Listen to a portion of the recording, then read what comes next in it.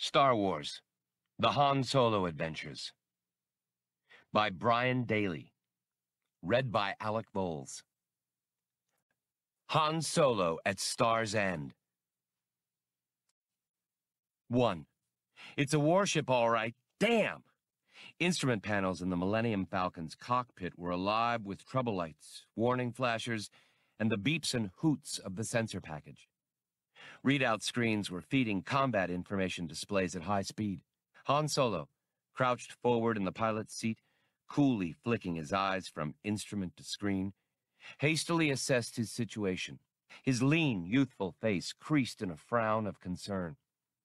Beyond the cockpit canopy, the surface of the planet Darun drew steadily nearer. Somewhere below and astern, a heavily armed vessel had detected the Falcon's presence and was now homing in to challenge her. That the warship had, in fact, picked up the Millennium Falcon first was a matter of no small worry to Han. The ability to come and go without attracting notice, especially official notice, was vital to a smuggler. He began relaying fire control data to the ship's weapons systems. "Charge main batteries, Chewie," he said, not taking his eyes from his part of the console. "And shields all. We're in prohibited space. Can't let 'em take us or identify the ship. Particularly," he added to himself, "with the cargo we're hauling." To his right, Chewbacca the Wookiee made a sound halfway between a grunt and a bark, his furry fingers darting to his controls with sure dexterity, his large, hairy form hunched in the oversized co-pilot's seat. Wookiee style, he showed his fierce fighting teeth as he rapidly surrounded the starship with layers of defensive energy. At the same time, he brought the Falcon's offensive weaponry up to its maximum charge. Bracing his ship for battle, Han berated himself for ever having taken on this job. He'd known full well it could take him into conflict with the corporate sector authority in the middle of a steer-clear area. The authority ship's approach left Han and Chewbacca just seconds for a clutch decision: abort the mission and head for parts unknown, or try to pull off their delivery anyway. Han surveyed his console, hoping for a clue or a hit off the cosmic deck. The other ship wasn't gaining. In fact, the Falcon was pulling away. Sensors gauged the mass, armaments, and thrust of their pursuer, and Han made his best guess. "Chewie, I don't think that's a ship of the line. Looks more like a bulk job with augmentative weapons. She must have just lifted off when she got wind of us. Hell, don't those guys have anything better to do?" But it figured. The one major authority installation on Darun, the only one with a full-dress port layout, was on the far side of the globe, where the dawn line would just be lightening gray sky. Han had planned his landing for a spot as far away from the port as possible, in the middle of the night side. "We take her down," he decided. If the Falcon could shake her follower, Han and Chewbacca could make their drop and, with the luck of the draw, escape. The Wookiee gave a grumpy growl, black nostrils flaring, tongue curling. Han glared at him. "You got a better idea? It's a little late to part company, isn't it?" He took the converted freighter into a steep dive, throwing away altitude, in return for increased velocity, heading deeper into Darun's umbra. The authority vessel, conversely, slowed even more, climbing through the planet's atmosphere, trading speed for altitude in an attempt to keep the Millennium Falcon under sensor surveillance. Han ignored the authority's broadcast order to halt. Telesponders that should have automatically given his starship's identity in response to official inquiry had been disconnected long ago.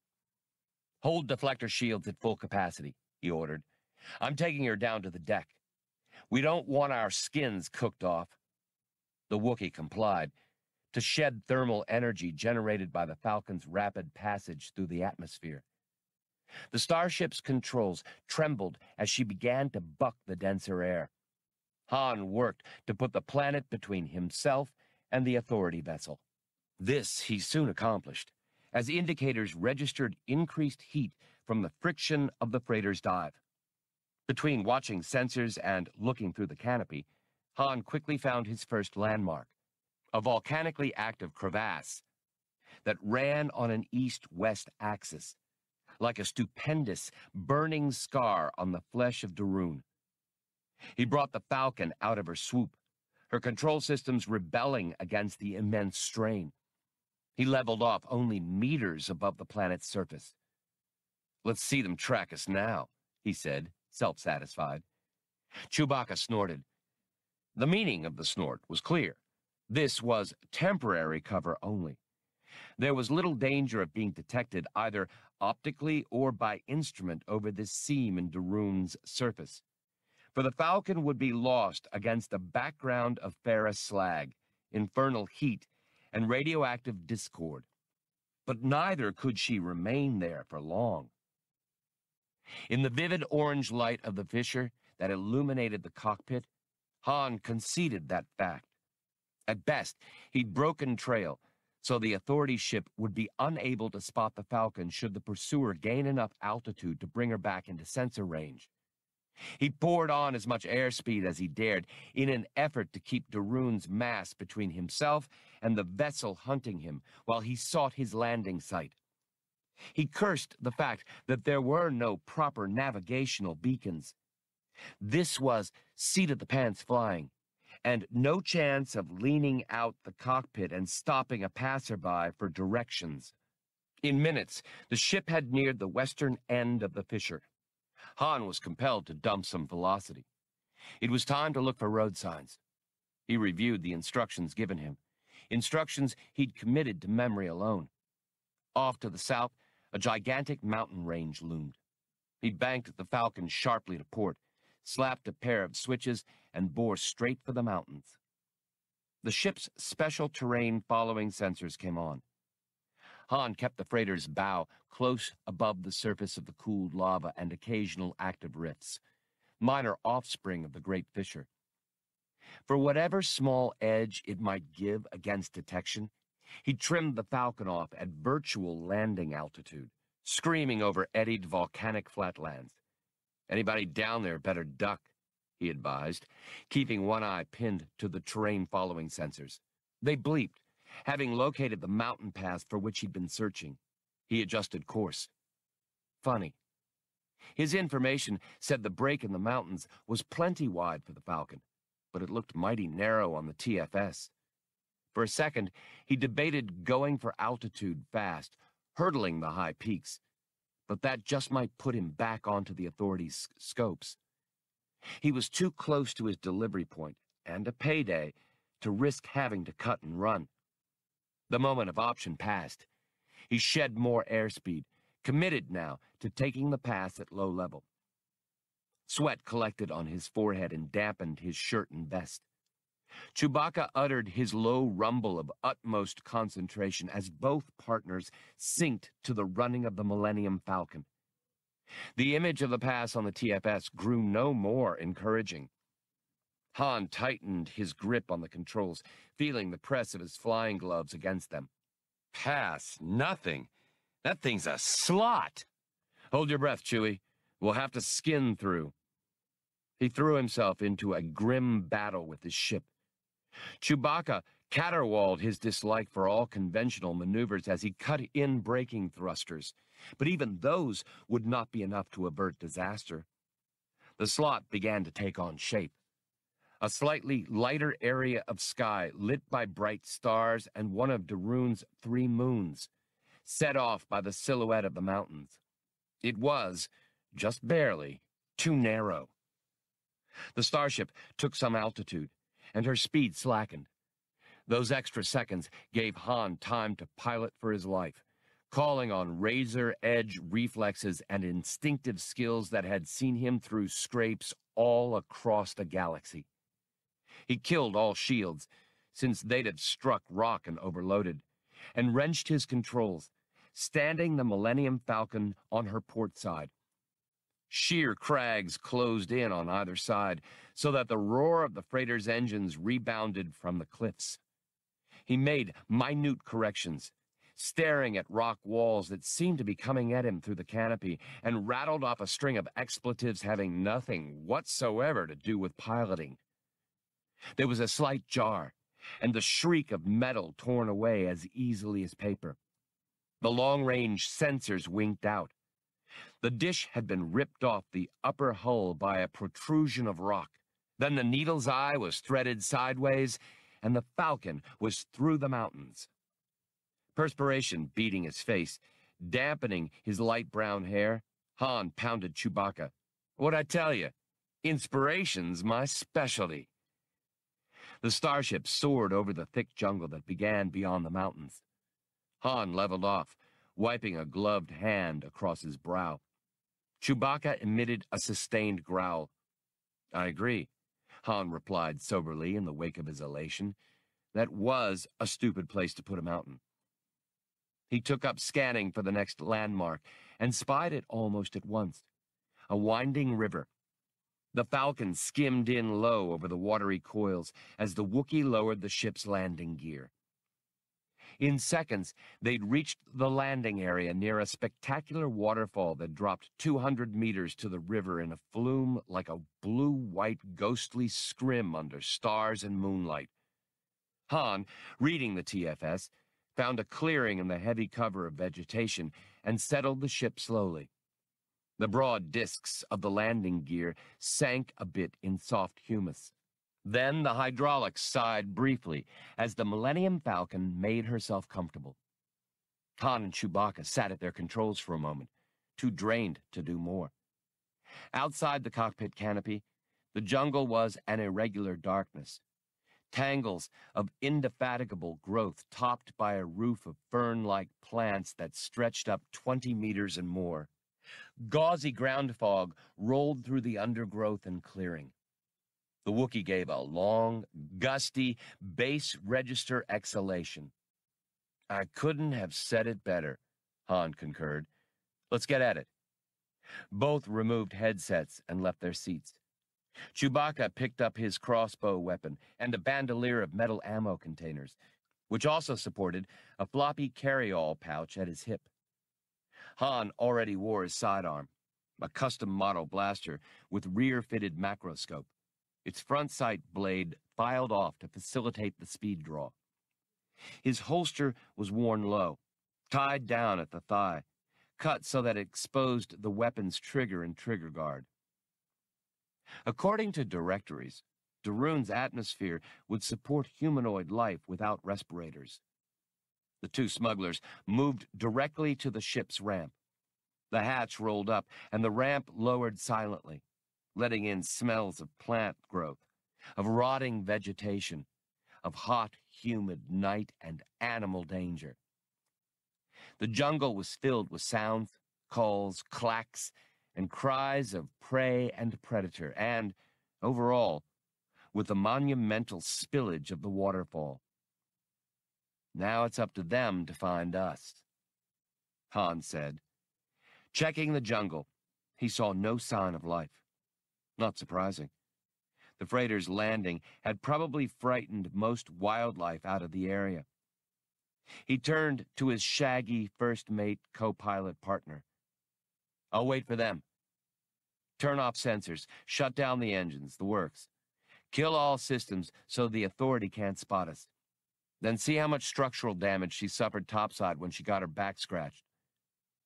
Chewbacca barked acknowledgement and shambled off.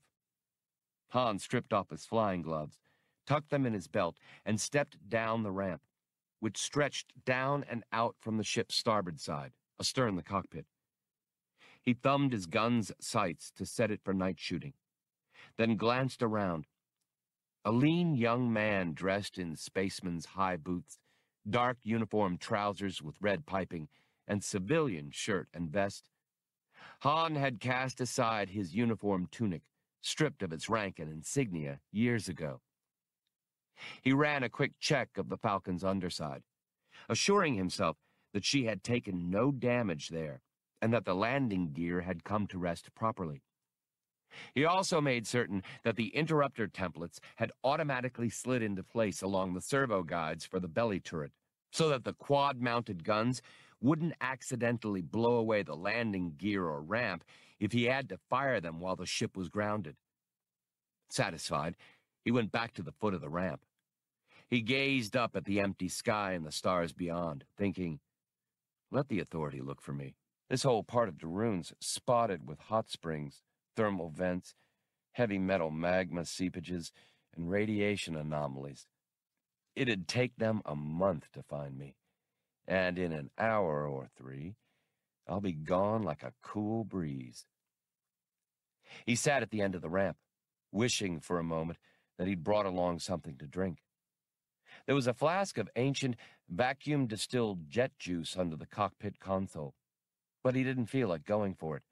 Besides, he still had business to conduct. Daroon's nocturnal life forms began reappearing in the mossy clearing. Lacy white things swam through the air with ripples of their thin bodies, resembling flying doilies, while nearby fern trees held creatures that looked like bundles of straw, making their slow way along the wide fronds. Han kept an eye on them, but doubted they'd approach the alien mass of his starship. As he watched, a smallish green sphere sailed out of the undergrowth in a high arc, landing with a boink. It appeared perfectly smooth at first, but then extruded an eye-like bump that studied the Falcon with jerky motions. But when it noticed the pilot, it flinched. The eye bump disappeared, and the sphere thing's underside compressed. With another boink, the thing bounced away into the jungle. Han returned to his musing as he listened to Chewbacca tramping around on the ship's upper hull. The unfamiliar constellations here were how many light years from the planet of Han's birth? He couldn't even make a close guess.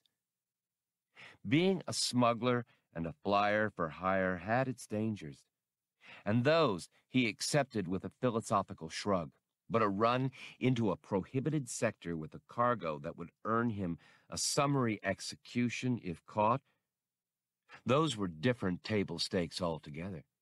The corporate sector was one wisp off one branch at the end of one arm of the galaxy. But that wisp contained tens of thousands of star systems, and not one native intelligent species was to be found anywhere. No one was sure why. Han had heard that neutrino research showed abnormalities in the solar convective layers of every sun hereabout, something that might have spread like a virus among the stars in this isolated sector. In any case, the corporate sector authority had been chartered to exploit, some called it plunder, the uncountable riches here. The authority was owner, employer, landlord, government, and military. Its wealth and influence eclipsed that of all but the richest imperial regions, and the authority spent much of its time and energy insulating itself from outside interference. Competition? It had none. But that didn't make the corporate sector authority any less jealous or vindictive. Any outside ship found off established trade corridors was fair game for the authority's warships, which were manned by its feared security police. But what do you do, Han asked himself, when your back's to the wall? How could he have said no to a nice, lucrative run when usurious Pluvo 2-for-1 described the riches that were to be had? I could always hit the beach, he thought. Find a nice planet somewhere, go native. It's a big galaxy. But he shook his head. No use fooling himself. If he were grounded, he might as well be dead. What could one planet, any planet, offer someone who had knocked around among the stars? The need for the boundless provinces of space was now a part of him. And so when, broke and in debt, he and Chewbacca had been approached for a run deep into authority steer-clear territory, they jumped at the job. In spite of all the perils and uncertainties, the run still let them raise ship again and experience the freedom of star travel. Risk of death or capture had been, in their eyes, the lesser of two evils. But that brought up another point. The Authority ship had somehow picked up the Millennium Falcon before her own sensors had detected the other. No doubt the security police had something new in the way of detection equipment, thereby making Han's and Chewbacca's lives more complicated by an order of 10. This situation would require immediate future attention. Han kept a close watch on the jungle around him, wishing he could have left the ship's floodlights on. So, when a voice at his side announced, "We are here," he twisted around with a yelp, his blaster appearing in his fist as if conjured there. A creature, barely out of arm's reach, was calmly standing next to the ramp. It was almost Han's height, a biped with a downy globular torso and short arms and legs, boasting more joints than a human's. Its head was small, but equipped with large, unblinking eyes. Its mouth and throat were a loose, pouchy affair. Its scent was the scent of the jungle. "That," Han grumbled, recovering his composure and putting his blaster away, "is a good way to get yourself roasted." The creature ignored the sarcasm. "You have brought what we need?" "I've got cargo for you. Beyond that, I know zero, which is the way I want it. If you came alone, you've got your work cut out for you." The creature turned and made an eerie piping noise. Figures seemed to grow up out of the ground, dozens of them, motionless, regarding the pilot and his ship with silent gazes. They held short objects of some sort, which he assumed to be weapons. Then he heard a growl from above. Stepping forward, Han looked up and saw Chewbacca standing out on one of the ship's bow mandibles, covering the newcomers with his bowcaster. Han gave a signal. His hairy first mate put up the bowcaster and headed back inboard. "Time's wasting," Han told the creature. It moved toward the Falcon, taking its companions with it. Han stopped them with upheld hands. "Not the whole choir, friend. Just you, for starters." The first one burbled to its fellows and came on alone. Inside the ship, Chewbacca had turned up the blackout lights to a minimal glow in strategic parts of the interior. The towering Wookiee was already drawing cover plates off the hidden compartments, concealed and shielded to be undetectable, under the deck near the ramp. Into this space, where he and Han usually hid whatever contraband they were carrying, Chewbacca lowered himself to stand with his waist at deck level. Releasing clamps and strapping, the Wookiee began lifting out heavy oblong cases, the huge muscles beneath his fur bulging with effort. Han pulled the end of a case around and broke its seals. Within the crate, weapons lay stacked. They had been so treated that no part of them reflected any of the scant light. Han took one up, checked its charge, made sure the safety was on, then handed it to the creature. The firearm was a carbine. Short, lightweight, uncomplicated. Like all the others in the shipment, this one was fitted with a simple optical scope, shoulder sling, bipod, and folding bayonet. Though the creature obviously wasn't used to holding an energy weapon, its ready acceptance, grip, and posture showed that it had seen them often enough. It shifted the carbine in its hands, peered down the barrel, and examined the trigger carefully. 10 cases, 200 rifles, Han told it, taking up another carbine. He flipped up its butt plate, pointing out the adapters through which the weapon's power pack could be recharged. These were obsolete weapons by current standards, but they had no internal moving parts and were extremely durable, so much so that they could safely be shipped or stored without gel coat or other preservative. Any one of these carbines, left leaning against a fern in the jungle, would be fully operable 10 years from now. Those advantages would be important on this world, where the carbine's new owners would be able to provide little maintenance. The creature nodded, understanding how the recharging worked. "We have already stolen small generators," it told Han, "from the Authority compounds. We came here because they promised us jobs and a good life, and we celebrated our good fortune, for our world is poor. But they worked us like slaves and would not let us leave. Many of us escaped to live in the wilds. This world is not unlike our own. Now, with these weapons, we will be able to fight back." "Stop!" Han snarled with a slashing gesture of his hand, and a violence that made the creature recoil. Reining in his temper, he went on, "I don't want to hear it, get me? I don't know you, you don't know me. It's none of my business, so don't tell me." The large eyes were fixed on him. He looked away. "I got half my pay on account when I lift it off. The other half comes when I get out of here. So why don't you just take your stuff and scratch gravel? And don't forget, no firing those things until I've left. An Authority ship just might register the noise." He recalled that advance, paid in glow pearls, fire nodes, diamonds, nova crystals, and other precious gems smuggled off this mining planet at terrible risk by whatever sympathizers the contract slaves had found.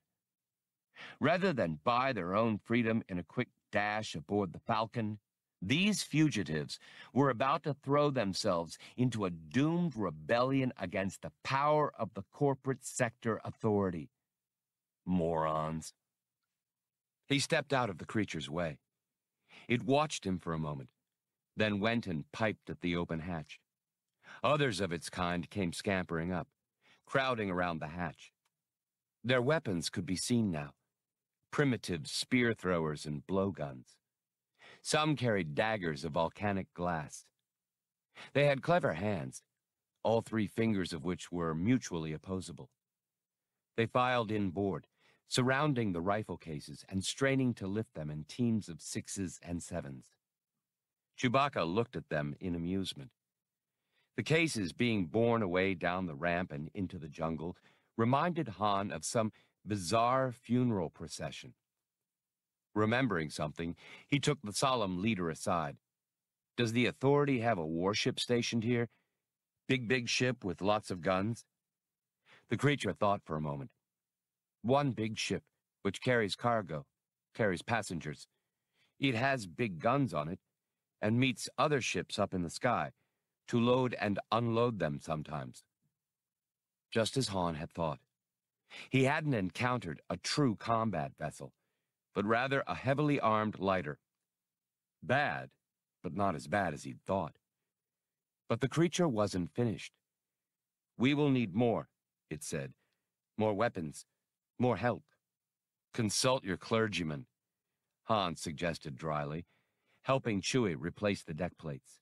"Or fix up a deal through your own channels, like this run. I'm out. You won't see me again. I'm just doing business." The creature cocked its head at him, as if trying to understand. Han thrust aside the thought of what life must be like in a forced labor camp, a driven, joyless existence if ever there was one. That was a common pattern in the corporate sector. Naive outworlders, lured by false promises, signing on only to become prisoners once they reached the compounds. And what could these few fugitives hope to accomplish? The luck of the draw, he reminded himself. Hits off the cosmic deck didn't always make things right, but right wouldn't fill an egg timer on Tatooine. You played the cards you got, and Han Solo liked to be on that end of things with the largest profit margin. But Chewie was staring down at him. Han sighed. The big lug was a good first mate, but a soft touch. Well, the tip about the Authority ship was worth something. A hint, maybe. A useful lesson. Han snatched the carbine from the leader irritably. Just remember this. You're prey. Got me? You've got to think like prey, and use your brains.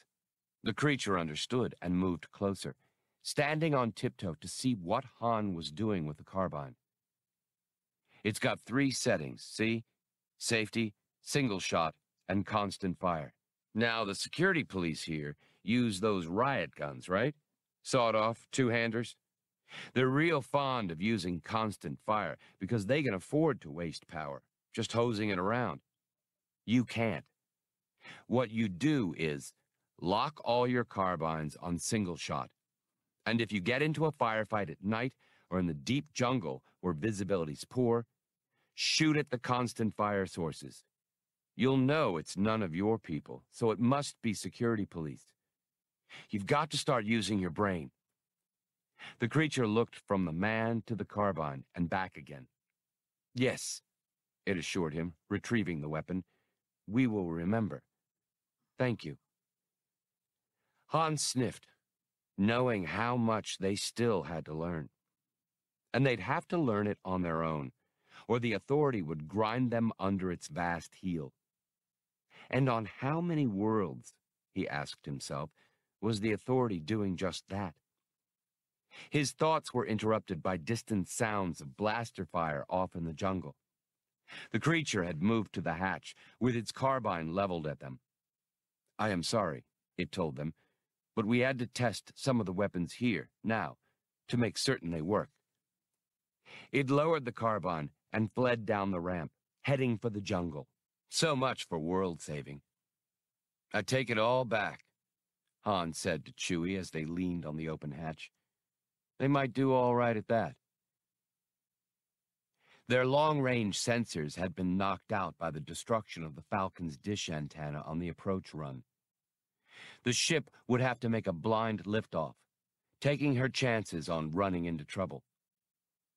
Han and Chewbacca stood atop the Falcon for nearly an hour, straining to patch the damaged antenna mount. Han didn't begrudge the time. It had been a worthwhile effort, and, if nothing else, had given the fugitives time to leave the rendezvous area. Because, sure as stink in a spacesuit, the Falcon's liftoff would be plotted and its point of origin thoroughly searched. They could wait no longer. The first lightning of the sky would bring every flitter, skimmer, and armed gig the local authority officials could lay hands on in a tight visual search grid. Chewbacca, sensing Han's mood, made a snarling comment in his own language. Han lowered his macro binoculars. Correct. Let's raise ship. They adjourned below, buckled in, and ran through a pre-flight, warming up engines, guns, shields.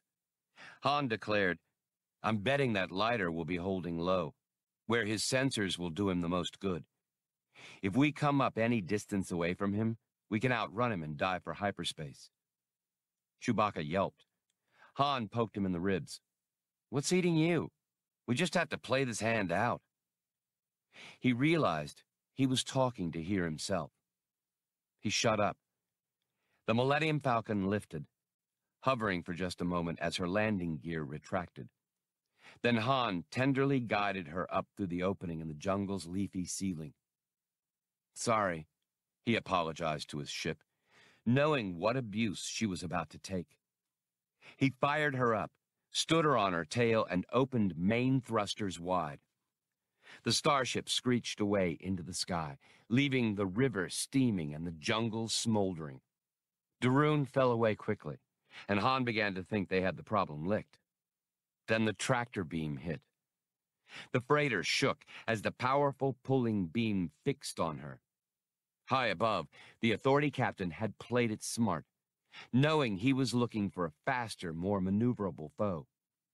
Having outwitted the smuggler, he now brought his ship plummeting down the planet's gravity well, picking up enough speed to compensate for any dodge the Falcon might try in her steep climb. The tractor pulled the two ships inexorably into alignment. Shields forward all, angle them, and get set to fire. Han and Chewbacca were throwing switches, fighting their controls, struggling desperately to free their ship. In moments, it became clear their actions were futile. Ready to shift all deflectors astern, Han ordered, bringing his helm over. It'll have to be a staring match, Chewie. The Wookiee's defiant roars shook the cockpit as his partner swung the freighter onto a new course, straight at the enemy vessel. All the Falcon's defensive power was channeled to redouble her forward shields. The Authority ship was coming at them at a frightening rate. The distance between ships evaporated in seconds. The Authority lighter, making hits at extreme range, jounced the two around their cockpit, but did no major damage. "Hold fire, hold fire," Han chanted under his breath. "We'll train all batteries aft and kick him going away." The controls vibrated and fought in their hands as the Falcon's engines gave every erg of effort. Deflector shields struggled under a salvo of long-range blaster cannon fire. Lances of yellow-green annihilation. The Falcon ascended on a column of blue energy as if she lusted for a fiery double death in collision with her antagonist. Rather than fight the tractor beam, she threw herself toward its source. The Authority ship came into visual range and, a moment later, filled the Falcon's canopy. At the last instant, the warship's captain's nerve gave. The tractor faded as the lighter began a desperate evasion maneuver. With reflexes that were more like precognition, Han threw everything he had into an equally frantic bank. The two ships' shields couldn't have left more than a meter or two between them in that blindingly fast near miss. Chewbacca was already shifting all shields aft. The Falcon's main batteries, trained astern, hammered at the Authority vessel at close range.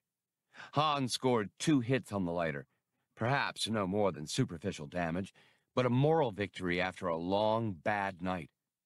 The Authority ship rocked. Chewbacca howled, and Han exulted, "Last licks!" The lighter plunged downward, unable to halt her steep dive quickly. The freighter bolted out of Daroon's atmospheric envelope, out into the void where she belonged.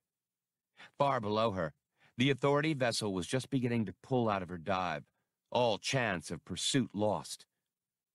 Han fed jump data into the navicomputer as Chewbacca ran damage checks. Nothing irreparable, the Wookiee decided, but everything would have to have a thorough going over.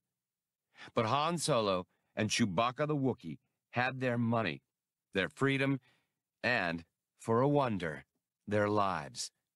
And that, Han thought, should be enough for anyone, shouldn't it? The starship's raving engines carved a line of blue fire across infinity. Han engaged the hyperdrive. Stars seemed to fall away in all directions as the ship outraced sluggard light. The Millennium Falcon's main drive boomed, and she disappeared as if she'd never been there. 2. They knew they'd be watched, of course, from the moment they docked their battered freighter.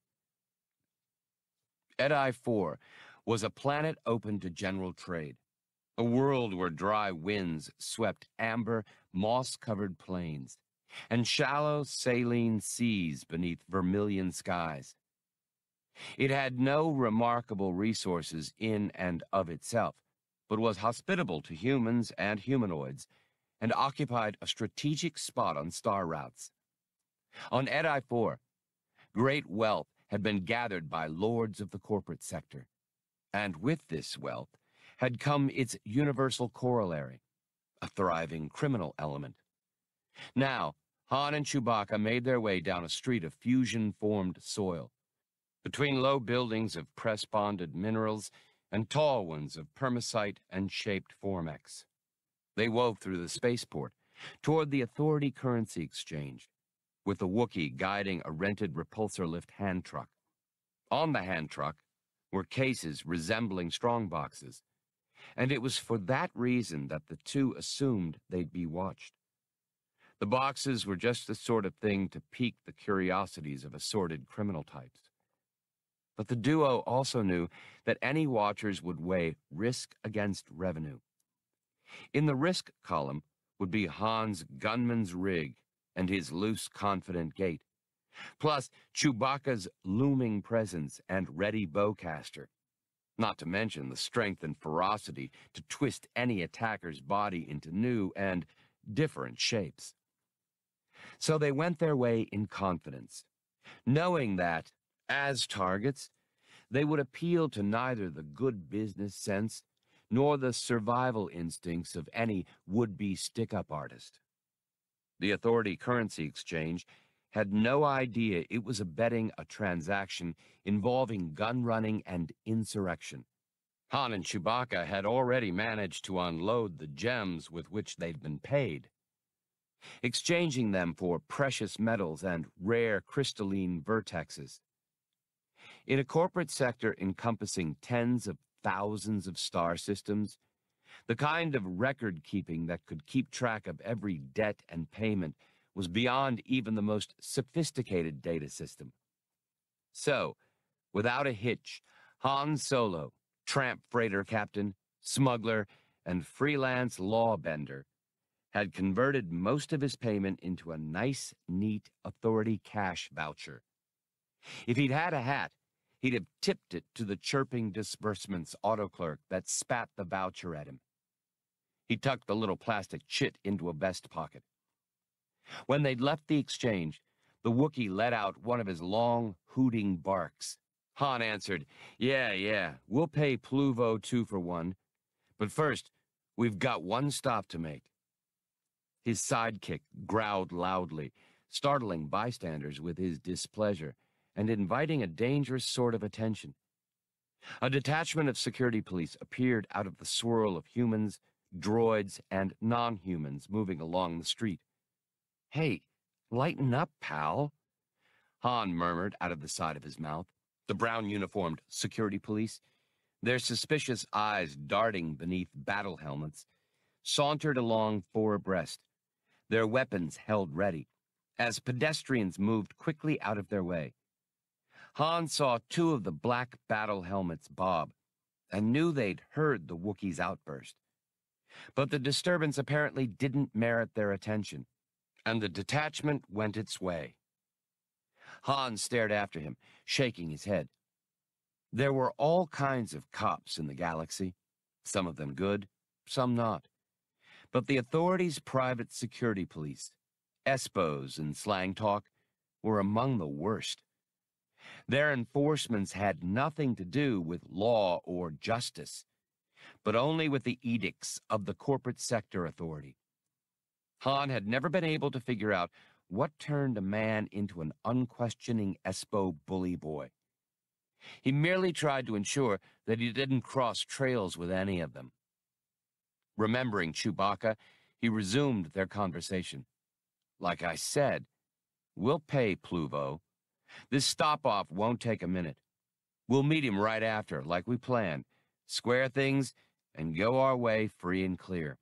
The placated Wookiee carped non-committally, but fell in beside his partner again. Because Edi-4's moneyed classes required conspicuous means of demonstrating their wealth, the spaceport harbored several exotic pet stores, featuring rare or unique stock from the immeasurable expanses of the Empire. Sabador's was, by general consensus, the best of them. It was there that Han went. The store's muting system, expensive as it was, couldn't mask all the scents and sounds of the curious life forms somewhat loosely collected there under the dubious classification pets. Among the species on display were such premium specimens as the spidery night gliders of Altarn, the iridescent feathered song serpents from the deserts of Proxima Dibal's single planet, and the tiny, tubby, clownish marsupials from Kimanan that were commonly called furballs. Cages and cases, tanks and environmental bubbles teemed with glowing eyes, restless tentacles, clicking chelae, and wobbling pseudopodia. The proprietor instantly appeared, Sabador himself, a denizen of Rakrir. His short, segmented, tubular body scuttled along on 5 pairs of versatile limbs, his 2 long eye stalks moving and rotating constantly. Seeing the pair, Sabador rose up on his last 2 sets of limbs, his uplifted eye stalks reaching nearly to the level of Han's chest, inspecting him from all angles. "Ever so sorry." Sabador's voice twittered from the cantilevered vocal organ located at the center of his midsection. I don't deal in Wookiees. They're a sentient species. Can't use them as pets. Illegal. I've got no use for a Wookiee. Chewbacca cut loose with a furious roar, showing his fearsome teeth, stamping a hairy foot the size of a platter. Display racks shook and cases vibrated. Emitting a squeal, the terrified Sabador scooted past Han, his foremost limbs clapped over his hearing orifices. The pilot tried to calm his big friend, while dozens of pets began chorusing their answering chitters, hums, screams, and tweets, bouncing around their respective confinements in fear and agitation. Chewie, easy. He didn't mean it, Han soothed, blocking the Wookiee from a violent laying of hands upon the quivering shopkeeper. Sabador's trembling eye stalks appeared, one to either side of Han's knees. Tell the Wookiee no offense. An honest mistake, was it not? No insult intended. Chewbacca quieted somewhat. Han, remembering all the security police in port, was grateful. We came in to buy something, he told Sabador, as the proprietor rippled away from him in reverse gear. Hear me? Buy. Buy? Buy! Oh, come, sir, and see. Any pet worth having is to be had at Sabador's, best in the sector. We have... Han had waved him to silence. He laid a friendly hand on the spot where the overwrought little shopkeeper's shoulder would have been, if he'd had one. Sabador, I'm going to make this transaction easy. What I want is a dinko. You have one? Dinko? Sabador's tiny mouth and olfactory cluster somehow cooperated with his recoiling eye stalks to convey disgust. What for? A dinko? Revolting! Ugh! Han's mouth tugged in a wry smile. He produced a handful of cash, riffling it invitingly. Got one for me? Can do! Wait right here. Sabador, undulating excitedly, flowed away into a back room. Han and Chewbacca barely had time to gaze around before the proprietor was back. In his upper two pairs of appendages, he held a clear case. Inside was the dinko.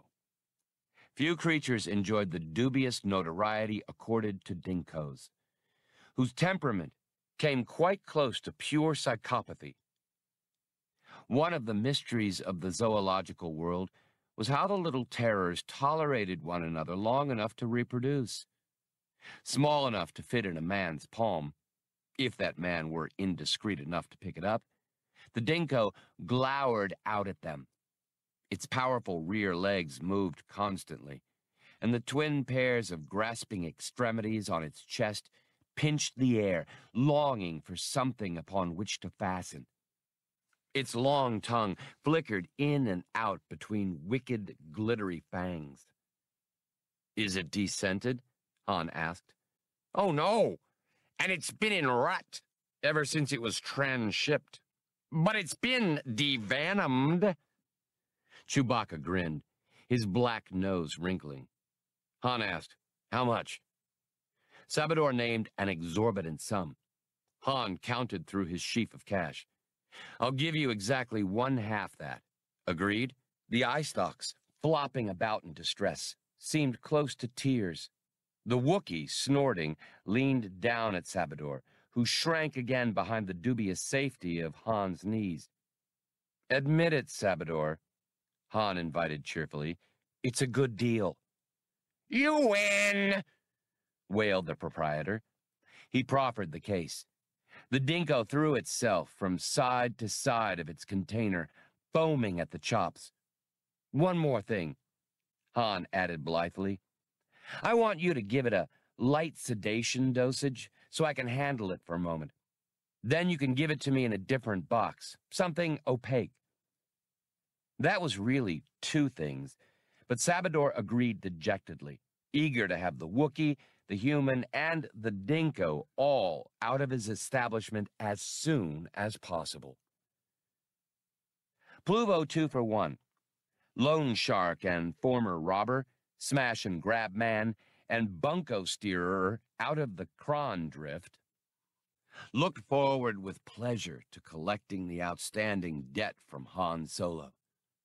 He was elated, not only because the original loan would reap a splendid profit for himself and his backers, but also because he thoroughly hated Solo, and an interesting form of revenge had materialized. The message from Solo, promising repayment, had stipulated a meeting here on Edi 4, in the spaceport's most elegant bistro. That had been all right with Pluvo, too, for one. His creed was that toil and enjoyment should be combined whenever feasible. The free-flight dance dome was more than satisfactory. It was opulent. Pluvo himself was far from charming, a bad-tempered hulk of a man whose face was subject to a nervous tic. But his income gave him a certain conspicuous social viability. He sprawled onto a conform lounger at a corner table, joined by the 3 retainers he'd brought along. 2 of these were humans, hard-bitten men with a number of weapons concealed on and about their persons. The 3rd was a long-snouted, scaly-skinned biped, native of Davnar II, who possessed a true flair for execution. Pluvo, flashing more than enough currency to create an inspired sense of hospitality in the waitress, primped at his black, oily topknot. While he waited, he gloated over his anticipated revenge on Han Solo. Not that the pilot wouldn't repay. The loan shark was certain of getting his money. But Solo had long been an irritant, always ready with some dazzling evasion of payment, jeering Pluvo and bewildering him at the same time. On a number of occasions, Pluvo had lost face with his backers because of run-ins with Solo, and his backers weren't the sort to be amused by that. The code of ethics, necessary to the conduct of illegal enterprises, kept Pluvo from turning in the captain-owner of the Millennium Falcon to the law. Nevertheless, a convenient local circumstance would serve the loan shark's purpose just as well. Entering with Chewbacca beside him, a metal case in hand, Han Solo appraised the free-flight dance dome with a great deal of approval. As on almost any civilized planet, many species mixed and mingled here in a taxonomic hodgepodge, their appearance familiar or alien by turns. Having seen about as much of the galaxy as a man might reasonably expect to, Han still found he couldn't identify half the non-human types he saw here. That wasn't unusual. The stars were so many that no one could catalog all the sentient races they'd spawned. Han had lost count of the times he'd entered a room like this one, filled with a kaleidoscope of strange shapes, sounds, and odors. Without straining, he could spot a dozen types of respirators and life support apparatus being used by entities whose biology wasn't compatible with standard human atmosphere. Han particularly appreciated those human and near-human females dressed in shimmer silks, chroma sheaths, and illuminescences. One swept up to him, fresh from the bank of coin games that offered such diversions as Mind Jam, Senso Switch, Reflex Races, and Starfight. She was a tall, lithe girl with a wine-dark cast to her skin and hair like plated silver, wearing a gown that seemed to have been knit from white mist. "Welcome down, spaceman," she laughed, throwing an arm around him. "How about a turn to the dance dome?" Han shifted his burden to his other arm as Chewbacca looked on disapprovingly. Several of their less auspicious adventures had begun just this way.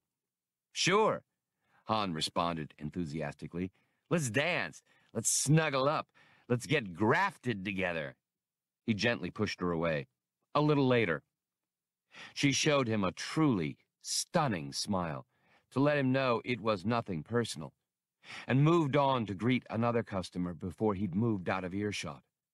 The free-flight dance dome was a first-class trough. It was equipped with a top-of-the-line gravity field, its console visible among the bottles, spigots and taps, and other paraphernalia encircled by the bar. The field permitted the management to alter gravity anywhere on the premises, and so the dance floor and the dome over it had become a low-G acrobatic playground in which singles, couples, and groups looped, floated, and spun with effortless grace. Han also spotted individual booths and tables where species from low-gravity worlds were taking their ease and comfort, the specific gravity of their area having been lowered for them. Han and Chewbacca moved farther into the twilight of the place, hearing the clink of drinking vessels of many kinds and the interweaving of any number of languages over the blast from the sound system. They breathed in the aromas of diverse inhalants and aerosols. A profusion of smoke and vapors of various hues, defying the ventilation unit, had drifted by thermoclines into multicolored strata. He had no problem spotting Pluvo 2-for-1. The big glom had found a large table in the corner, the better to watch for his debtor. Han and Chewbacca sauntered over. Pluvo applied a labored, unconvincing smile to his well-upholstered face. "Solo, old colleague. Come, sit." "Spare us the guano, 2-for-1. Han sat down next to Pluvo. Chewbacca slung his bowcaster over his shoulder and took a place across the table so that he and Han could watch each other's backs. Han set down the box he carried. Pluvo's greedy eyes caressed it. "Feel free to drool," Han bade him. "Now, Solo," Pluvo chided, volubly ready to ignore any insult in the heady presence of money. "That's no way to talk to your old benefactor." Pluvo had already been informed by contacts here that these two freighter bums had exchanged a large quantity of negotiables for cash. His hand went for the box. Hans got there first. The pilot challenged the loan shark with a raised eyebrow. "Your payment's in there, with interest. We're quits after this, Pluvo." Strangely unperturbed, Pluvo nodded, his top knot jiggling along with his jowls. Han was about to question this when Chewbacca's warning snarl interrupted. A detail of security police had entered the free flight. Some stationed themselves at the doors, while the others made their way around the room. Han snapped the retaining strap off his holstered blaster. The sound made Pluvo turn. "Now I'm Solo. I swear I had nothing to do with this. We are, as you so recently pointed out, quits. Even I wouldn't presume to turn informer and risk my livelihood." He put a fat, covetous hand on the box. "I believe those gentlemen in institutional brown are seeking a man who answers your description. While I no longer have any interest in your well-being, I suggest that you and your fuzzy comrade absent yourselves from here at once." Han didn't waste time wondering how the authority had gotten on his tail after he'd obtained new registration for the Falcon and identification certificates for him and Chewbacca. He leaned close to Pluvo, right hand still close to his blaster. "Why don't we just sit here a while, colleague? And, as long as we're at it," he addressed Pluvo's flunkies, "you all have my permission to put your hands right up on the table here, where Chewie and I can see them. Now."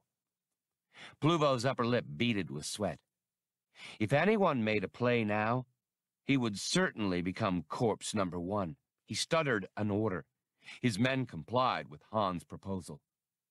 "Compose yourself, Solo," Pluvo implored, though Han was quite serene.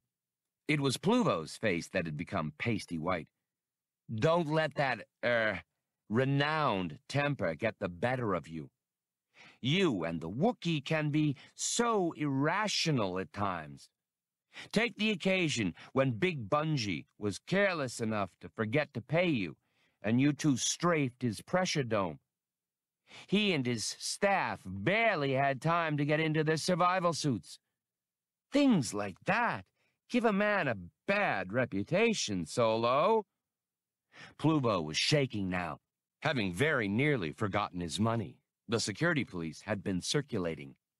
They stopped by the table, 2 rankers and a sergeant. Their timing couldn't have pleased Pluvo less. Everyone at this table, produce identification. Chewbacca had assumed his most innocent expression, his big, soft blue eyes upturned to the soldiers. He and Han offered their falsified IDs. The pilot's hand hovered near his weapon's grip, even though a shootout now, in this position and at these odds, with the door firmly held by reinforcements, held little promise of survival. The Espo sergeant ignored the credentials of Pluvo and his gang. Skimming Hans, he asked, "These are correct? You're the master owner of that freighter that made planetfall today?" Hans saw no margin for deception there. And if the authority had already connected his new persona with events surrounding the illegal landing on Darun, he was as good as dead. Still, he managed to look faintly amused and somewhat bewildered by all this interrogation. "The Sunfighter franchise? Why, yes, officer. Is anything wrong?"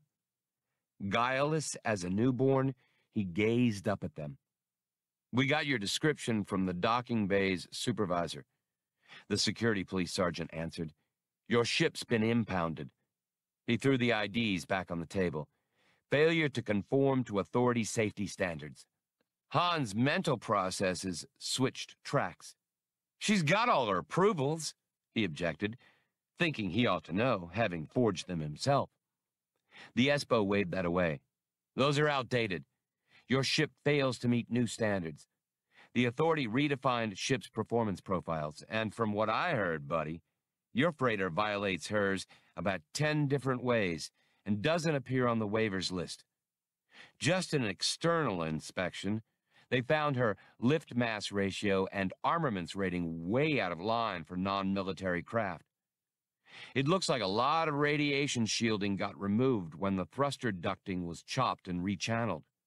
Also, she's got all that irregular docking tackle, augmented defensive shields, heavy-duty acceleration compensators, and a mess of long-range detection gear. That's some firecracker you've got there." Han spread his hands modestly. This was one time when he didn't feel like boasting about his pride and joy. The Espo sergeant went on. "See, when you run a hot rig like that, small payload, over-muscled, the corporate sector authority starts thinking you might take a notion to do something illegal with it. She'll have to be refitted to original specs. You'll have to appear and make arrangements." Han laughed airily. "I'm positive there's some error." He knew he'd been lucky they hadn't forced the locks for an inboard search. If they'd seen the anti-sensor equipment, jamming and countermeasure apparatus, and broadband monitoring outfit, this would have been an arrest party. And what if they had found the contraband compartments? "I'll drop by the portmaster's office as soon as my business is done," Han promised. He now realized that this was why Pluvo 2-for-1 had been so content. The loan shark hadn't even had to violate criminal protocol or risk his own rank hide going against Han and Chewbacca. Pluvo had known the Millennium Falcon, under any name, would run afoul of these authority regulations. "No good," the Espo sergeant was saying. "My orders are to escort you down as soon as you're found. The portmaster wants this matter cleared up right away." The Espos were suddenly more alert. Han's smile became pained and sympathetic. Platitudes of understanding rolled from him. Meanwhile, he considered his dilemma dispassionately. The authority would want a full accounting of ship's papers, log, master's credentials. When those showed discrepancies, there'd be a full ID scan, pore patterns, retinal and cortical indexes, the whole routine. Eventually, they'd find out who Han and his first mate were, and then the trouble would really start. It was axiomatic to Han Solo's philosophy that you never go one step closer to jail than necessary. But seated here, he could offer no decent resistance. He shot a glance at Chewbacca, who was amusing himself by showing his teeth to the wary security police in a frightening smile. The Wookiee caught Han's look, though, and inclined his head slightly. Whereupon the pilot rose. "Shall we get this unpleasantness taken care of, then, Sergeant, so we can all go on our way?" Chewie shuffled away from the table, his attention on Han, one paw on the sling of his bowcaster. Han leaned down for a last word with Pluvo. "Thanks for the good time, old colleague. We'll get back to you as soon as we can, I promise. And before I forget, there's your payment." He flipped down the box's front end and stepped back. Pluvo dug into the box, expecting to fill his itchy palm with wonderful, sensuous money. Instead, sharp little fangs clamped down on the fleshy part of his thumb. Pluvo screamed as the enraged dinko swarmed out and sank its needle-like claws into his pudding of a stomach. Fastened to the dinko's dorsal vein was the authority cash voucher, Han's thoughtful way of repaying debts, both financial and personal, with interest. The Espo's attention switched to the table as the criminal boss howled. One of Pluvo's henchmen tried to tear the dinko off his employer while the others gaped. The dinko wasn't having any.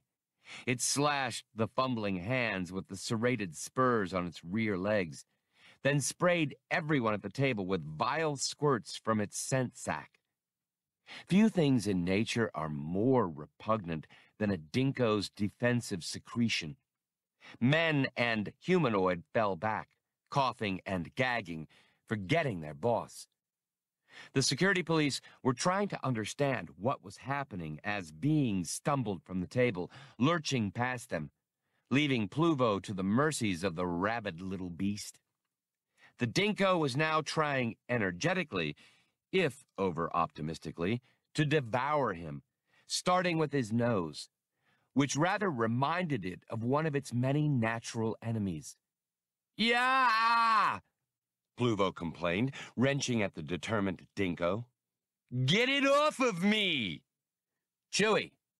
was all Han had time to yell. He punched the nearest Espo, not wanting to shoot at close quarters. The Espo, caught off guard, fell backward, thrashing. Chewie did better, picking up the other two by their harnesses and bashing them together helmet to helmet, eliciting a gonging sound from the ultra-hard surfaces. Then the Wookiee ducked into the crowd with notable agility, following his friend. The Espos at the door were unlimbering wide-bore shoulder-fired blasters. But the confused crowd was milling around, and no one had a clear idea yet of just what was going on.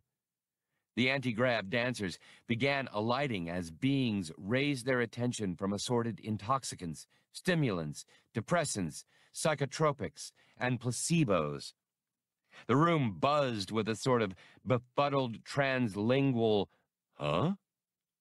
Pluvo, too, for one, having finally dissuaded the dinko from his abused nose by main force, flung it across the room. The dinko landed upon the dinner of a wealthy dowager, destroying the appetite of everyone at that table. Pluvo, still caressing his wounded snout, turned just in time to see Han Solo vault the bar. "There he is!" the underworld boss exclaimed. The two bartenders rushed to stop Han, swinging the stun staves they kept behind their bar for the preservation of order. He met the first with crossed wrists intersecting the bartenders, stopping the descending stun stave, brought his knee up, and elbowed the first mixologist into the second. Chewbacca, following his partner over the bar with a joyous bellow that made the lighting fixtures tinkle, fell on top of the bartenders. A blaster bolt, fired by one of the Espos at the doors, shattered a crystalline globe of 400-year-old Novanian grog. The crowd bleated, most of them diving for the floor. 2 more shots blew fragments out of the bar and half-slagged the cash repository. Han had struggled past the vigorous tangle of Chewie and the bartenders.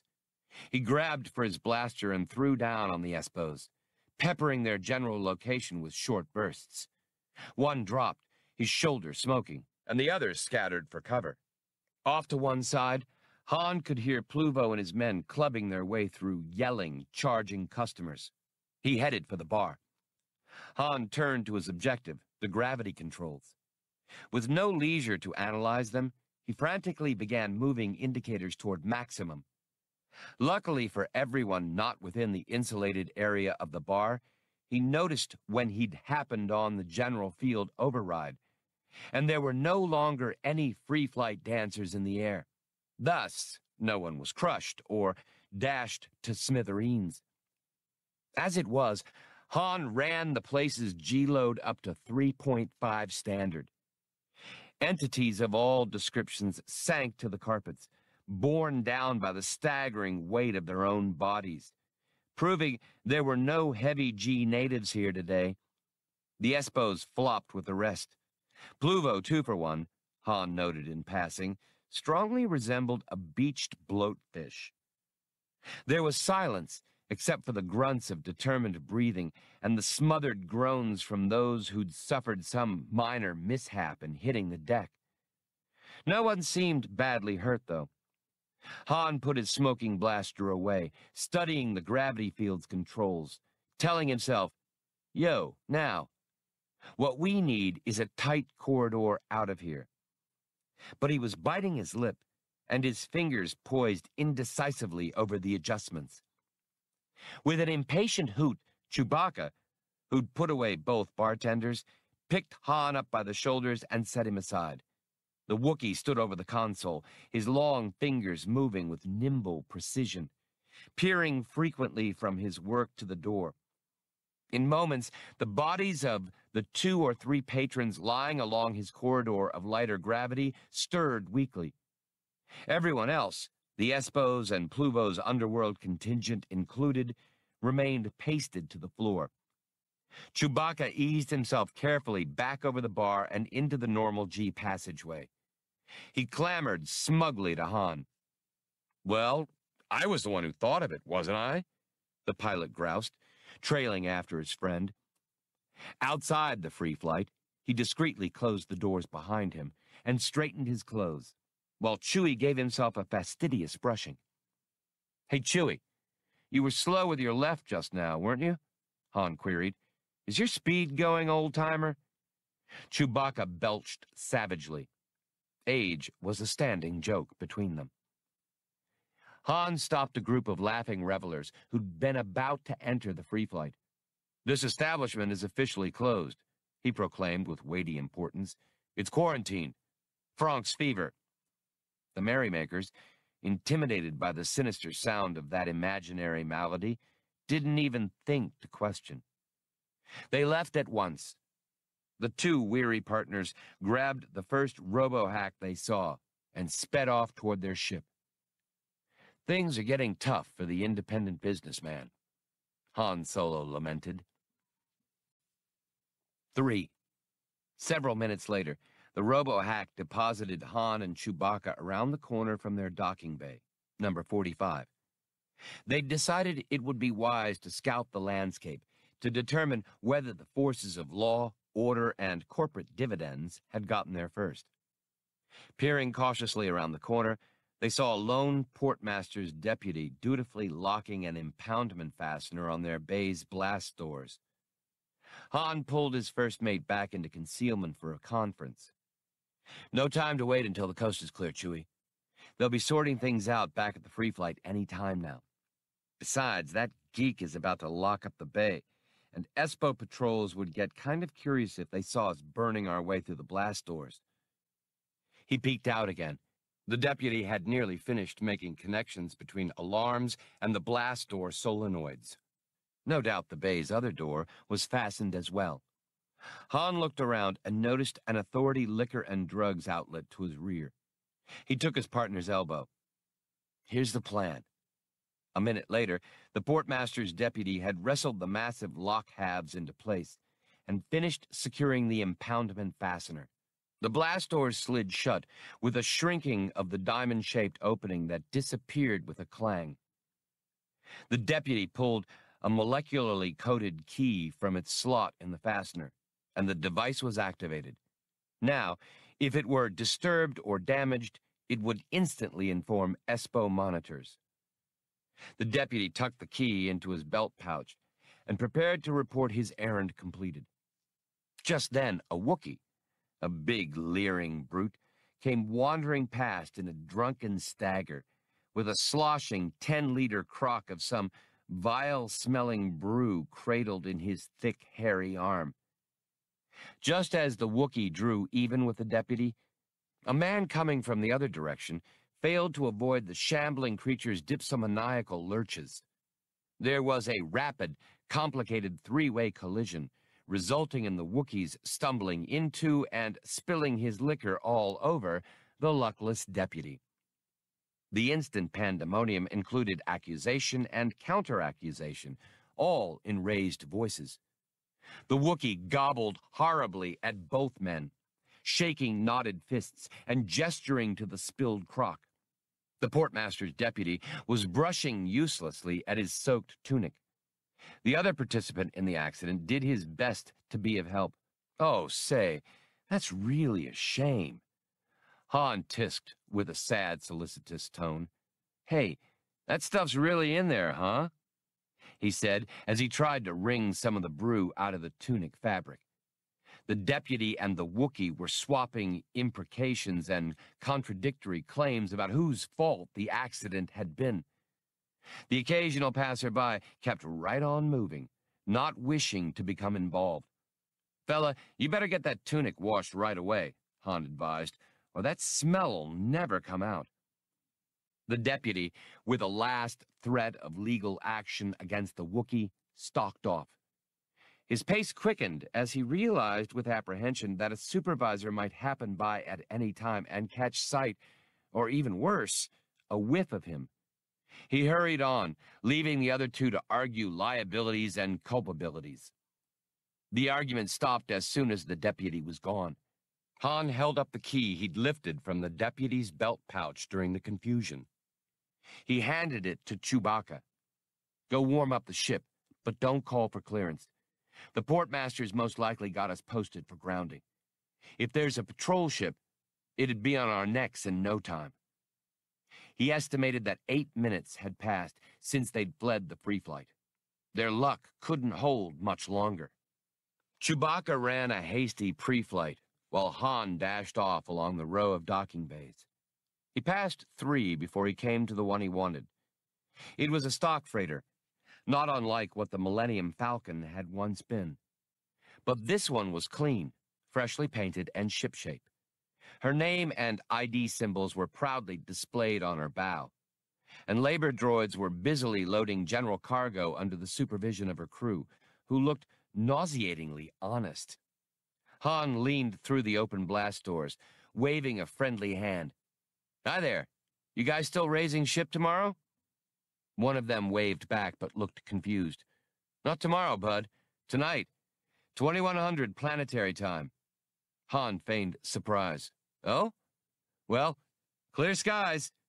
The crewman returned the traditional spacer's farewell as Han strolled away casually. As soon as he was out of their sight, he took off at a run. When he got back to Bay 45, he found Chewbacca finishing locking the impoundment fastener on the inner sides of the blast doors, reconnecting them.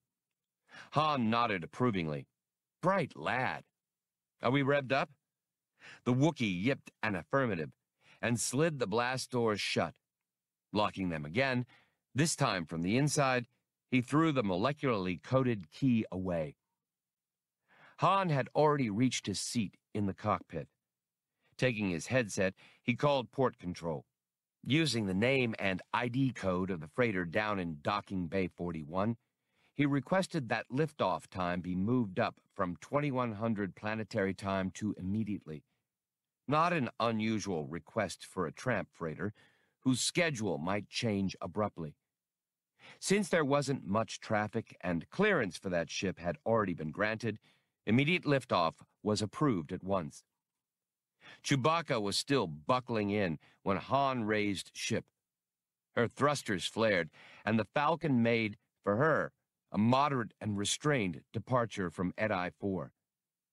When the Espos showed up at Docking Bay 45 and cut their way in, Han reflected, they'd have one interesting time trying to figure out how somebody had sneaked a starship out from under the portmaster's nose.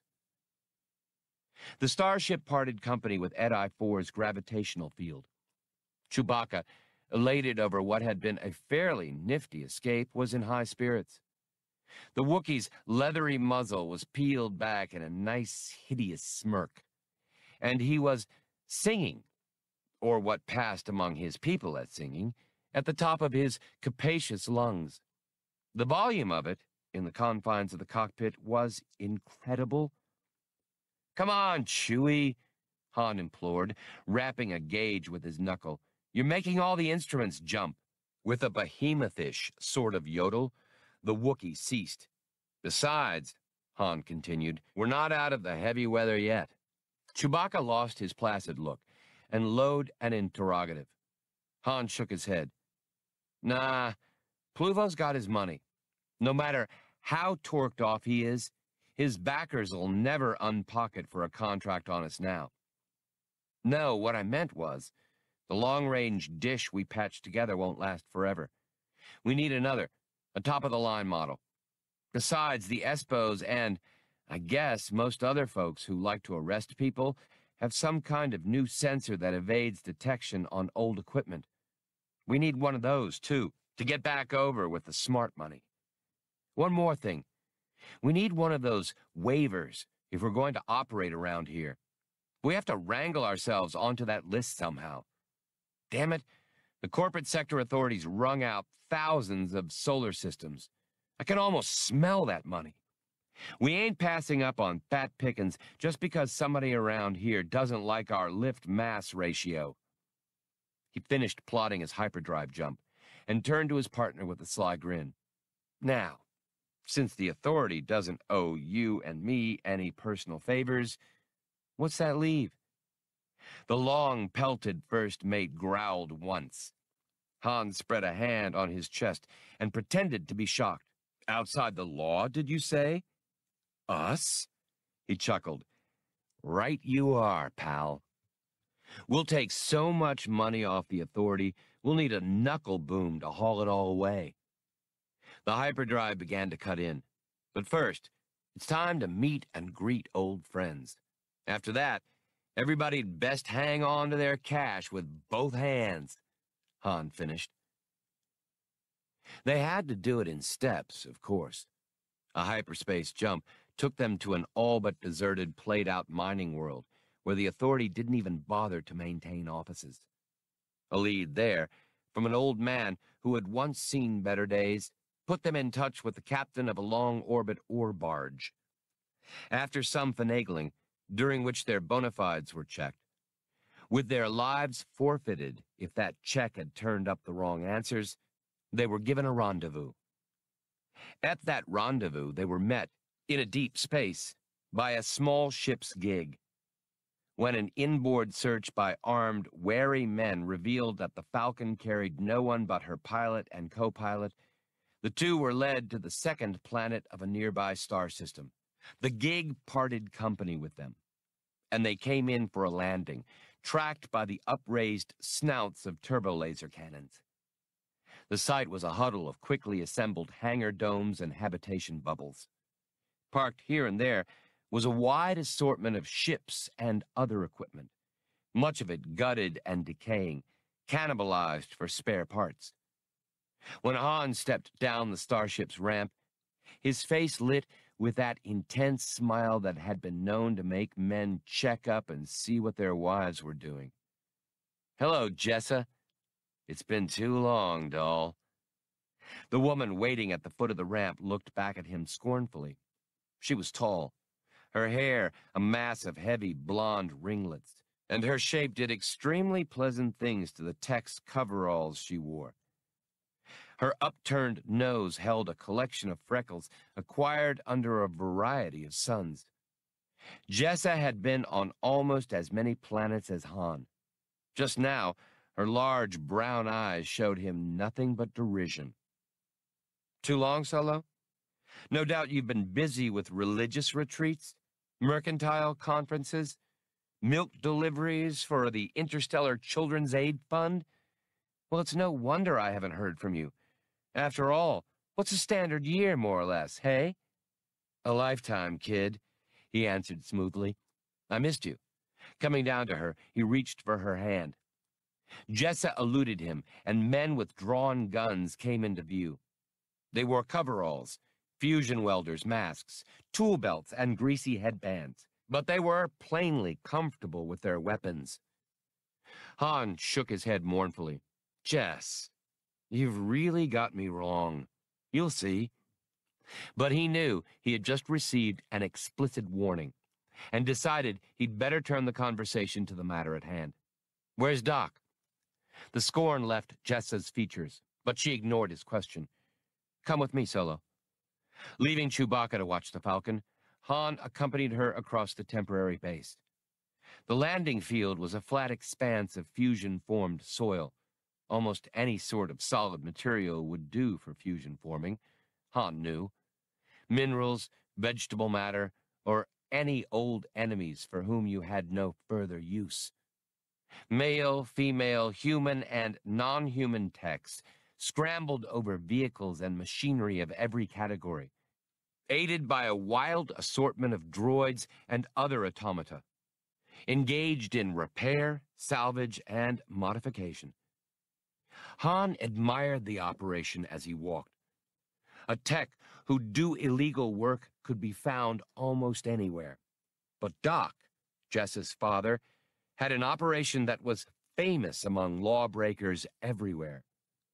If you wanted your ship repaired without questions as to why you'd been through a firefight, if you needed a vessel's ID profile and appearance changed for reasons best left unmentioned, or if you had a hot piece of major hardware to buy or sell, the person to contact, if you met his rigorous background check, was Doc. If something could be done with machinery, he and his outlaw techs could do it. Several of the modifications done on the Millennium Falcon had been performed through the outlaw tech's good offices. He and Han had dealt with each other on a number of occasions. Han admired the shifty old man because he'd been sought by authority and other official forces for years, but never apprehended. Doc had kept himself well buffered, and piped into as many crooked bureaucrats and scuttlebutt sources as anyone Han knew.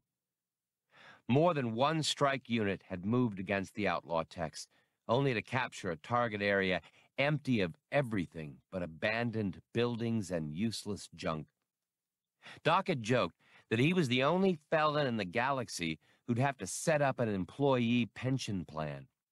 Threading among disassembled hulks and humming repair docks, Jessa led Han through the largest hangar on the base. At one end, slabs of Permex had been joined into a stark cube of an office. But when its door slid up at her command, Han could see that Doc's taste hadn't coarsened. The office featured carpets of Rhodian weave, glittering in rich colors, each one representing generations' work. There were shelves of rare books, lavish hangings and paintings and sculpture, some by history's greatest artists and others by unknowns who'd simply struck Doc's fancy. There was a monolithic, hand-carved scentwood desk with only one item on it, a holocube of Jessa.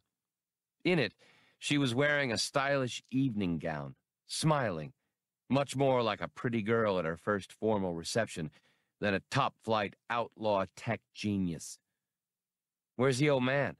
Han asked, seeing the room was empty.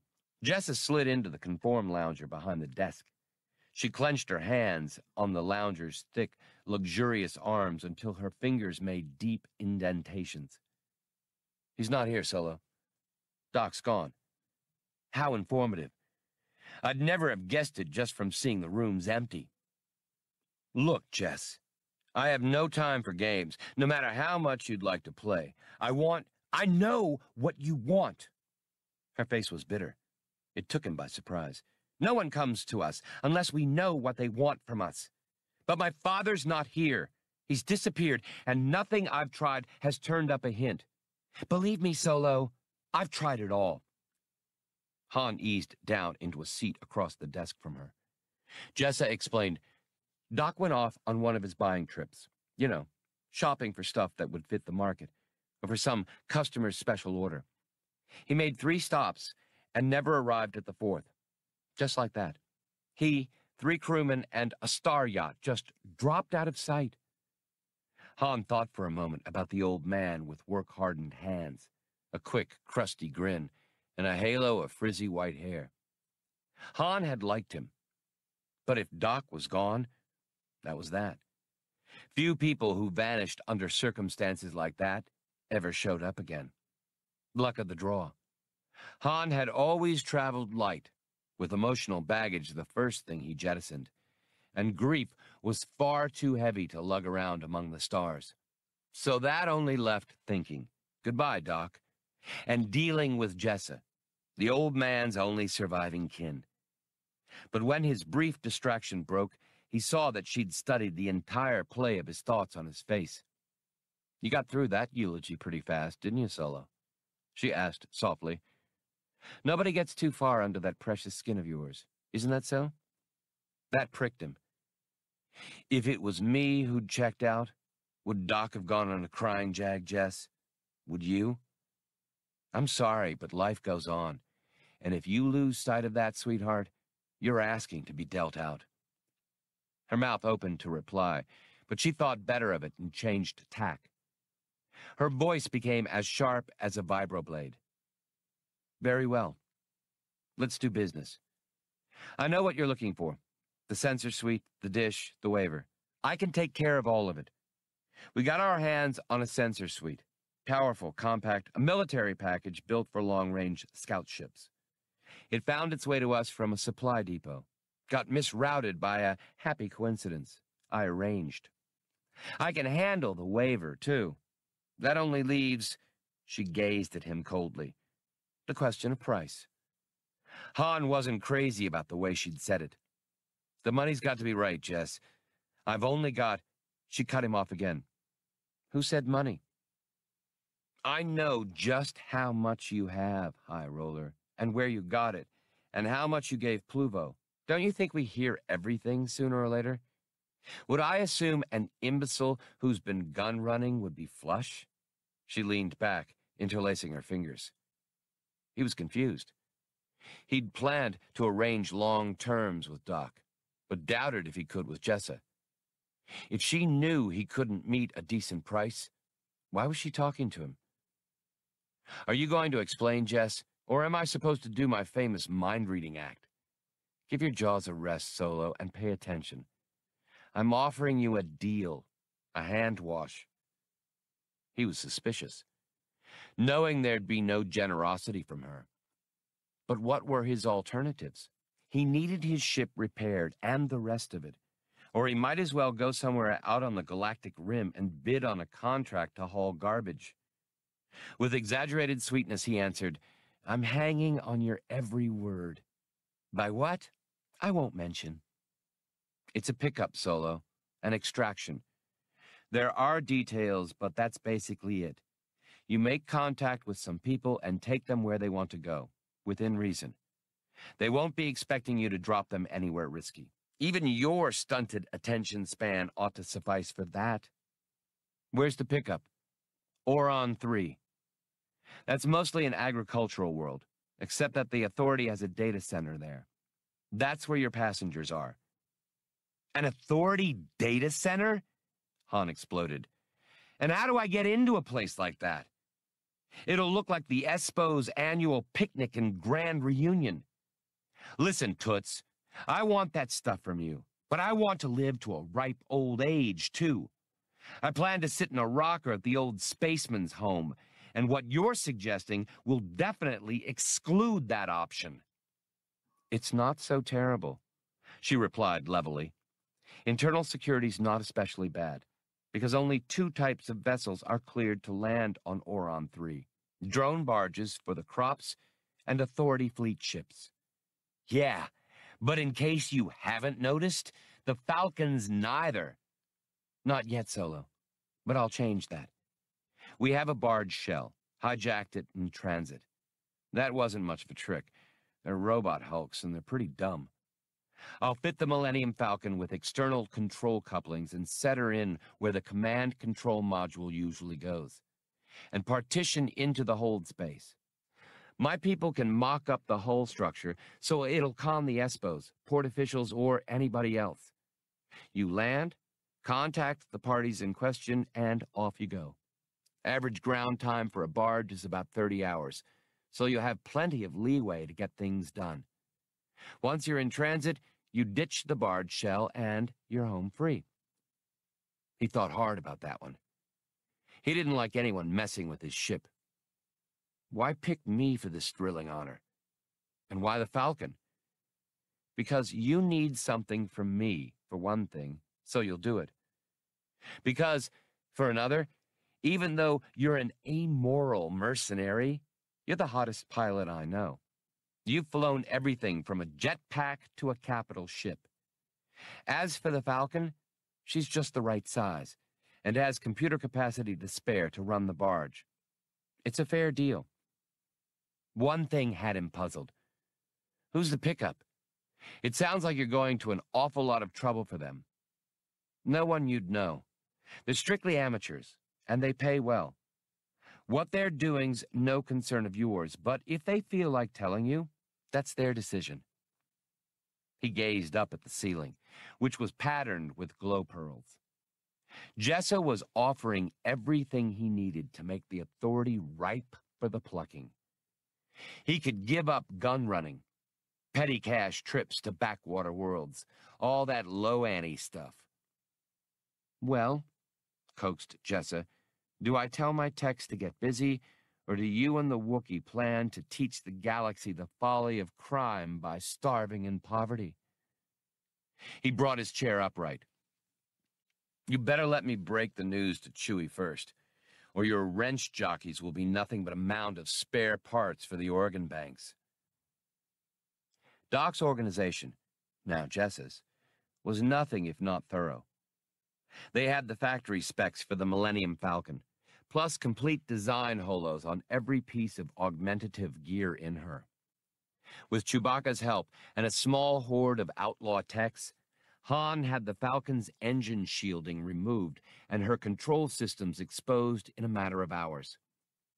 Service droids trundled back and forth, while energy cutters flared, and techs of many races crawled over, under, and into the freighter.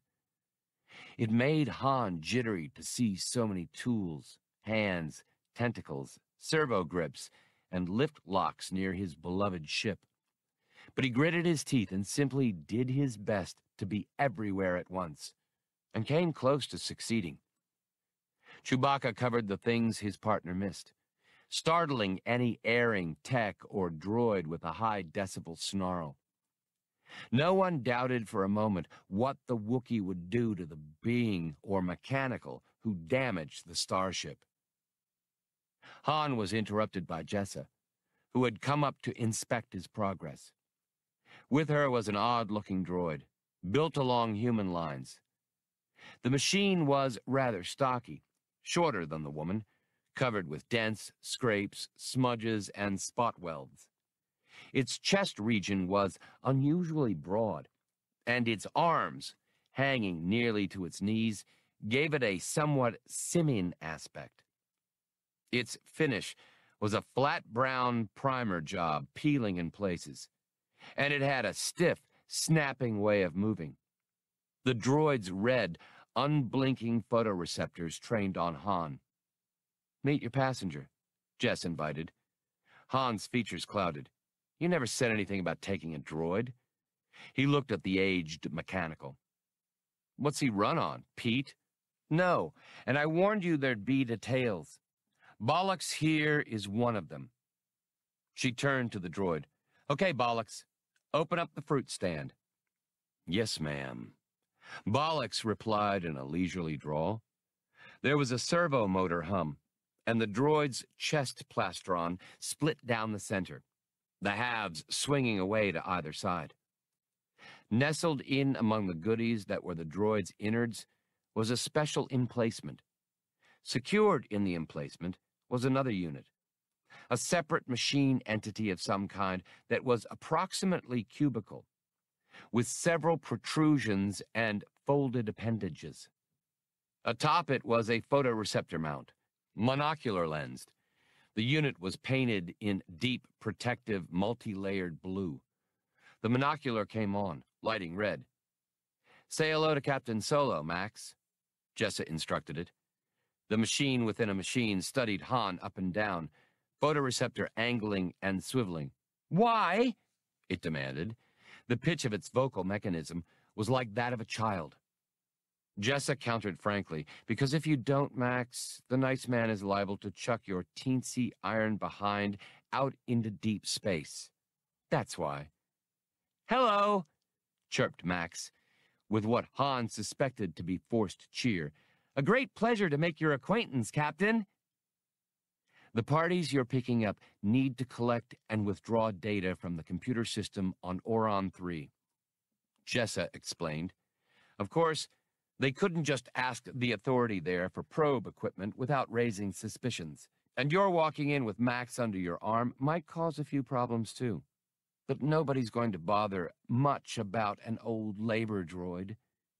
We named him Bollocks because we had so many headaches restructuring his gut. We never did get his vocal pattern up to speed. Anyway, that cutie in Bollocks's chest cavity is Blue Max. Max because we crammed as much computer capacity into him as we could, and Blue for reasons that even you, Solo, can see, I'm sure. Blue Max was a piece of work, even for us. He's puny, but he cost plenty, even though he's immobile, and we had to leave out a lot of the usual accessories. But he's all they'll need to tap that data system. Han was studying the two machines, hoping Jessa would admit she'd been joking. He'd seen weirder gizmos in his time, but never on a passenger roster. He didn't like droids very much, but decided he could live with these. He bent down for a better squint at Blue Max. You staying there all the time?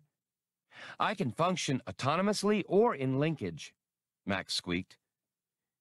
Fabulous, Han said dryly. He tapped Bullock's head.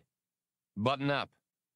As the brown segments of plastron swung shut on Max, Han called up to Chewbacca. Yo, partner, find a place and stow this mollusk, will you? He's with us. He turned back to Jessa. Anything else? A marching band, maybe? She never did get to answer. Just then, klaxons went off. Sirens began to warble at deafening levels, and the public address horn started paging her to the base's command post. Everywhere in the hangar, outlaw techs dropped their tools in a ringing barrage and dashed off frantically for emergency stations. Jessa sprinted away instantly. Han took off after her, yelling back for Chewbacca to stay with their ship. The two crossed the complex. Humans, non-humans, and machines charged in every direction, necessitating a good deal of dodging and swerving. The command post was a simple bunker, but at the bottom of the steps leading to it, Jessa and Han entered a well-equipped, fully manned operations room. A giant holotank dominated the room with its phantom light, an analog of the solar system around them. Sun, planets, and other major astronomical bodies were picked out in keyed colors. Sensors have painted an unidentified blip, Jessa, said one of the duty officers, pointing out a yellow speck at the edge of the system. We're awaiting positive ID. She bit her lip. eyes fastened to the tank along with those of all the others in the bunker. Han moved up next to her.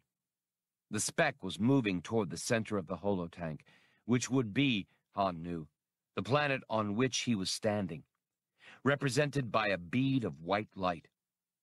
The bogey's speed decreased, and sensors painted a cluster of smaller blips breaking away from it. Then the original object accelerated, kept on accelerating, and faded from the tank a moment later. It was an Authority fleet ship, a corvette, the officer said. It launched a flight of fighters, 4 of them, then ducked back into hyperspace. It must have detected us and gone for help, leaving the fighters to harass and keep us busy until it can return.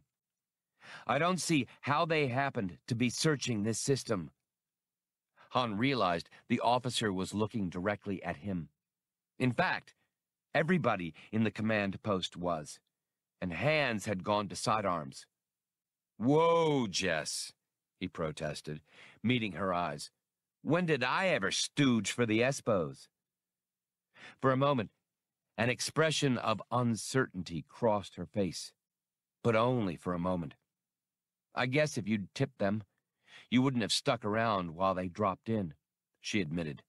"Besides, they would have shown up in full strength if they'd known we were here. You've got to concede, though, Solo. It's some coincidence." He changed the subject. "Why didn't the Corvette just put through a hyperspace transmission? They must be close enough to a base to call for support. This area is full of stellar anomalies," she said absently, focusing back on those ominous blips. "It fouls up hyperspace commo. That's why we picked it, partly." "What's the fighter's estimated time of arrival?" she asked the officer. "ETA less than 20 minutes, was the reply. She blew her breath out. "And we haven't got anything combat-worthy except fighters ourselves. No use ducking it. Get ready to scramble. Order evacuation to start in the meantime." She looked to Han. "Those are probably IRDs. They'll eat up anything I can send up right now, except for some old snubs I have here. I need to buy time, and I have almost nobody who's done any combat flying. Will you help?" He saw all the grave faces still staring at him. He led Jessa to one side, caressed her cheek, but spoke in a low tone. "My darling Jess, this definitely was not in our deal. I'm for the old spaceman's home, remember? I have no intention of ever plunking my rear into one of those suicide sleds again." Her voice was eloquent. "There are lives at stake. We can't evacuate in time, even if we leave everything behind. I'll send up inexperienced pilots if it comes to that, but they'll be cold meat for those Espo flyers. You've got more experience than all of the rest of us put together. All of which cries out to me that there's no percentage fighting the good fight," he parried, but he burned from the look she gave him. He nearly spoke again, but held his tongue, unable to untangle his own nagging ambiguities.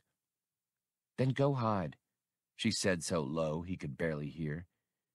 "But you can forget your precious Millennium Falcon, Solo, because there's no power in the universe that can make her space-worthy before those raiders hit us and pin us down. And once their reinforcements arrive, they'll carve this base and everything in it to atoms." His ship, of course. That's what must have been biting at the back of his mind, Han told himself. Must have been. The turbo-laser cannon would never stop fast, evasive fighters. And the raiders would indeed take the base apart. He and Chewbacca might possibly escape with their lives, but without their ship, they'd be just 2 nameless, homeless pieces of interstellar flotsam. In the confusion of the command post, with the giving and receiving of frantic messages, she still heard his voice among all the others. "Jess?" She stared, confused at his lopsided smirk. "Got a flight helmet for me?" He pretended not to see the sudden softening of her expression. "Something sporty in my size, Jess. with a hole in it to match the one in my head. 4. Han tagged after Jessa in another quick run across the base. They entered one of the lesser hangar domes, where the air was filled with the whine of high-performance engines. 6 fighters were parked there, their ground crews attending them, checking out power levels, armaments, deflectors, and control systems. The fighters were primarily for interceptor service, or rather, Han corrected himself, had been a generation ago. They were early production snub ships, Z-95 headhunters, compact, twin-engined swing-wing craft. Their fuselages, wings, and forked tails were daubed with the drab spots, smears, and spray splotches of general camouflage coats. Their external hardpoints, where rockets and bomb pylons had once been mounted, were now bare. Indicating the snubs, Han asked Jessa, "What did you do? Knock over a museum?" "Picked them up from a planetary constabulary. They were using them for anti-smuggling operations, matter of fact. We worked them over for resale, but hung on to them because they're the only combat craft we've got right now. And don't be so condescending, Solo. You've spent your share of time in snubs." That he had. Han dashed over to one of the headhunters as a ground crewman finished fueling it. He took a high leap and chinned himself on the lip of the cockpit to eyeball it. Most of its console panels had been removed in the course of years of repair, leaving linkages and wiring exposed. The cockpit was just as cramped as he remembered. But with that, the Z-95 Headhunter was still a good little ship, legendary for the amount of punishment it could soak up. Its pilot seat, the easy chair in parlance, was set back at a 30-degree angle to help offset G-forces. The control stick built into its armrest. He let himself back down. Several pilots had already gathered there, and another, a humanoid, showed up just then. There was little enough worry on their faces that Han concluded they hadn't flown combat before. Jessa came up beside him and pressed an old, lusterless bowl of a flight helmet into his hands. "Who's flown one of these beasts before?" he asked as he tried the helmet on. It was a bad fit, too tight. He began pulling at the webbing adjustment tabs in its sweat-stained interior. "We've all been up," one pilot answered, "to practice basic tactics." "Oh, fine," he muttered, trying the helmet on again. "We'll rip 'em apart up there." The headgear was still too tight. With an impatient click of her tongue, Jessa took it from him and began working on it herself. He addressed his temporary command. "The authorities got newer ships. They can afford to buy whatever they want. That fighter spread coming in at us is probably made up of IRD ships straight off the government inventory. Maybe prototypes, maybe production models. And the guys flying those IRDs learned how at an academy. I suppose it'd be too much to hope that anybody here has ever been to one?" It was. Han went on, raising his voice over the increasing engine noise. "IRD fighters have an edge in speed, but these old headhunters can make a tighter turn and take a real beating, which is why they're still around. IRDs aren't very aerodynamic, that's their nature. Their pilots hate to come down and lock horns in a planetary atmosphere. They call it goo. These boys will have to, though, to hit the base. But we can't wait until they get down here to hit them, or some might get through. We've got 6 ships. That's 3 two-ship elements. If you've got anything worth protecting with those flight helmets, you'll remember this. Stay with your wingman. Without him, you're dead. 2 ships together are 5 times as effective as they would be alone, and they're 10 times safer." The Z-95s were ready now, and the IRD's arrival not far off. Han had 1,000 things to tell these green flyers, but how could he give them a training course in minutes? He knew he couldn't. I'll make this simple. Keep your eyes open and make sure it's your guns, not your tail, that's pointed at the enemy. Since we're protecting a ground installation, we'll have to ride our kills. That means if you're not sure whether the opposition is hit or faking, you sit on his tail and make sure he goes down and stays down. Don't think just because he's nosediving and leaving a vapor trail that he's out of it. That's an old trick. If you get an explosion from him, fine. If you get a flamer, let him go. He's finished. But otherwise, you ride your kill all the way down to the cellar. We've got too much to lose here. He made that last remark, thinking of the Falcon, shutting out human factors, telling himself his ship was the reason he was about to hang his hide out in the air.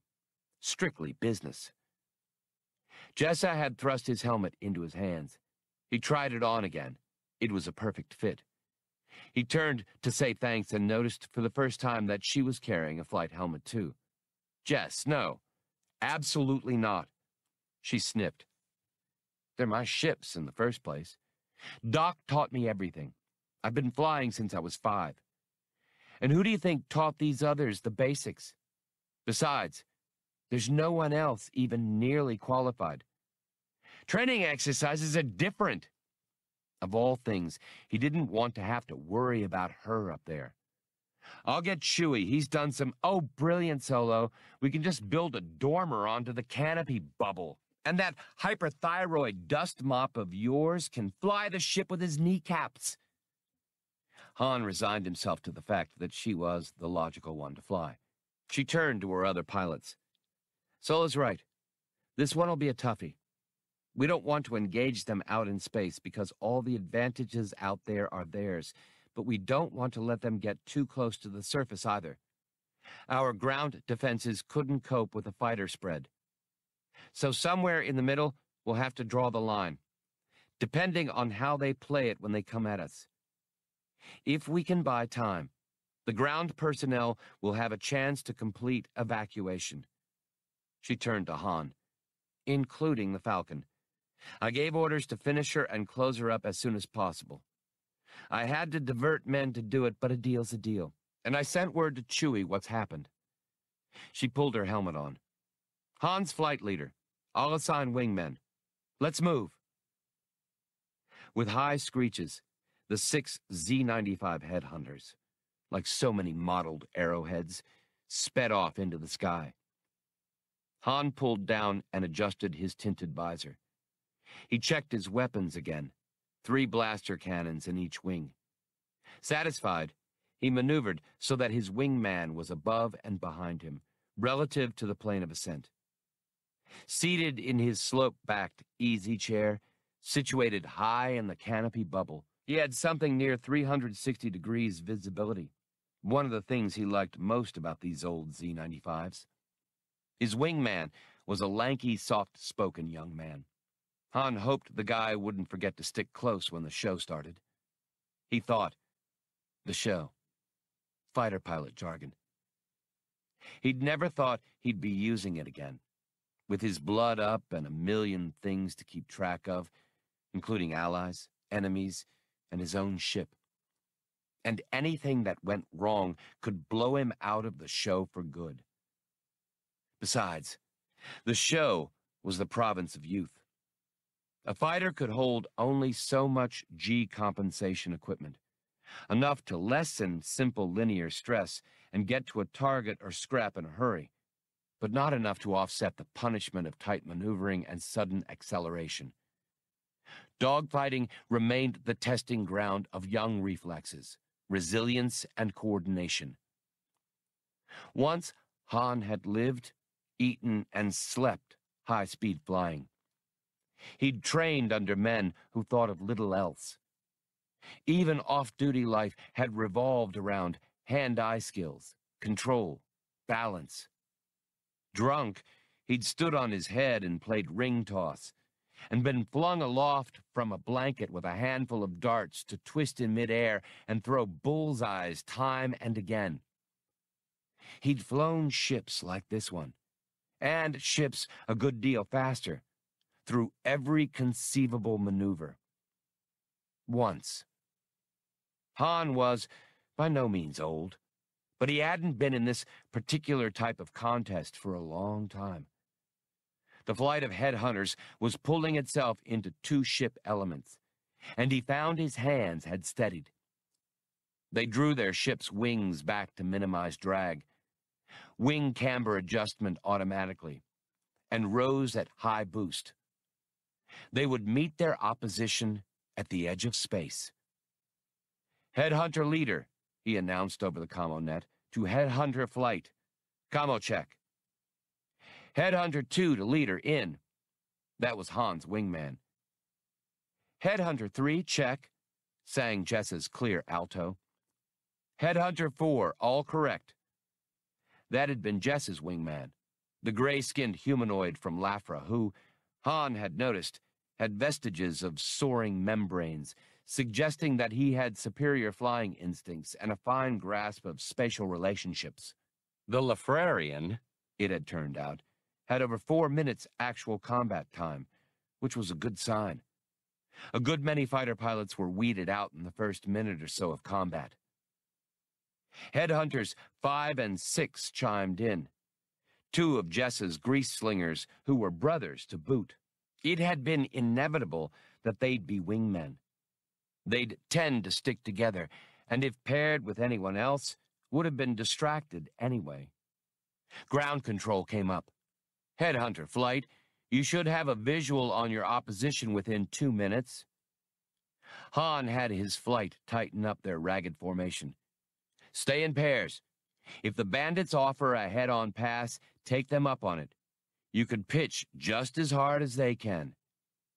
He thought it better not to mention that the other side had a longer reach, however. He had 5 and 6, the brothers, dropped far back to field any enemies that might break through. The 2 remaining elements spread out as much as they could without risking separation. Their sensors and those of the approaching ships identified one another, and complex countermeasures and distortion systems switched on. Han knew this engagement would be conducted on visual ranging.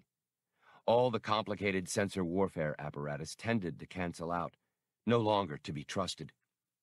Short-range screens painted 4 blips. Go to heads-up displays, Han ordered, and they all cut in their holographics. Transparent projections of their instrumentation hung before them in the canopy bubbles, freeing them of the need to divert their eyes and attention from the task of flying in order to take a reading. Here they come, someone shouted, at 10/25. The enemy ships were IRD models, all right, with bulbous fuselages, and the distinctive engine package that characterized that latest military design. They were IRD prototypes. As Han watched, the raiders broke formation into 2 elements of 2 ships, each in perfect precision. Elements break, he called. Take 'em! He led his wingman off to starboard to face that brace of IRDs, as Jessa and her humanoid wingman banked to port. The net came alive with cries of warning. The Espo flyers had disdained evasionary tactics, coming head-on, meaning they were out to put some blood on the walls. Their orders, Han thought, must have been to hit the outlaw techs as hard as they could. The IRDs began firing from extreme range with yellow-green flashes of the energy cannon in their chin pods. Deflector shields were up. Han ground his teeth, his hand tight on the stick, disciplining himself not to fire until it could do some good. He fought the urge to rubberneck and see how his other element was doing. Each 2-ship pair was on its own for the moment. He could only hope everybody would hold together, because the pilot who became a straggler in a row like this seldom came out of it. Han and the opposing wing leader squared off and bore in on each other. Their wingmen, keeping out of the way, were too busy holding position and adapting to their leader's actions to do any shooting.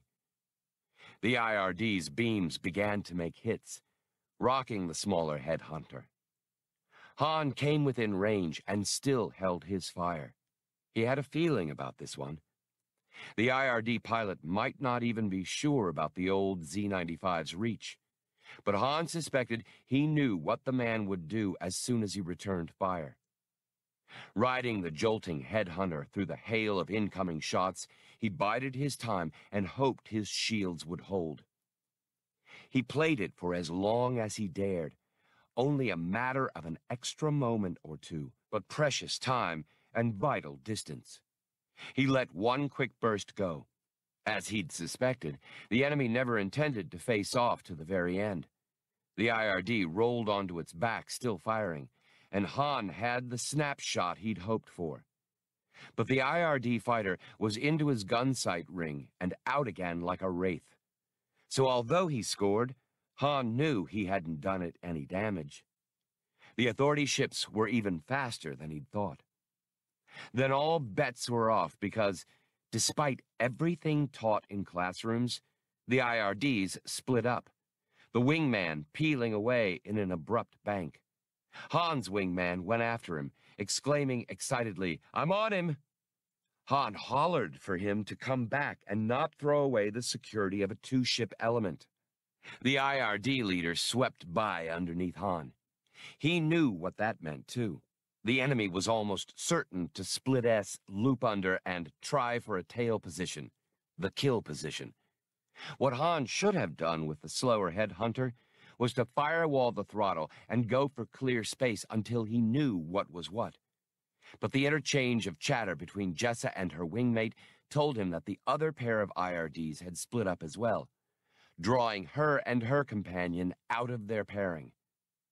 Han sent his headhunter into a maximum performance climbing turn, trying to look everywhere at once, still yelling to his wingman, "Stick with me! They're baiting you!" But he was ignored. The IRD leader he'd shot at hadn't split S. The Raiders' whole strategy of drawing the defenders out of formation was clear now. Too late. The IRD leader had half-rolled again, half-looped, and come around onto the tail of Han's wingman. The other IRD, the bait, was already racing on toward the backup element, Headhunters 5 and 6. One of the IRDs Jessa had faced joined that one in a new two-ship element. The Espos had counted on the inexperienced outlaw techs breaking formation, Han thought. If we'd stayed together, we'd have mopped the floor with them. "Jess, damn it, we've been robbed," he called as he came around. But Jessa had her own troubles, because she and her wingmate had become separated, and IRD had found the opportunity to fasten itself on her tail. Han saw that his own wingman was in trouble, but just didn't have the speed to intervene. The IRD leader had attached himself to the headhunter in the kill position, and the lanky young outlaw tech was pleading, "Help me, somebody! Get him off me!" Still way out of range, Han fired anyway, hoping to shake up the IRD leader's concentration. But the enemy was steady and undistracted. He waited until he had the headhunter perfectly set up and hit the firing button on his control grips in a brief burst. The Z-95 was caught by a yellow-green blast and vanished in a nimbus of white-hot gas and debris. What Han should have done was draw his remaining ships together in a weaving, mutually protective string or circle. But even as he breathed profanities to himself, he cut a course for the victorious IRD, his blood up, caution forgotten, thinking, "Nobody gets into me for a wingman, pal. Nobody." It came to him that he didn't even know that lanky boy's name. Jess's wingman, the Lafrarian, shouted, "Scissor right! Headhunter 3! Scissor!" Jessa broke right in a flurry of evasive maneuvers, while lines of destruction probed for her. She poured on all speed as her wingman came in at a sharp angle, decreasing his own velocity so that Jessa and her pursuer came across his vector. The Lafrarian settled calmly into the kill position, quickened up, and opened fire. Lines of red blaster cannon fire broke from the trailing headhunter's wings. The raider ship shuddered as pieces of its fuselage were sheared off. There was an explosion, and the crippled IRD went into a helpless flutter, as if it were dragging a broken wing. It began its long fall toward the planet, sentenced to death by simple gravity. Far below, Headhunters 5 and 6, the two brothers, had engaged the IRDs that had broken through. Off in the distance, Han Solo and the IRD leader swept and wove through the permutations of close combat, making their statements in beams of devastation in red, in green. But Jessa knew where priorities lay, and 5 and 6 were her weakest flyers. Even now, they were calling for help. She and her humanoid wingman closed and sped off to rejoin the fray. A raider was glued to Headhunter 5's tail, chopping at it and holding position through all the insane turns and evasions, refusing to be unseated. The outlaw tech shoved his stick up into the corner for a pushover, but was too slow. The IRD's beams sliced through his ship, depressurizing it and severing him at the waist. The IRD turned toward the other brother, Headhunter 6, as its companion raced on toward the planet and its outlaw base. Just then, Jessa and her wingman arrived, calling for Headhunter 6 to come under their cover. "I can't, I'm latched," the man answered. The IRD that had remained behind had come out of a smooth barrel roll and attached itself to him. Jess's wingman threw himself in to help, and she came right behind. The sliding, jockeying string of 4 ships plunged toward the planet's surface. The IRD made its kill a moment later. Headhunter 6 split apart in a blossom of fire and wreckage just as its killer came under Jessa's wingman's guns. The Espo flyer applied more of his ship's amazing speed to improve his lead, and came up as if he were going into a loop, making the Lafrarian misjudge. The IRD flashed out of the maneuver instead, in a lightning-fast turn, banked, and managed to make a high-deflection shot.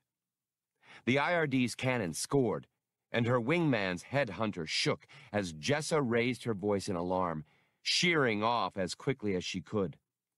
She banked and sensed the shadow near. The IRD swooped past. She swerved and shot at it instinctively. The burst scored, penetrating the IRD's shields. As the IRD dropped away in an emergency power dive, its pilot struggled to adjust his craft's thrust bias and avert disaster. Jessa ignored Han's dictum that she ride her kill. She returned to see what she could do for her wingmate. Exactly nothing. The Lafrarian ship was damaged, but not in danger of crashing. He'd put it into a shallow glide, extending his wings to their fullest. "Can you make it?" "Yes, Jessa, but at least one of the IRD has gotten through. The other may manage to rejoin him. Nurse your ship back. I've got to get down there. Good hunting, Jessa." She opened her ship's engines in a power dive. Han found out right away that the IRD leader was a good pilot. He discovered it by nearly getting his easy chair shot out from underneath him.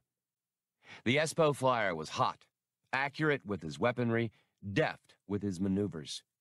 He and Han quickly joined in circling, pouncing cloverleaf battle, the upper hand alternating between them. Rolling, looping, doing their best to turn inside each other's turns, sliding into and out of each other's gun sights over and over. They never let their sticks sit still for an instant. For the third time, Han shook the IRD off, playing on his Headhunter's greater maneuverability against the IRD's superior speed. He watched the Espo flyer try to pick him up again. "I guess you must be the local champ, huh?" The IRD came at him once more.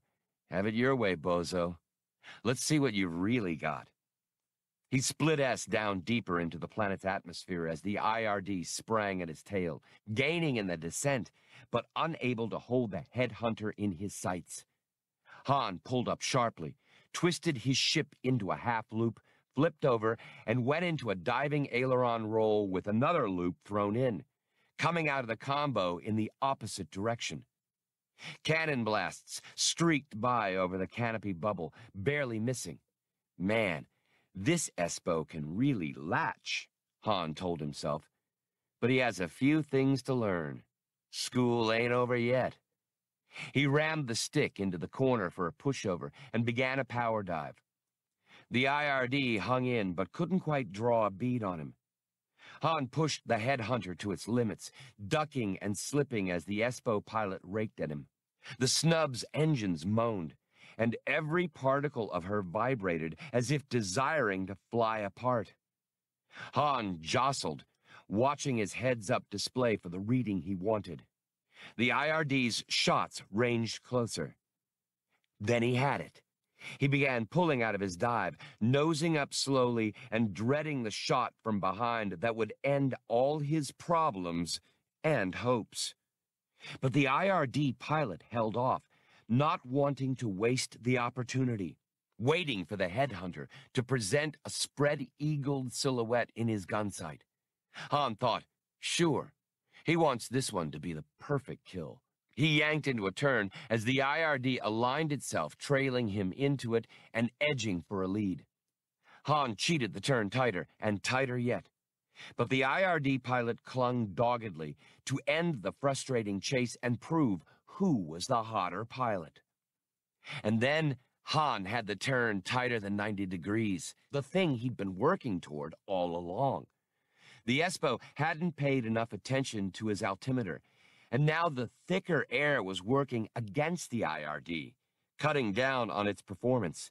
It couldn't hold a turn this tight. And just as the IRD broke off its run, Han, with the instincts that had given him a reputation for telepathy, threw his headhunter into a vertical reversement. The IRD was close enough now. Han fired a sustained burst, and the IRD became a cloud of light, throwing out glowing motes and bits of wreckage in every direction. And as the headhunter zipped past the showering remains of its opponent, Han crowed, "Happy graduation day, sucker!" The fourth IRD had already made 3 strafing runs on the Outlaw Tech base. The base's defensive guns couldn't keep up with it. They'd been set up for actions against large ships and mass assault, not agile, low-angle fighter attacks. The raider had concentrated on flak suppression for his first runs. Now, most of the gun emplacements were silent. Outlaws, dead and dying, lay in a base where several buildings were already holed or ablaze. Then Jessa showed up. Maintaining the velocity she'd picked up in her dive, ignoring the fact that the wings might be ripped off her stubborn little headhunter at any moment, she threw herself after the IRD just as it came out of its pass. Those people down there were hers, were suffering and perishing because they worked for her. She was absolutely adamant that no more runs would be made at them. But as she was lining up on the IRD, a volley of cannon fire sizzled down from above, nipping at the leading edge of her starboard wing. Another IRD flashed by with speed it had picked up in its own dive. The ship she had thought to be disabled. Its shots had penetrated her shields and come close to cleaving her wing. But she held position, determined to get at least one of the raiders before they got her. Then the second IRD itself became a target. Han had it in his sights for an instant in a side-on high-deflection shot. He jinxed the nose of his ship, laying out sleeper rounds ahead of the Espo, investing in the future. It paid off. The IRD vanished in an outlashing of force and shrapnel. "You're on the last one, Jess," he informed her in a crackle of static. "Swat him!" She was lined on the IRD again. She fired, but only her portside cannon worked. The damage to her starboard wing had knocked out its guns. Her target being slightly off to starboard, she missed. The IRD began surging ahead, capitalizing on its raw ion power, slipping away to starboard. In another split second, it would get away. Jessa snap-rolled, sliding to starboard belly up and fired again. Her remaining guns reached out with red fingers of destruction and hit. The IRD flared and flamed, breaking apart. "Nice shooting, doll," Han called over the net. Jess's headhunter continued along, canopy lowermost, not far from the ground. He cut in full power and went after her, saying, "Jess, In aerospace circles, what we call what you are is upside down. I can't get back over." There was desperation in her tone. "That damage I took must have started a burnout creepage. My controls are dead." He was about to instruct her to punch out, but stopped himself. She was too close to the surface. Her ejection seat would never have time to right itself. Her ship was losing altitude rapidly. Only seconds were left. He swept in and matched speeds with her. "Jess, get ready to go when I give you the word."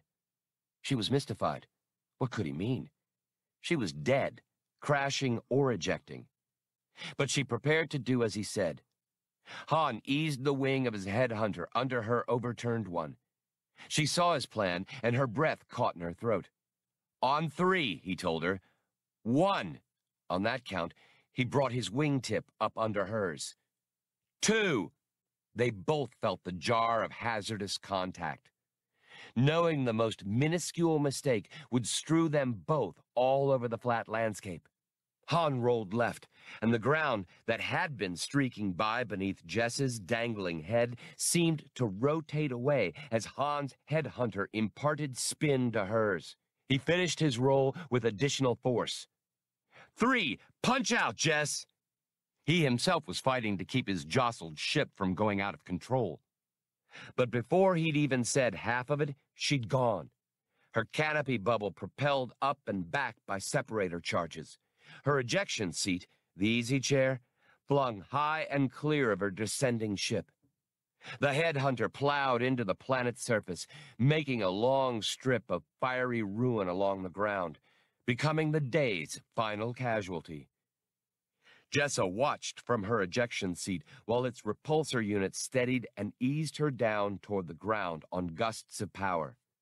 Off in the distance, she could see her Lafrarian wingman nursing his damaged craft in for a landing. Han maneuvered his headhunter through a long turn, coaxing with his retro thrusters until he was at a near stall. He brought his ship down nearby, just as Jessa touched down. The bubble popped up. He removed his helmet and jumped out of the aged fighter just as she slid free of her harness and threw her own helmet aside, feeling around and finding herself generally whole.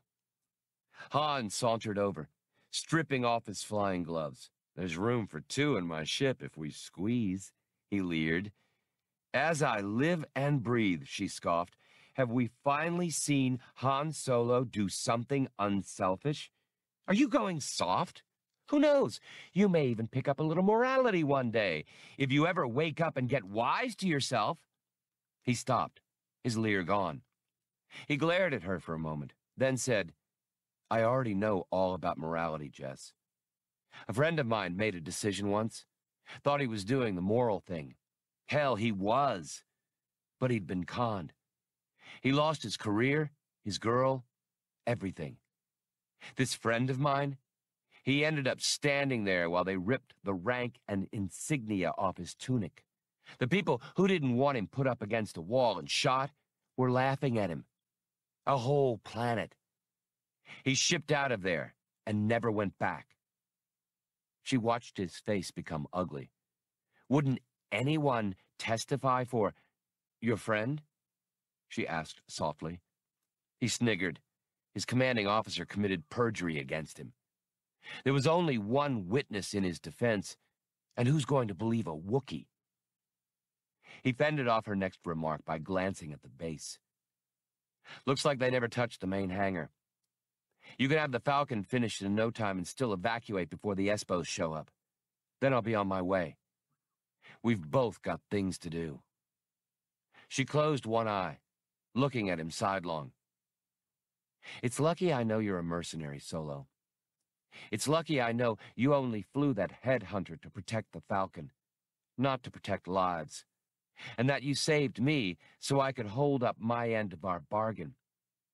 It's lucky you'll probably never do a single selfless, decent thing in your life, and that everything that happened today fits in some crazy way with that greedy, retarded behavioral pattern of yours." He stared at her quizzically. "Lucky? She started for his fighter, walking tiredly. "Lucky for me," Jessa said over her shoulder. 5. "What did you say, Bollocks? Quit whispering." Han, seated across the game board from Chewbacca, glared at a crate on the other side of the Millennium Falcon's forward compartment, where the old droid sat. The compartment's other clutter included shipping containers, pressure kegs, insulated canisters, and spare parts.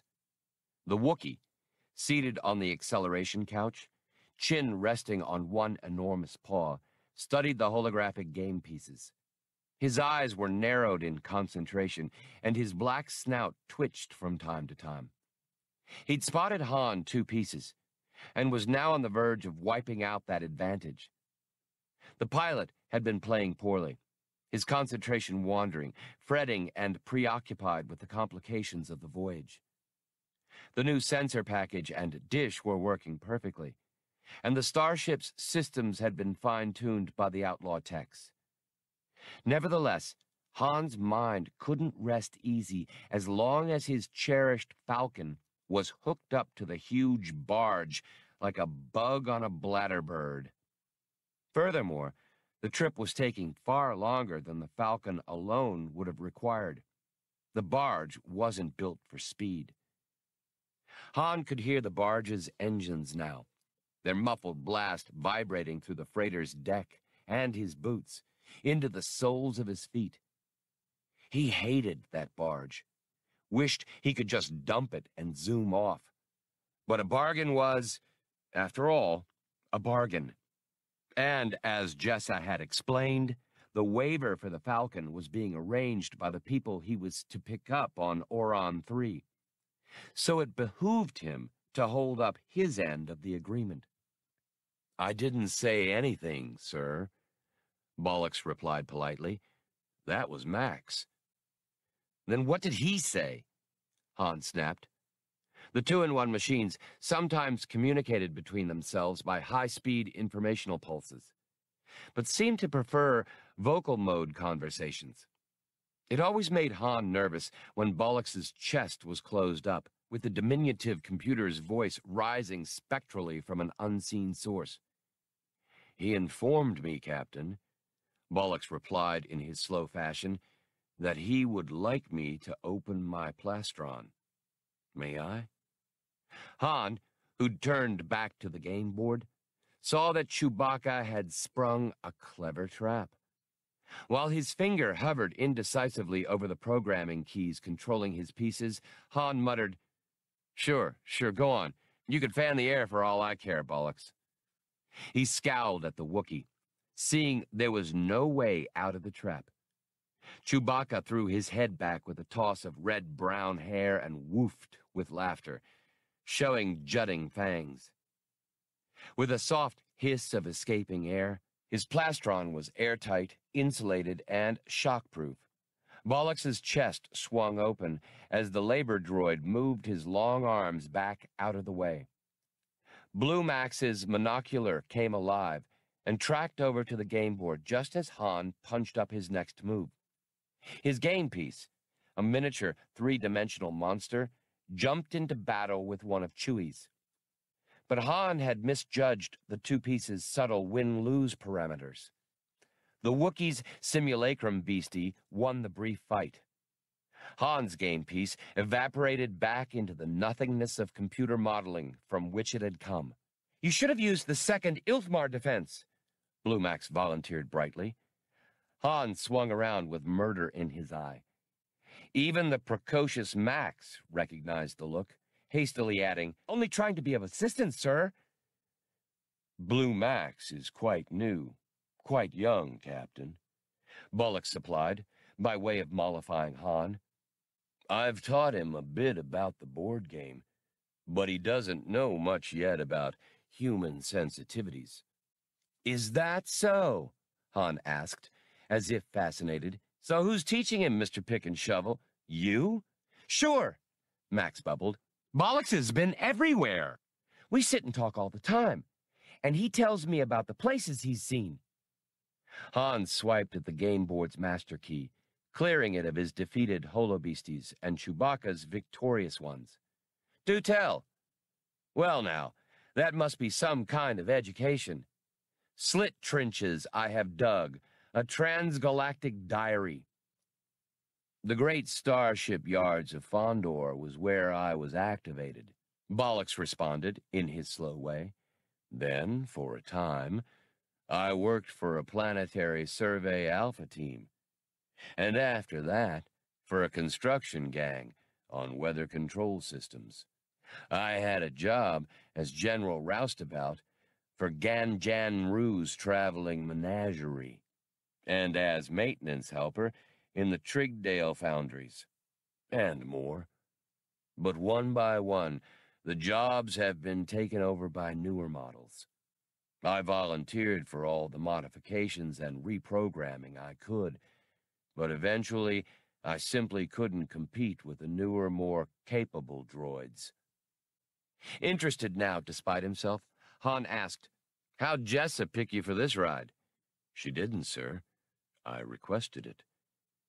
There was word that a droid would be selected from the general labor pool for some unstated modification. I was there, having been purchased at open auction.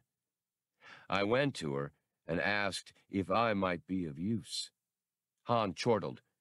"And for that, they yanked out part of you, rearranged the rest, and stuck that coin bank inside you. You call that a deal?" "It has its disadvantages, sir, but it's kept me functioning at a relatively high level of activity. There would probably have been some lesser vacancy for me elsewhere, Captain, even if it were only shoveling biological byproducts on a non-technological world. But at least I have avoided obsolescence for the time being." Han gaped at the droid, wondering if he were circuit crazy. "So what, Bollocks? What's the point? You're not your own master. You don't even have a say in your own name. You have to reprogram to whatever your new owner decides to call you, and Bollocks is a joke. Eventually, you'll be of no further use, and then it's Scrap City." Chewbacca was listening intently now. He was far older than any human, and his perspectives were different from a man's, or a droid's. Bollocks's leisurely speech made him sound serene as he replied, "Obsolescence for a droid, sirs, is much like death for a human, or a Wookiee. It is the end of function, which means the end of significance. So it is to be avoided at all costs, in my opinion, Captain. After all, what value is there to existence without purpose?" Han jumped to his feet, mad without knowing exactly why, except that he felt dumb for arguing with a junk-heap droid. He decided to tell Bollocks just what a deluded, misfit chump the old labor droid really was. "Bollocks, do you know what you are?" "Yes, sir. A smuggler, sir," Bollocks responded promptly. Han, confused, looked at the droid for a moment, his mouth hanging open, taken off balance by the reply. Even a labor droid ought to recognize a rhetorical question, he thought. "What did you say?" "I said, 'Yes, sir, a smuggler, sir,'" Bollocks drawled, "like yourself. One who engages in the illegal import or export of—" His metal forefinger pointed down at Blue Max, nestled in his thorax. "Concealed goods." Chewbacca, paws clasped to his stomach, was rolling around on the acceleration couch, laughing in hysterical grunts, kicking his feet in the air. Han's temper blew. "Shut up!" he shouted at the droid. Bollocks, again with that strange literalness, obediently swung his chest panels closed. Chewbacca's laughter had him close to suffocation, as tears appeared around his tight-shut eyes. Han began looking around for a wrench or a hammer or another instrument of technological mayhem, not intending to have any droid one-up him and survive to tell the tale. But at that moment, the navicomputer bleeped an alert. Han and Chewbacca instantly charged for the cockpit, the Wookiee still clasping his midsection, to prepare for reversion to normal space. The tedious trip to Orron III had gnawed at their nerves. Both pilot and co-pilot were grateful for the reappearance of stars that marked emergence from hyperspace, though it was accompanied by a wallowing of the gigantic barge shell. The barge's ovoid hull bulged beneath them, a metal can of a ship with a minimum of engine power. Jess's techs had executed their hull mock-up so that the Falcon's cockpit retained most of its field of vision. Han and Chewbacca kept their hands off the ship's controls, letting the computer do the work, maintaining the role of an automated barge. The automatics accepted their landing instructions, and the composite ship began its ungainly descent through the atmosphere. Orron III was a planet generous to man, its axial tilt negligible, its seasons stable and, throughout most of its latitudes, conducive to good crop production, and its soil rich and fertile. The Authority had recognized the planet's potential as a breadbasket and wasted no time in taking advantage of its year-round growing season. Since the planet had more than adequate resources, room, and a strategic location, they had opted to build a data center there as well, thus simplifying logistics and security for both operations. Orron III was undeniably beautiful, wreathed with strings and strands of white cloud systems, and showing the soft greens and blues of abundant plant life and broad oceans. As they made their approach, Han and Chewbacca ran sensor readings, taking the layout of the Authority installations. "What was that?" Han asked, leaning forward for a closer look at his instruments. The Wookiee woofed uncertainly. "I thought I caught something for a second. Big blip in a slow transpolar orbit. But either it went around the planet's horizon, or we've dropped too low to pick it up. Or both." He worried about it for a moment, then firmly instructed himself not to borrow trouble. Whether or not there was a picket ship should make no difference. Ground features began to resolve into gently rolling country, divided precisely into the huge parcels of individual fields. The various shades of those fields reflected a wide range of crops at various states of maturity. Planting, growing, and harvesting must be done on a rolling basis on a large agro-world for optimal utilization of equipment and manpower. Eventually, they could discern the spaceport, a kilometers-wide stretch of landing area built to the immense proportions of the great robo-barges. The main part of the port, which supported the Authority fleet ships, occupied only a small corner of the installation, even taking into consideration its communications and housing complexes.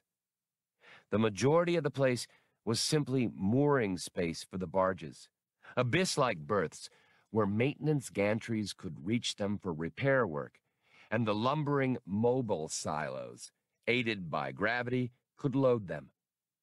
A constant flow of bulk transports, ground effect surface freighters, came by special access routes to the port, unloaded their cargoes of foodstuff into the silos, and turned back again, bound for whatever harvest was presently going on.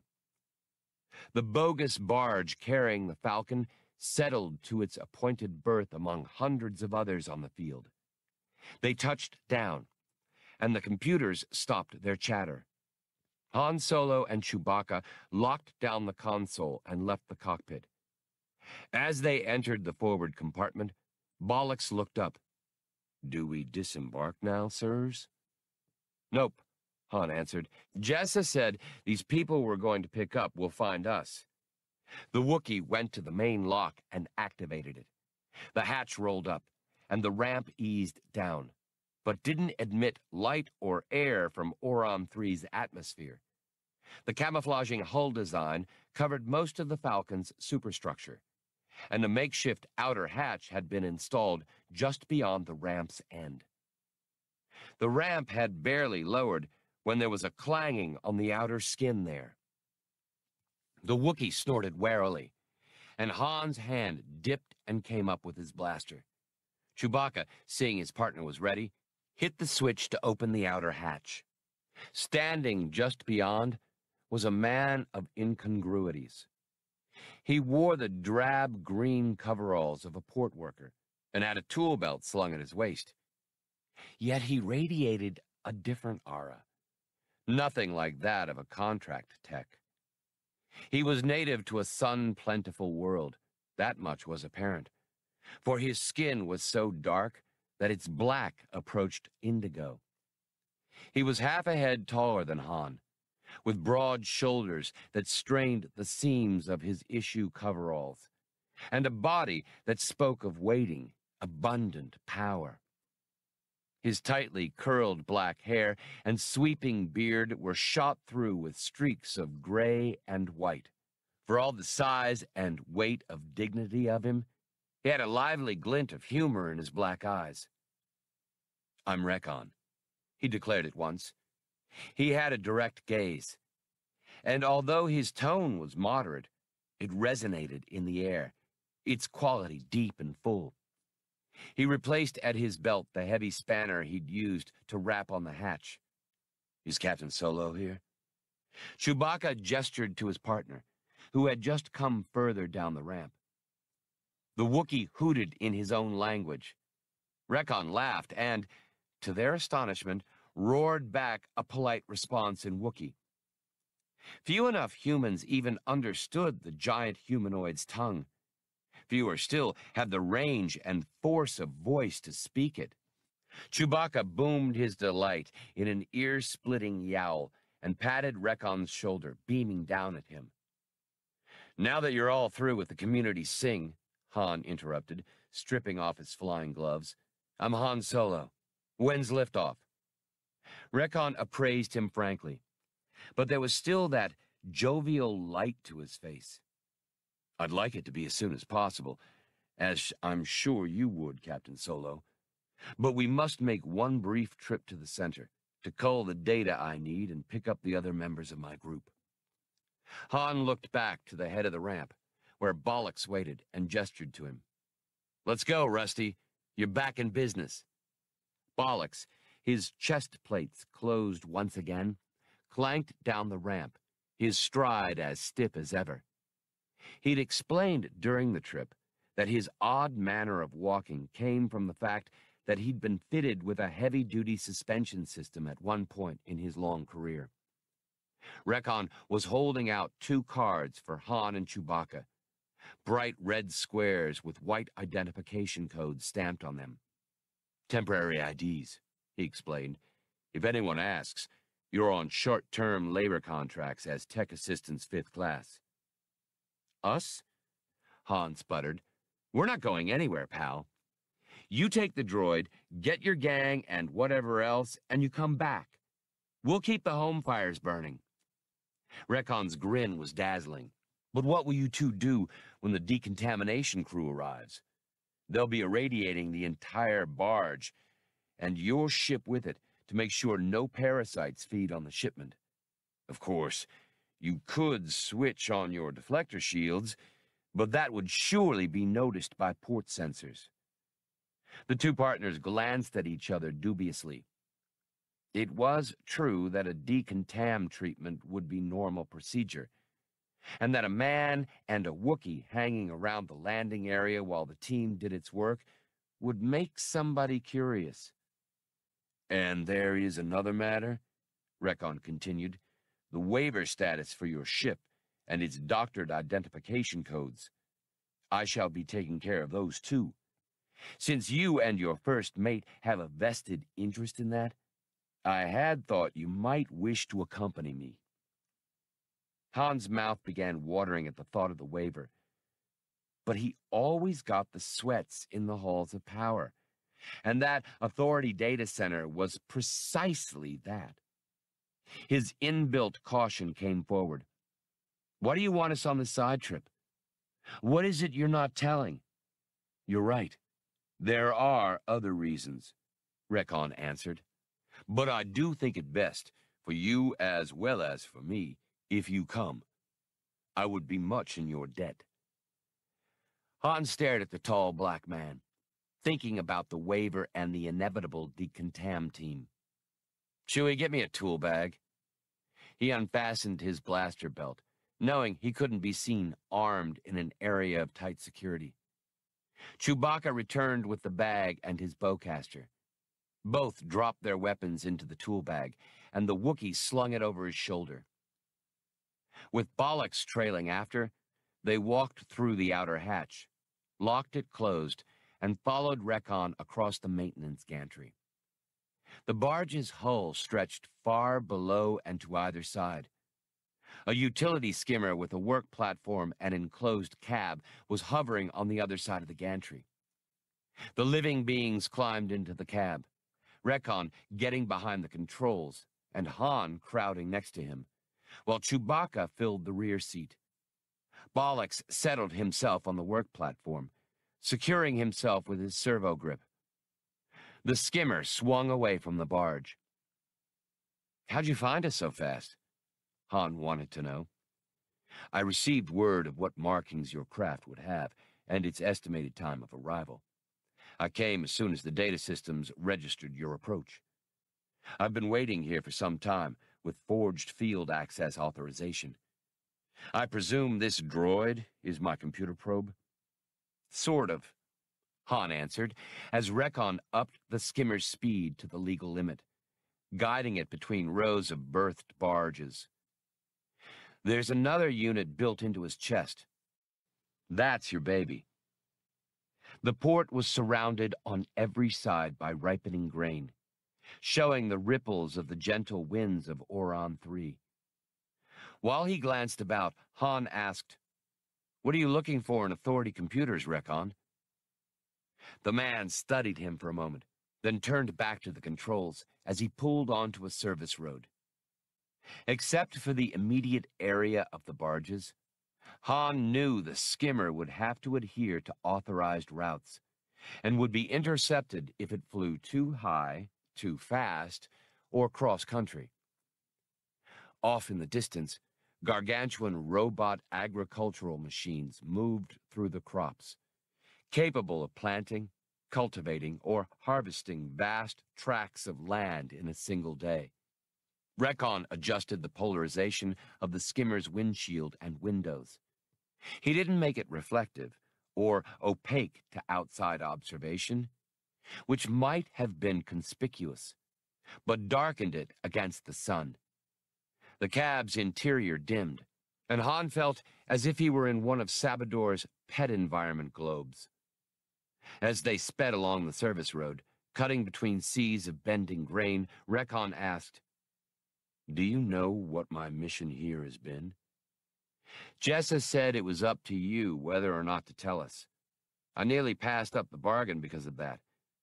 But I figured there must be a fair piece of cash involved for this kind of risk.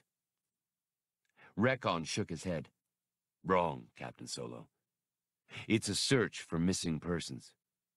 The group I organized is made up of individuals who've lost friends or relatives under unexplained circumstances.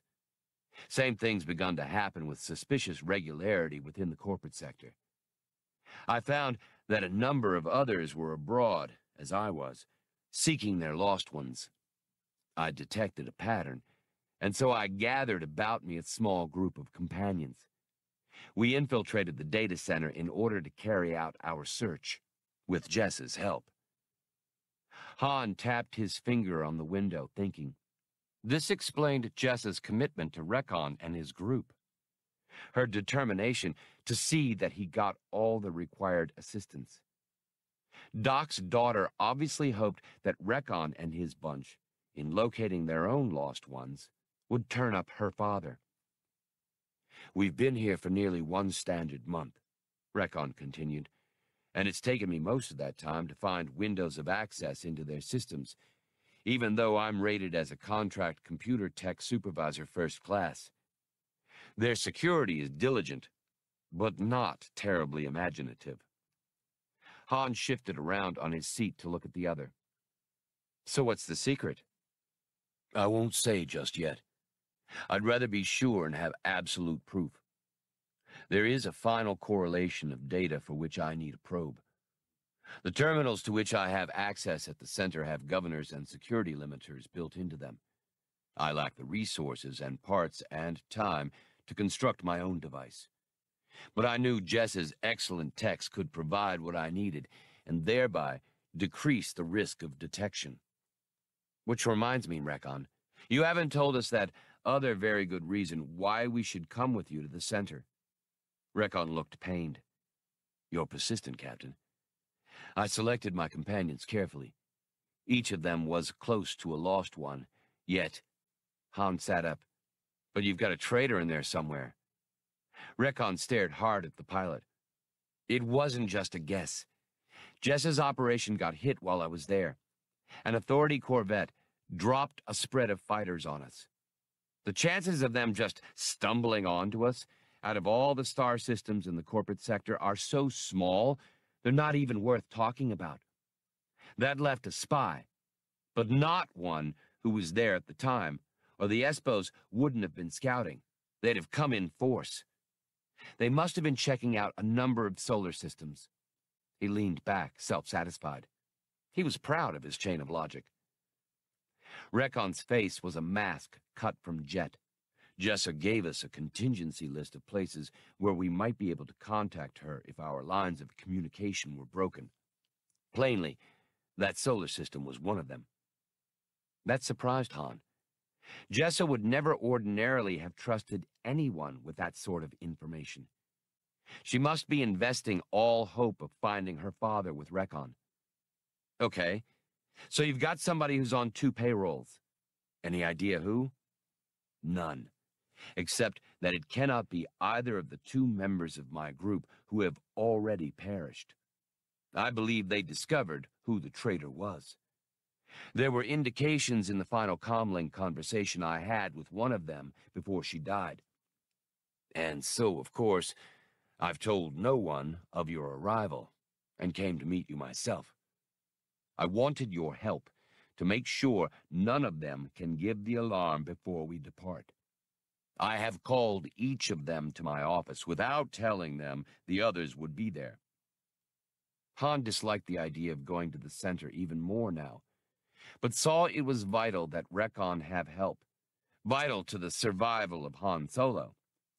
If the traitor managed to turn in an alarm, chances were that the Falcon would never raise ship again. He made a mental note to bill Jessa and whoever else he could for additional services rendered. He angled around in his seat again. Who are the other people you recruited for amateur night? Driving with only part of his attention, Recon responded, My second in command is Torm, whose cover role is contract laborer. His family controlled large ranges on Kale, independent landowners under the Authority. There was some sort of dispute over land use rights and stock prices. Several family members vanished when they wouldn't yield to pressure. Who else? Atwari. She is a female of the Triani, a feline race. The Triani had settled a planet on the fringes of Authority space generations before the corporate sector was chartered.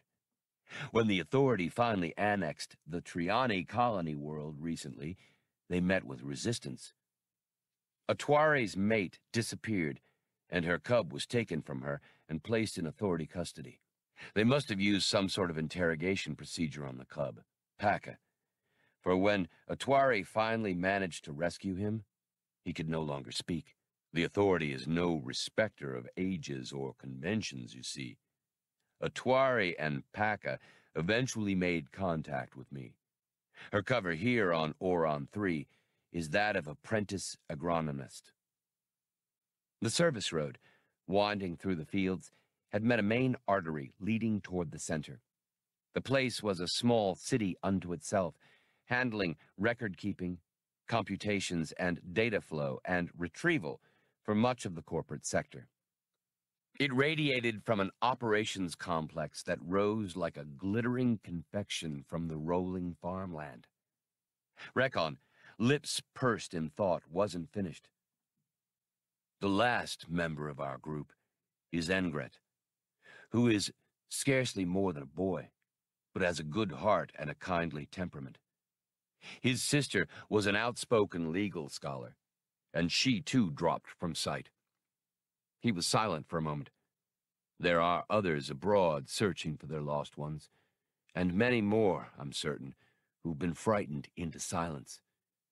But perhaps we shall be able to help them, too. Han half snickered. No way, Rekon. I'm just here as part of a trade-off. Save the old school fight songs until I'm clear. Got it? Rekon's face was sculpted in amusement. You only do this sort of thing so that you can become a wealthy man? He eyed Han up and down and went back to his driving, but added, a callous exterior isn't an uncommon way of protecting ideals, Captain. It hides the idealists from the derision of fools and cowards. But it also immobilizes them so that, in trying to preserve their ideals, they risk losing them. What this big, bluff, amiable man had just said carried so much of hit and of miss, insult and compliment, that Han didn't take time to unravel it. I'm a guy with a hot ship and places to go, Rekon, so don't let yourself get carried away with the philosophy. They entered the center, maneuvering along wide streets between rearing buildings housing the various offices and storage banks, personnel dormitories and recreational areas, shops and commissaries. The traffic was thick. Robohacks, ground effect cargo lifters, skimmers, Espo cruisers, and innumerable mechanicals. Making a final turn, Rekon entered a subterranean garage and descended more than 10 levels. Nosing the skimmer into a vacant spot, he cut the engine and stepped out. Han and Chewbacca followed as Bollocks clambered down. The Wookiee and his partner affixed their badges to their chests and vests, respectively. Rekon slipped out of his coveralls and tool belt and stuffed both into an equipment locker on the skimmer's side. That left him attired in long, flowing robes of bright, geometric patterns. His supervisor's badge was prominent on his broad chest. His feet were shod in comfortable-looking sandals. Han asked him how he'd gotten the skimmer and other equipment. Not difficult.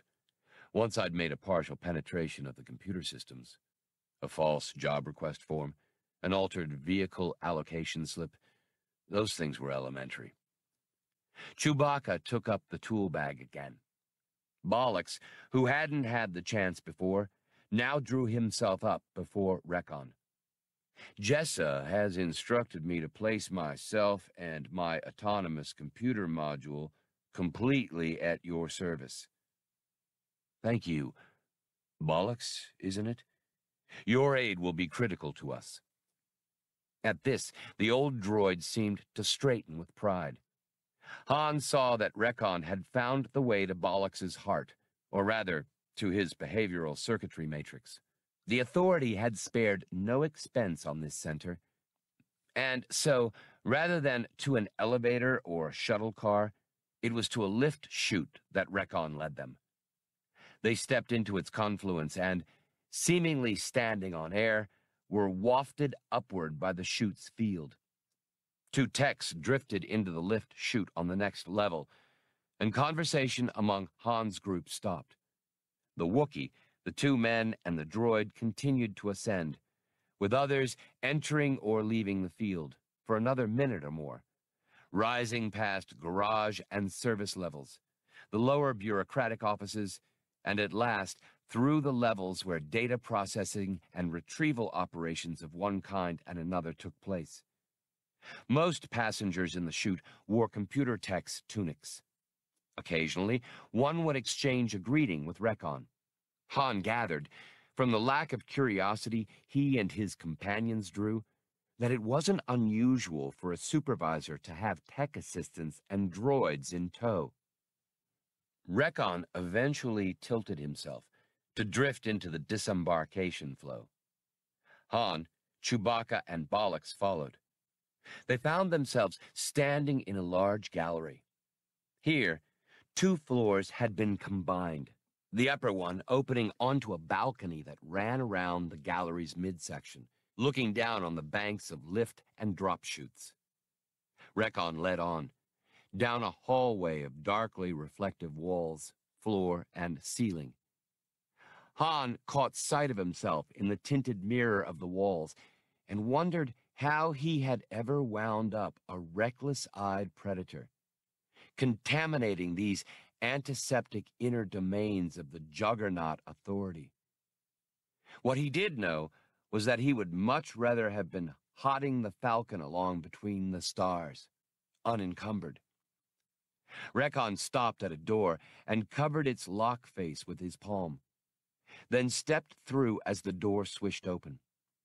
The others followed him into a spacious, high-ceilinged chamber, 3 walls of which were lined with a complex array of computer terminals, systems monitors, access gear, and related equipment. The 4th wall, opposite the door, a single sheet of transparasteel, gave a commanding view of the bountiful fields of Orron III from 100 meters up.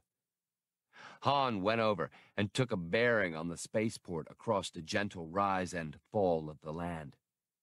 Chewbacca, seating himself by the door on a bench that ran the length of the wall there, laid the tool bag down between his long, hairy feet.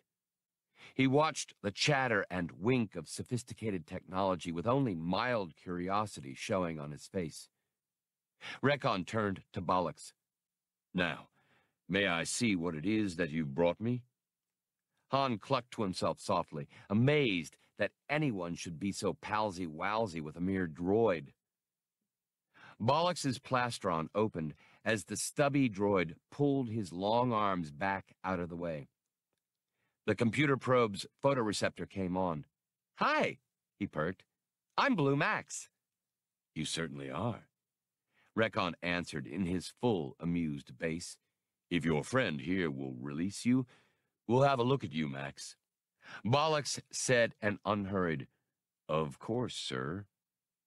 There were minute clicks from his chest, the withdrawal of connector jacks and retaining pins. Rekon drew the computer forth without trouble. Max was smaller than a voice writer. He looked unimposing in Rekon's big hands. Rekon's laughter rang. "If you were much smaller, Blue Max, I'd have to throw you back." "What's that mean?" Max asked dubiously. Rekon crossed to one of several work tables. "Nothing. A joke, Max." The table, a thick slab resting on a single service pillar, was studded with outlets, connectors, and complex instrumentation. Along its front edge ran an extremely versatile keyboard. "How would you like to do this, Max?" Rekon asked. "I have background and programming data to feed you, information on systems intrusion. Then I'll patch you into the main network." "Can you feed it in 4 basic?" Max piped in his high, childish voice, like an eager kid with a new challenge. "That presents no difficulty. I see you have a 5-tine input."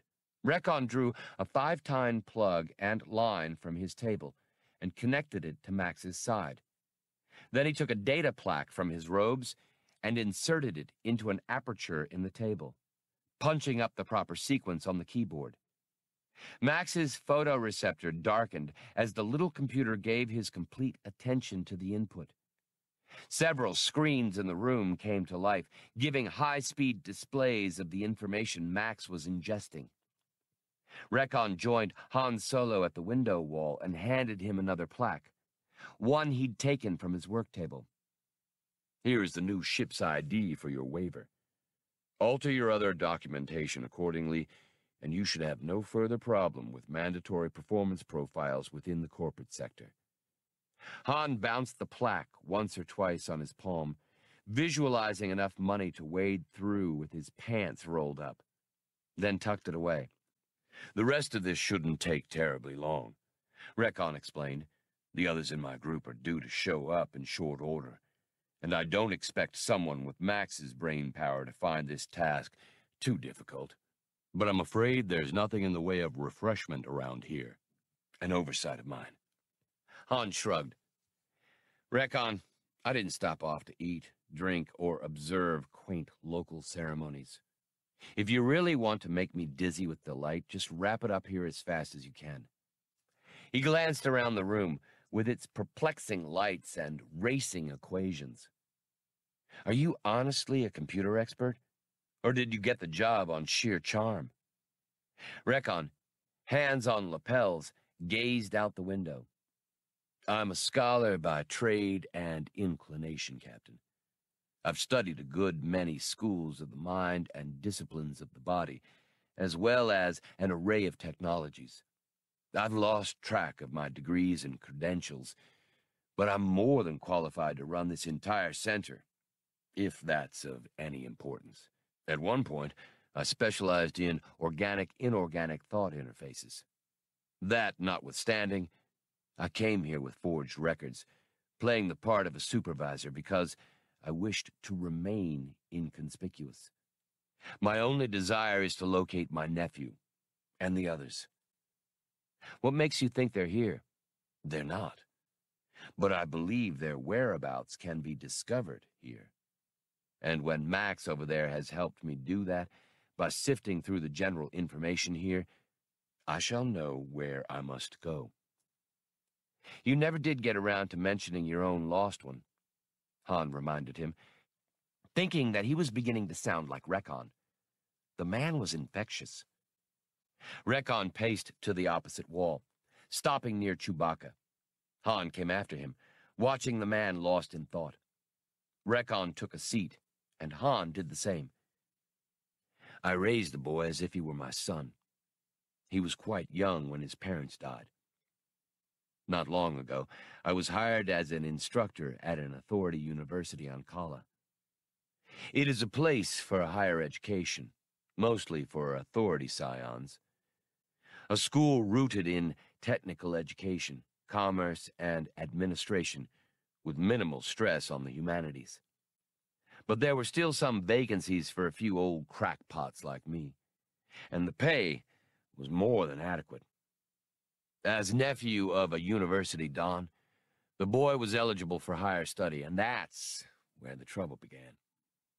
He saw just how oppressive the authority is, stifling anything that even remotely endangers profit. My nephew began to speak out and to encourage others to do the same. Recon stroked his dense beard as he thought back on it. I advised him against doing so, although I knew he was right. But he had the convictions of youth, and I had acquired the timidity of age.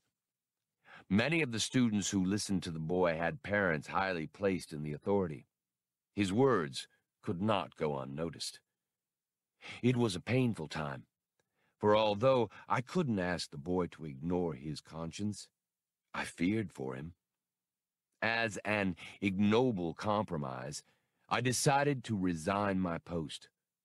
But before I could do so, my nephew simply disappeared. I went to the security police, of course. They made an appearance of concern, but it was clear that they had no intention of exerting themselves. I began making inquiries of my own and heard accounts of other disappearances among those who'd inconvenienced the authority.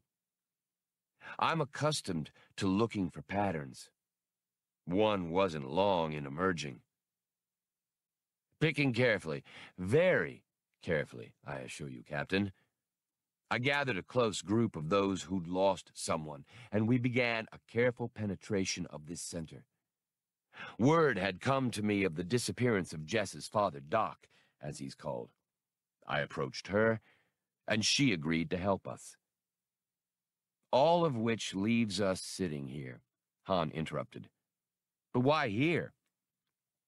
Recon had noticed that the race of characters and ciphers across lighted screens had stopped.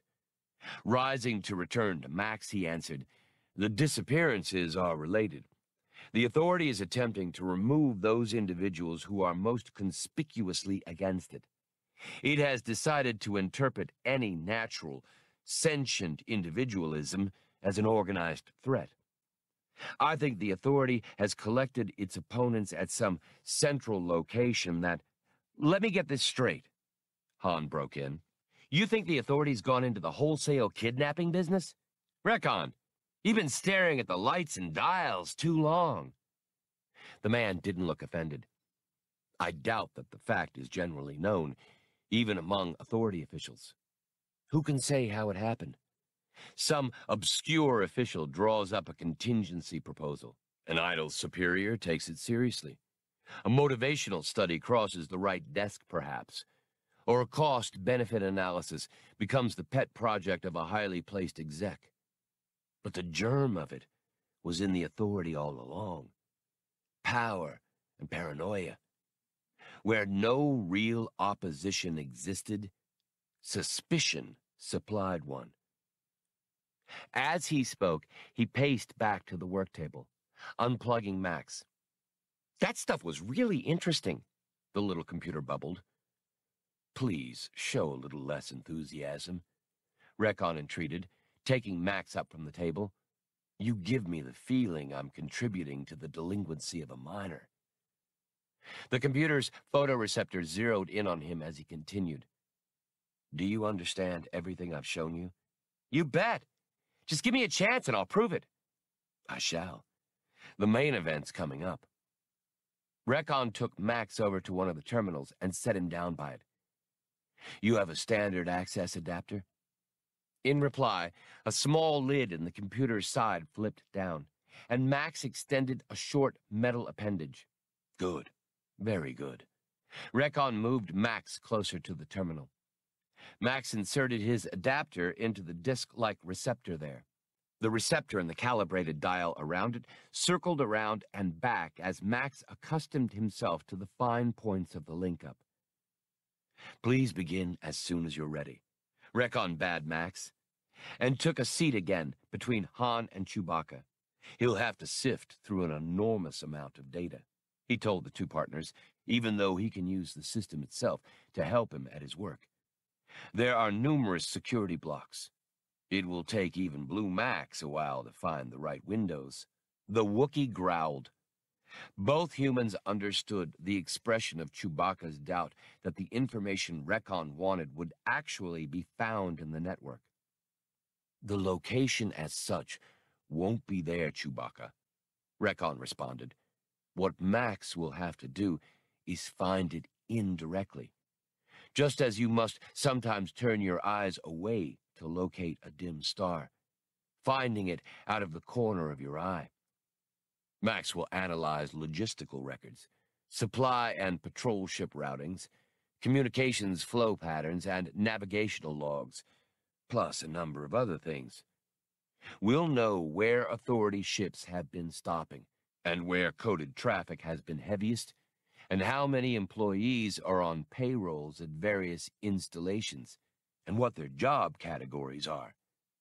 In time, we'll find out where the Authority is keeping the members of what it has come to believe is a far-flung plot against it."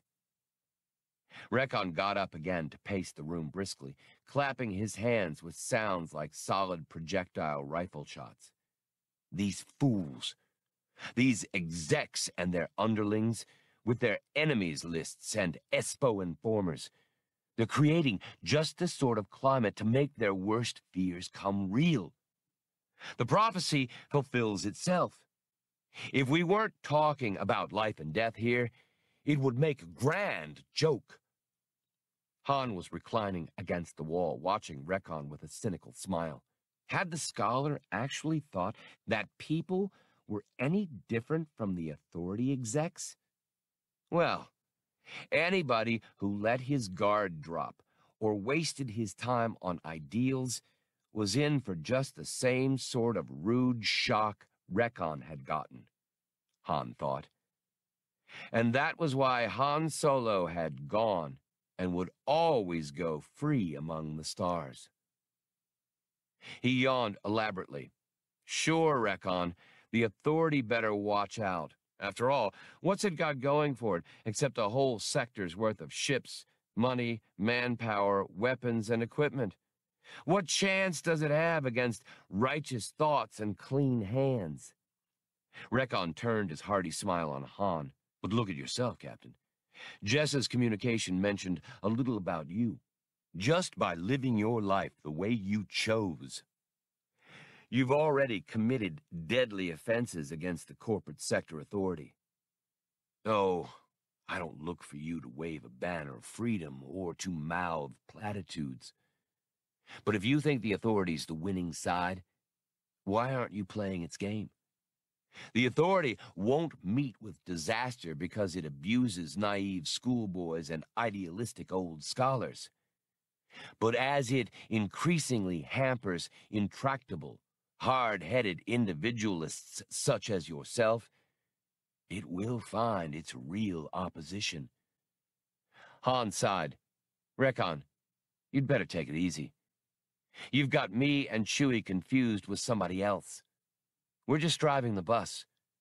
We're not the Jedi Knights or Freedom's sons. What Recon's rejoinder would have been became academic.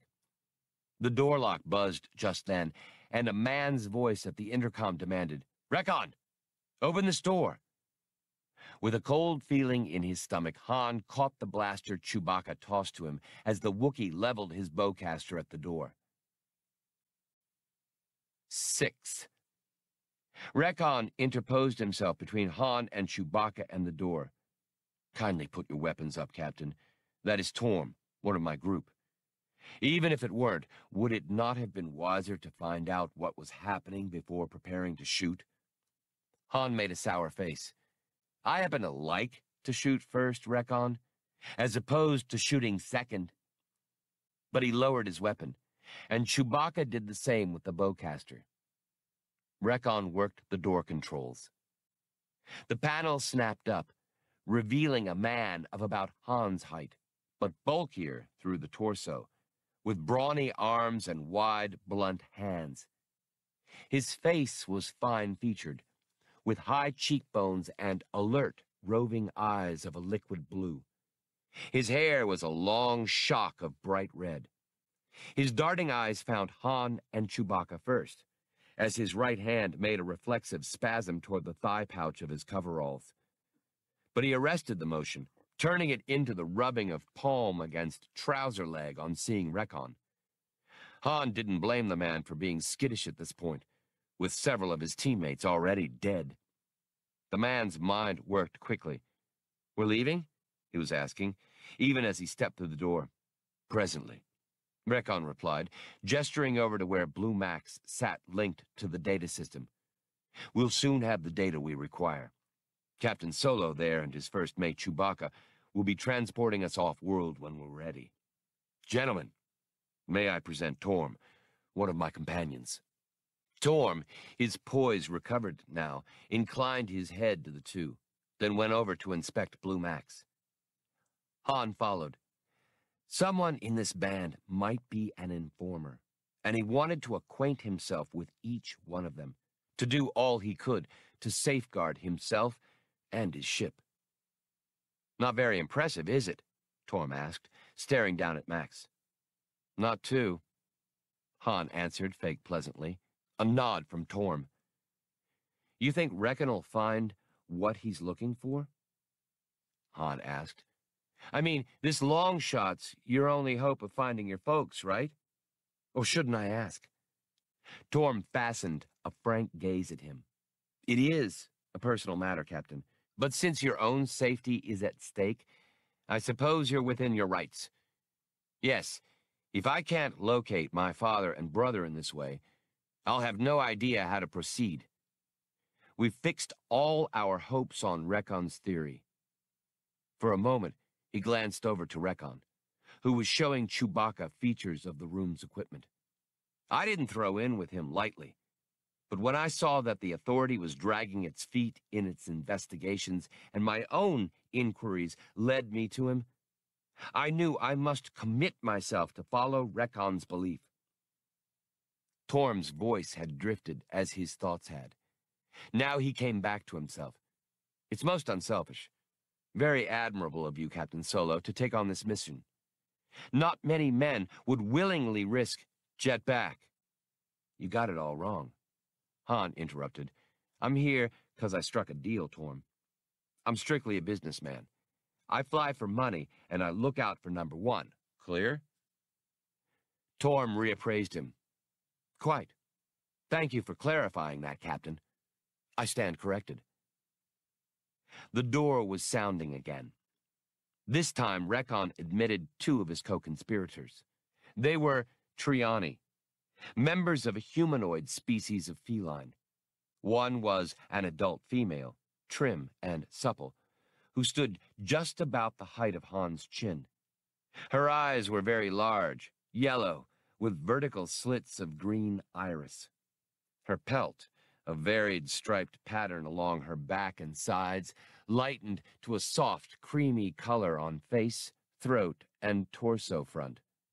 It tufted out to a thick mane around her head, neck, and shoulders.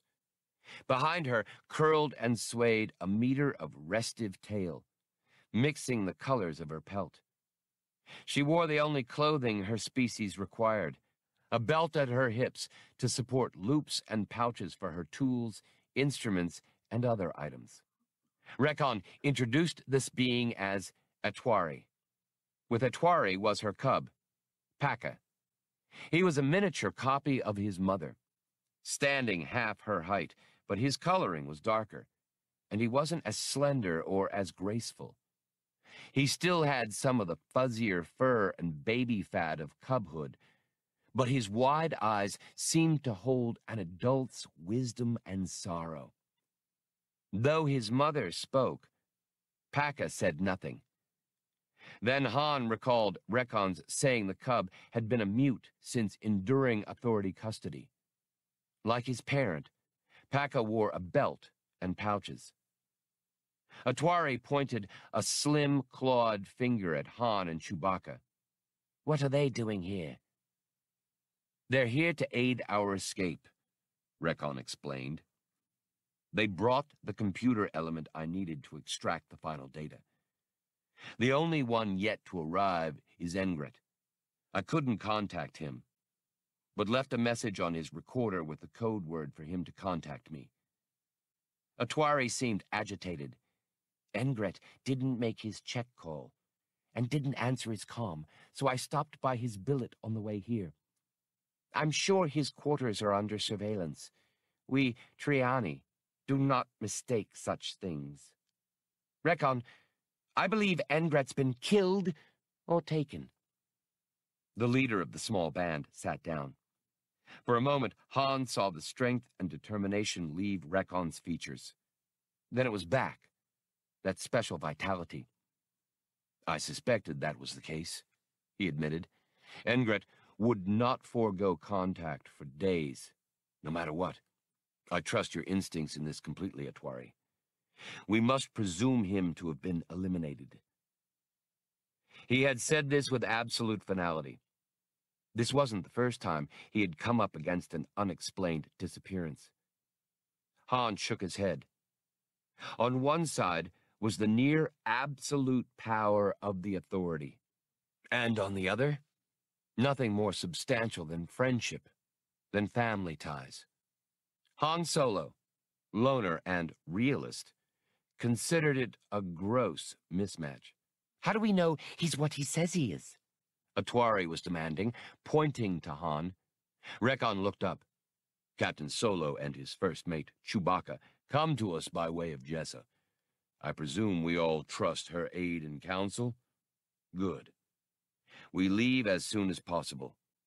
I'm afraid there'll be no time for luggage or arrangements, or comm calls, for any of us. Atwari took her cub's paw hand as Paka studied Han and Chewbacca silently.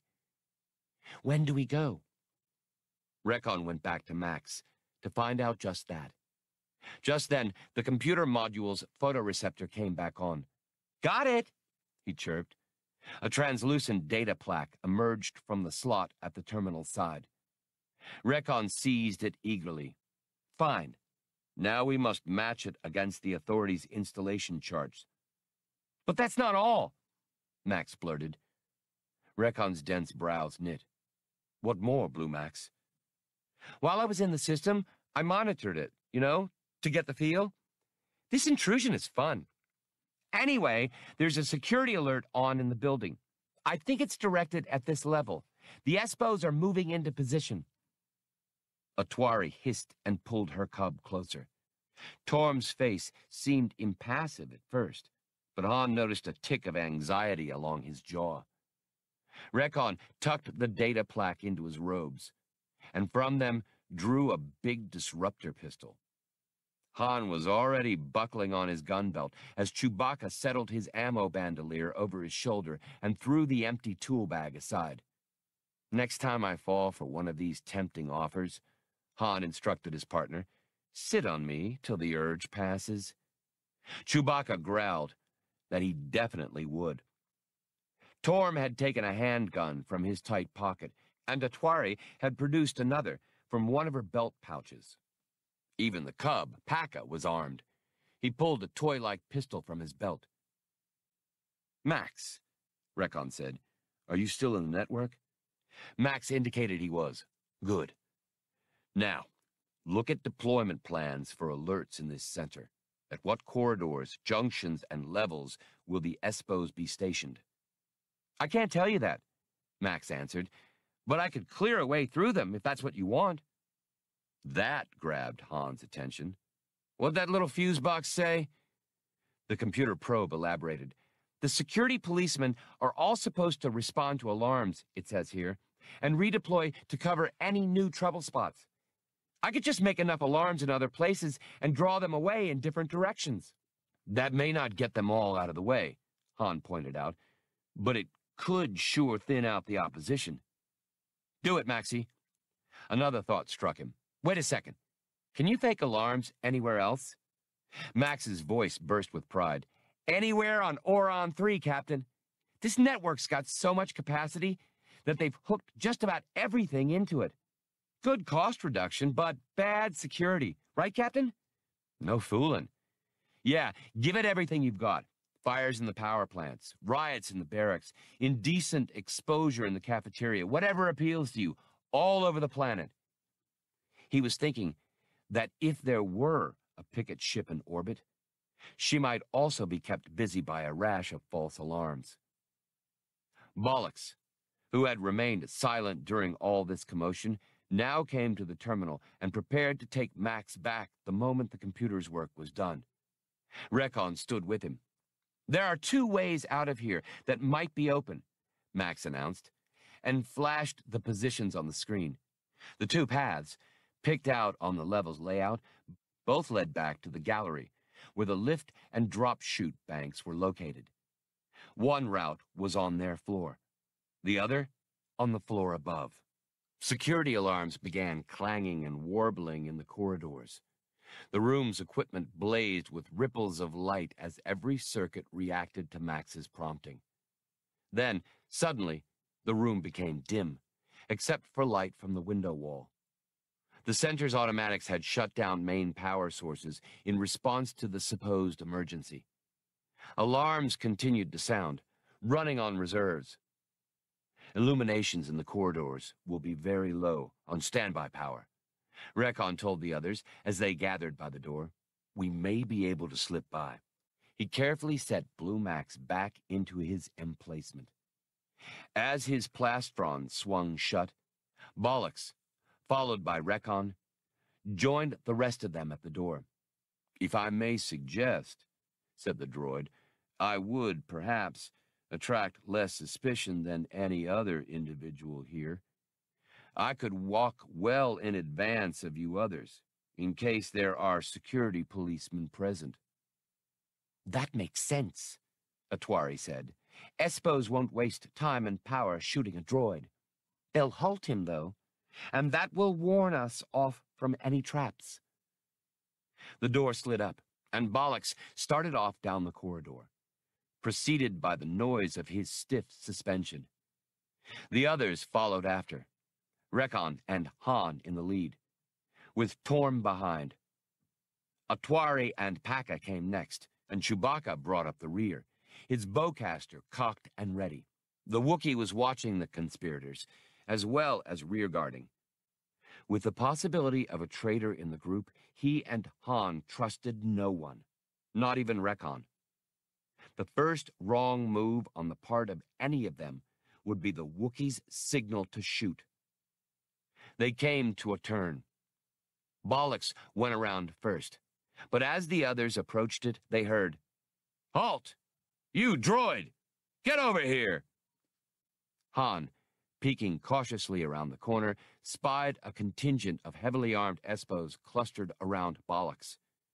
He picked up bits of the conversation, mostly questions about whether the droid had seen anyone else.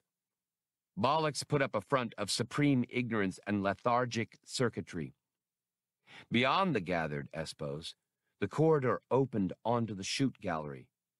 But it might just as well have been on the other side of the corporate sector.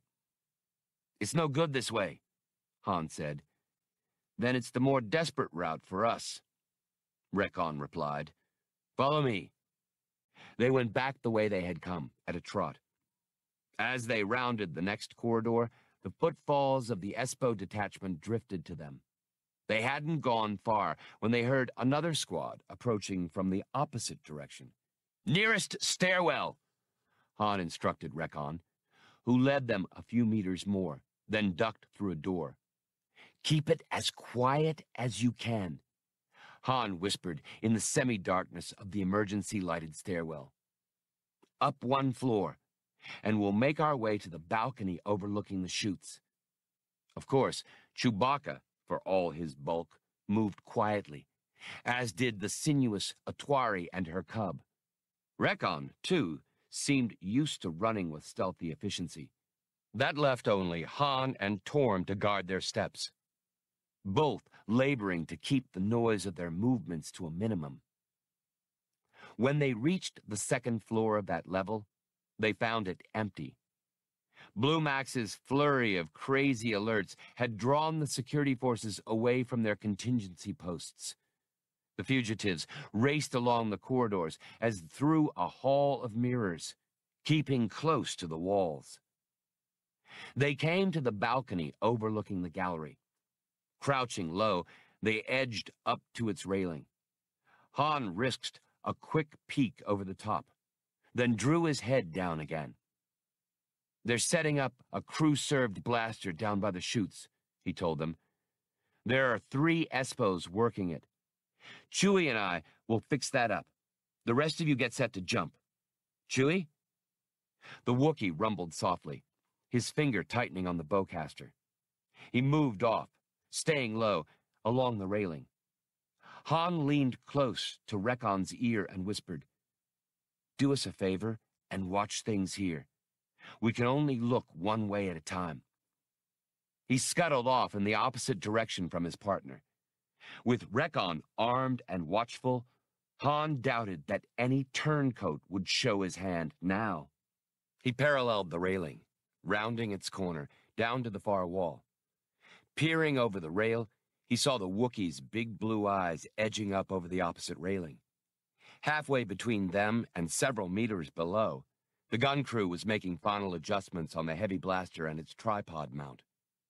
In a moment, they would be ready to activate the weapons deflector shield. Going after them would then become an almost hopeless venture, and the drop chutes would be inaccessible. Apprehension would be a matter of time. One of the Espos was bending even now to throw on the shield. Han stood, drew, fired. The man who had been about to activate the shield slumped, clasping a burned leg. But one of the others, with no regard for niceties like fire discipline, spun and sprayed a steady stream of destructive energy from a short riot gun. The riot gun's fire blasted material from the walls and railing. The Espos slewed the weapon around carelessly, searching for his target. Han was forced to duck back out of the way as the rain of energy lashed through the air, striking walls, ceiling, and most things in between. That innocent bystanders might have been hurt didn't seem to have entered into the Espo's calculations. But the Espo gave a cry and fell, his finger easing off the trigger, accompanied by the metallic twang of Chewbacca's bowcaster. Han looked over the rail again and saw the second man slumped over the first, brought down by one of the short quarrels from the Wookiee's weapon. Now Chewbacca stood, jacking the foregrip of his bowcaster down to recock it and strip another round off its magazine. The third gun crewman kicked the bodies of his fellows out of the way, while firing wildly with his pistol and yelling for help. Han shot him just as the Espo's hands were closing on the heavy blaster's grips. Chewbacca was already over the balcony railing. Han, straddling the railing on his side, called, "Recon, get him moving!" He pushed himself off. He missed his footing and fell to all fours, then raced to help his partner throw assorted Espos off the blaster cannon. Torm leaped down, landing lightly for all his weight, and Atwari came after him, all grace and form. Her cub launched himself off the rail, gathered his limbs and tail in for a somersault, and landed next to her. Atwari slapped him on his way, as if to say this was no place to show off, even for an acrobatic Triani. Last to come was Recon, moving skillfully, as if this were something he did all the time. Han wondered for a half-second about this versatile university don who never seemed to lose track of the problems at hand. In sending all the others ahead, Recon made sure no potential spy remained behind, to be tempted by an unguarded back. Torm stopped short of the drop chutes, luckily for him. "The fields have been shut off," he shouted. Recon and Atwari were with him in a moment, fumbling at the emergency panel beside the chute opening. Recon's sturdy fingers closed around the panel's grill, and he yanked it away without apparent effort. Calls and a general hubbub could be heard in the upper corridors. Hans squirmed himself down behind the blaster cannon, setting his feet on the pegs of its tripod, and switched on the deflector shield. "Heads up," he warned his companions. "The party's starting." The squad of Espos, wearing combat armor and carrying rifles and riot guns, burst out onto the balcony above, fanning out along the rail, and started firing down. Their bolts splashed in polychrome waves from the cannon's shield.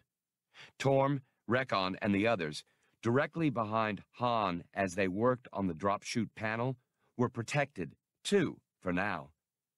Chewbacca stood behind his partner, firing his bowcaster whenever he had an opening.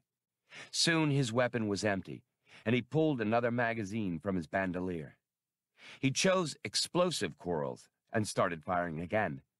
The detonations filled the gallery with smoke and thunder. Han had raised the cannon's snout to extreme elevation, and now he swept it across the railing. Heavy blaster charges flashed and crackled. Parts of the railing and the balcony's edge exploded, melted, or burst into flames. Several Espos were hit, falling to the floor below, and the rest backed hastily out of the line of fire, darting out to snap off a volley when they could, in a constant, determined exchange of shots. The firefight and its echoes, heat and smoke, enveloped the gallery. Han kept the Espos' heads down with long traverses of the cannon, letting go at the floor of the balcony, scoring the walls. The gallery heated up like a furnace from the energies unleashed. Red beams of annihilation bickered back and forth, and Han knew that the cannon's shield wouldn't hold out forever against constant fire from the riot guns and rifles.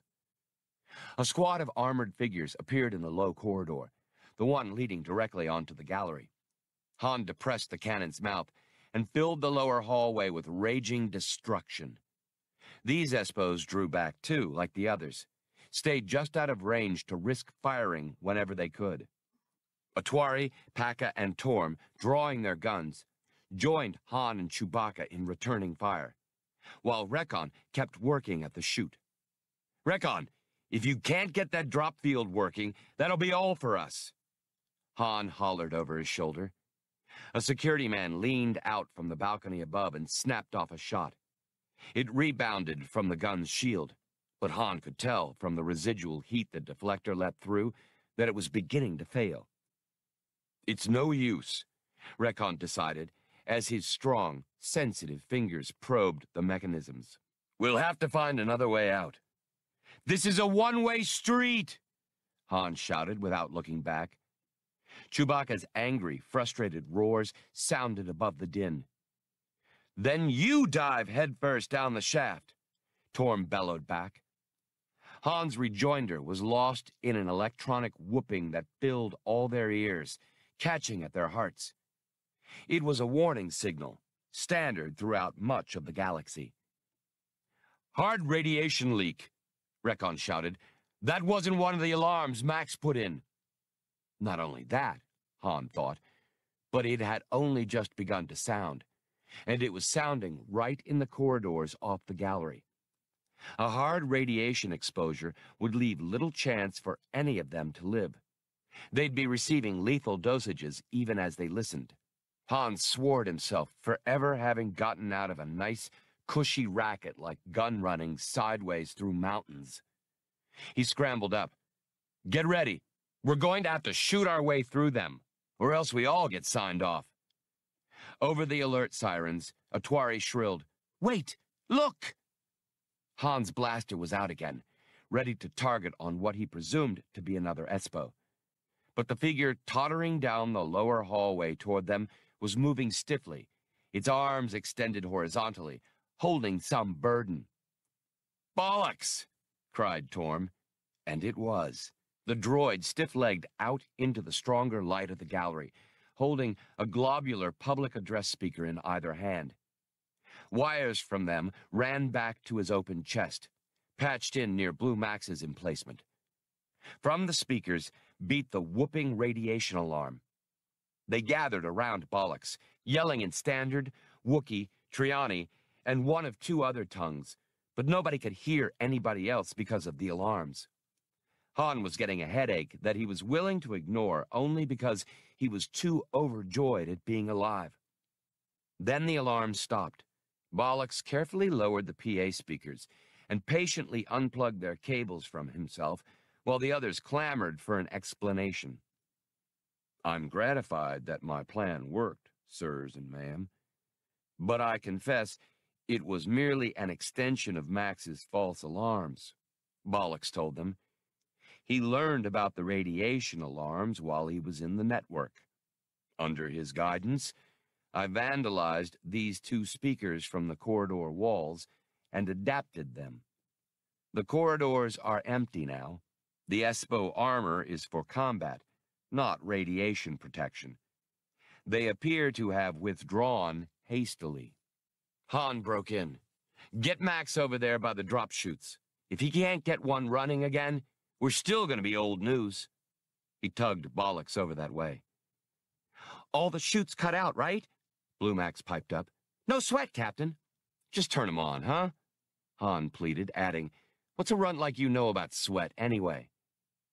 Bollocks's plastron swung wide as the droid approached the panel.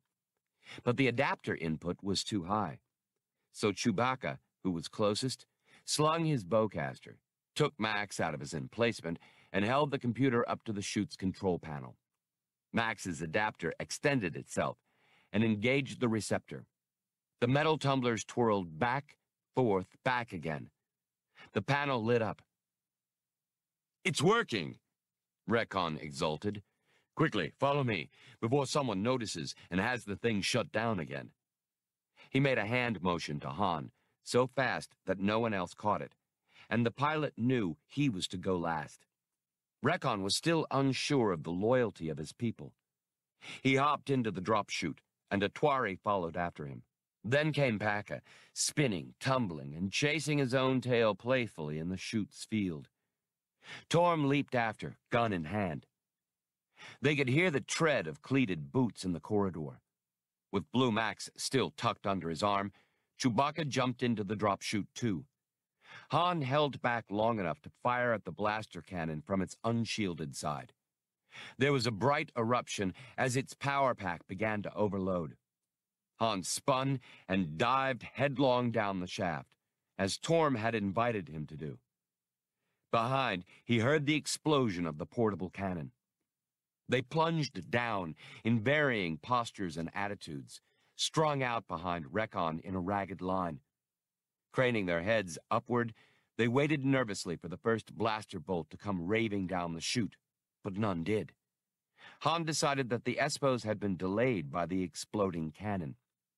He hoped it would take them a while to figure out that the drop chute was on, but feared that any moment would bring the stomach-wrenching fall, once the field was shut down again, that would plunge him, Chewie, all of them, to their deaths. They descended all the way to the garage levels. Rekon left the chute at last, beckoning them to do the same. They found themselves standing in a large parking area as alarms sounded off in the distance. "I thought there would be a flyer of some sort here," Rekon said sourly. "Worse luck." "We're not going back into that chute, and that's that," Han stated. "There's a ground skimmer. Let's take it," a Tuari suggested. They piled in, with Han taking the controls and Rekon next to him. Chewbacca sat back in the cargo bed with the others, keeping his back to his partner and his eyes on the others as he fit a new magazine into his bowcaster. Before the Wookiee could take time to return Max to Bollocks's chest, Han had thrown the skimmer into motion and shot away, barely making the turn onto the up-ramp, scarcely avoiding the wall. He kept the control stem's steering grips pushed forward, giving the skimmer all the acceleration she could safely stand, and a good deal more.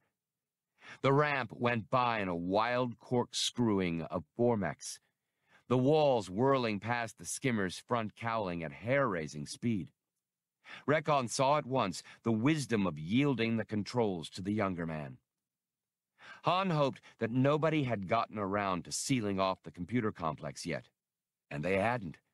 The security network was inundated with everything from reports of insurrection to drunken disorderly calls from the Executives Club, spread across the center and the face of Orron III. The skimmer left the garage like a missile out of a launch tube. In his haste, Han had departed through a door clearly marked entrance. A traffic monitoring scanner dutifully logged the skimmer's license number for a citation and mandatory court appearance. The skimmer tore through the city, guided partly by Rekon's instructions and partly by Han's instincts. Han left the city's edge behind in a blur, drilling a hole through the air down the fusion-formed road, as other traffic dodged and skidded hysterically away from him. He was glad he'd taken the time to orient himself on the spaceport while in Rekon's office. Since its cab was open, the wind plucked and tugged hard at everyone on the skimmer, ruffling hair, fur, and clothing alike, making conversation impossible as the passengers braced however and wherever they could. But rounding a turn in the last stretch approaching the spaceport, Han discovered that somebody somewhere in the bureaucracy had actually done a bit of thinking. The skimmer nearly crashed head-on into a roadblock. An Espo troop hover van parked across the roadway, its twin-mounted guns nosing for a target. Han jerked the controls hard, kicking the foot auxiliaries, and sent his small vehicle sailing off the road's surface. The engine sang with effort. The low-built skimmer slammed down among the rippling grain and raced off through it erratically. The tall grain, an Archon multinode hybrid, was so high that it instantly swallowed them up, hiding them from the startled Espos.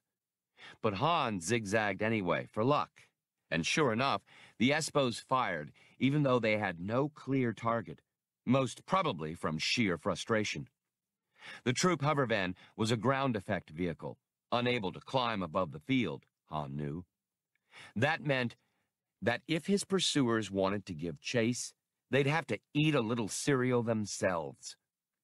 He had to stand up, poking his head above the windscreen as he drove, in a mostly unsuccessful attempt to see where he was going. The skimmer sliced through thick rows of hybrid grain, sending a spray of mangled plants and chaff back over and around it. Han slitted his eyes and tried to peer through the hurricane of vegetable matter as best he could, which wasn't very well. In moments, all of the skimmer's grill work and trim was decked with stalks of grain that had gotten lodged there, and the craft looked like a strange agricultural float. Chewbacca, standing and exhorting, reached forward over his partner's shoulder and pointed.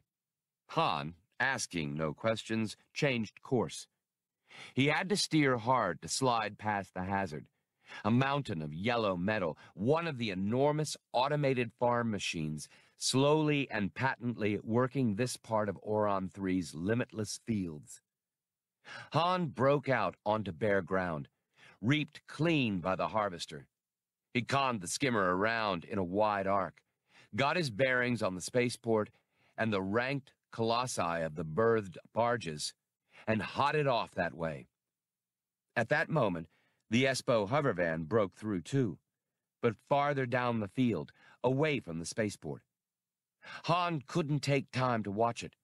Instead, he tried to throw enough twists and dodges into his course to keep them out of the Espo gunner's sights. Heavy blaster salvos scored around the skimmer, starting small fires smoldering among the stubble of shorn stalks. Han took the skimmer through a hairpin turn, trying to jump out of the line of fire, but the hovervan's twin-mounted guns scored closer and closer to starboard, making the shaven field erupt. He jammed the control stem back to port, but the Espo gunner, trying for a bracketing salvo, had outguessed him. The ground blew apart just beyond the skimmer's undercarriage. The skimmer jarred violently, its nose plowing at the rich soil, crumpling as the engine cowling was smashed and compressed. Smoke rolled from its engine compartment, and the little craft grounded, carving long scars in the crop stubble. Han, fighting to keep control, lost his grip on the control stem at the last moment, clipped his head on the windscreen, and was flung clear of the cab as it stopped short, ending up on his back. He watched the sky of Orron III, which appeared to be spinning, and wondered if his entire skeleton had actually been turned into confetti. That was just how he felt. "Everybody off," he announced woozily. "Baggage claim to your left." The others tumbled off the wrecked skimmer. Han found himself being lifted as easily as a child. Recon's dark fists were hoisting him by his vest. He was pleased to find himself more or less whole.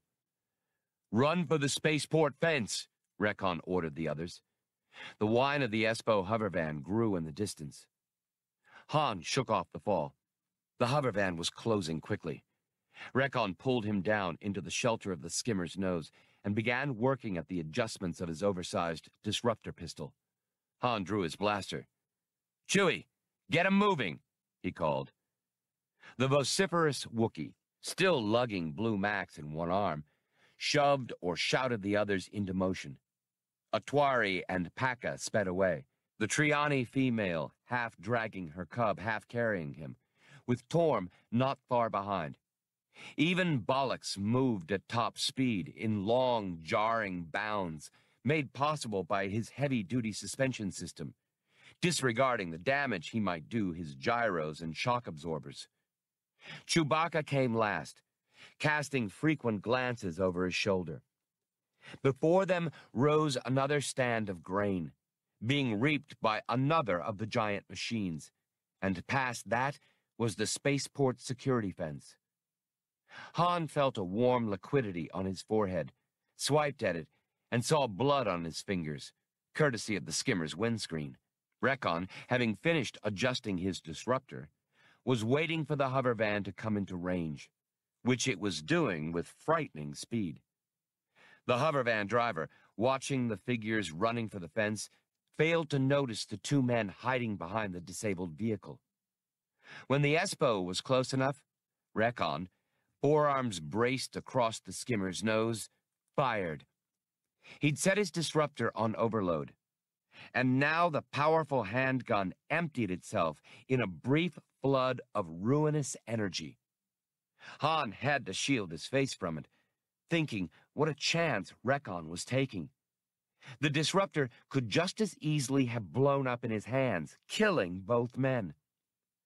But the jet of disruptor fire splashed across the hovervan's cowling and windshield. The Espo craft slid side on, spun once, and planed into the ground, plowing up a mound of soil before it. Han, lowering his hands, saw that the barrel of Recon's pistol was white-hot, and the scholar's face was sweating and seared. Recon tossed aside the useless pistol. "You must have taught in some tough damn schools," was Han's only comment as he struggled to his feet, preparing to run again. Recon, watching the overturned hovervan, didn't hear. Body-armored Espos were already stumbling from it, to continue the pursuit on foot. The twin-gun mount, twisted underneath the vehicle, was useless. Recon, backing away a step or two, said, "The moment has come for our departure, Captain Solo." Han pegged a couple of shots at the Espos. The range was long, but they still hit the dirt. Then he put his head down and pounded off behind Recon, wondering if the Espos could get into range before the fugitives made the fence and somehow got over, under, or through it. All things considered, the smart money appeared to be with the Espos, he conceded. For long moments, all he did was race after Recon's flying sandals and wait for a blaster bolt to fry his shoulder blades. Then he raised his head, gulping breath. The monstrous harvester was working its way back down the rows of grain, its gaping maw cutting down a swatch 20 meters wide, pouring the grain into a tandem load carrier. Han and Recon cut wide around it, and Han scanned the terrain in front of him. He spotted figures thrashing through the stalks, but could make none of them out. A shot kicked up dirt and flamed off to the left, proof that the Espos were gaining. Han and Recon dodged right to put the enormous agri-robot between themselves and their pursuers. Then they were shoving, running, tearing through a world of golden red stalks, occasionally spying one of their companions in the distance. Han dug his heels in, sliding to a stop. Recon, who'd come abreast of him, caught the movement and halted too. Both of them panted hard as Han demanded, "Where's Chewie?" "Ahead of us, to the side. Who can tell in this field?" "He's not. He's the only one who'd be easy to spot, even here." Han straightened, his side aching. "That means he's back there." He shagged back the way he'd come, ignoring Recon's cries. When he broke into the open again, he saw at once what had happened. Chewbacca had realized the Espos stood a good chance of overtaking his companions before they could make it to the spaceport and get past the fence.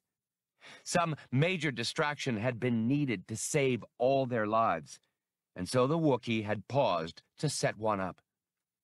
As Han cried out for him to come back, Chewbacca, his bowcaster slung over his shoulder and Blue Max under his long arm, pulled himself up the side of the giant harvester as the machine went on its pre-programmed way. The harvester had already borne the Wookiee most of the way back toward the Espos. He finished climbing the last few feet, reaching the top of the agri-robot, where its control center was situated. Chewbacca began tugging and heaving at the protective cover over the controls. It was a durable industrial design and resisted him. Han and Recon watched as Chewbacca seated himself for better leverage, then applied all his strength in a tremendous effort. The cover popped loose, and the Wookiee threw it aside. He began working furiously, uncoupling hookups and moving components around in order to make room for Blue Max. There was no way he could hear Han's hoarse shouts over the noise of the harvester and the distance, and no way could the Wookiee see, from his position, the three Espos who had managed to catch hold of one of the maintenance ladders and clamber after him. Han was too far away to shoot. The Espos swarmed quickly upward. The huge harvester gave a lurch, then went through a series of disturbed tremors, as Blue Max usurped control of it and tried his touch. Just as the Espos, having worked their way to the top of the ladder, leveled their weapons at Chewbacca's spine, the harvester gave the most violent shudder of all. One Espo nearly fell, and must have yelled, because the Wookiee's head snapped around just as the three crouched to keep from being dislodged. Chewbacca's bowcaster shot exploded against one man's chest, flinging him backward to roll off the harvester's side.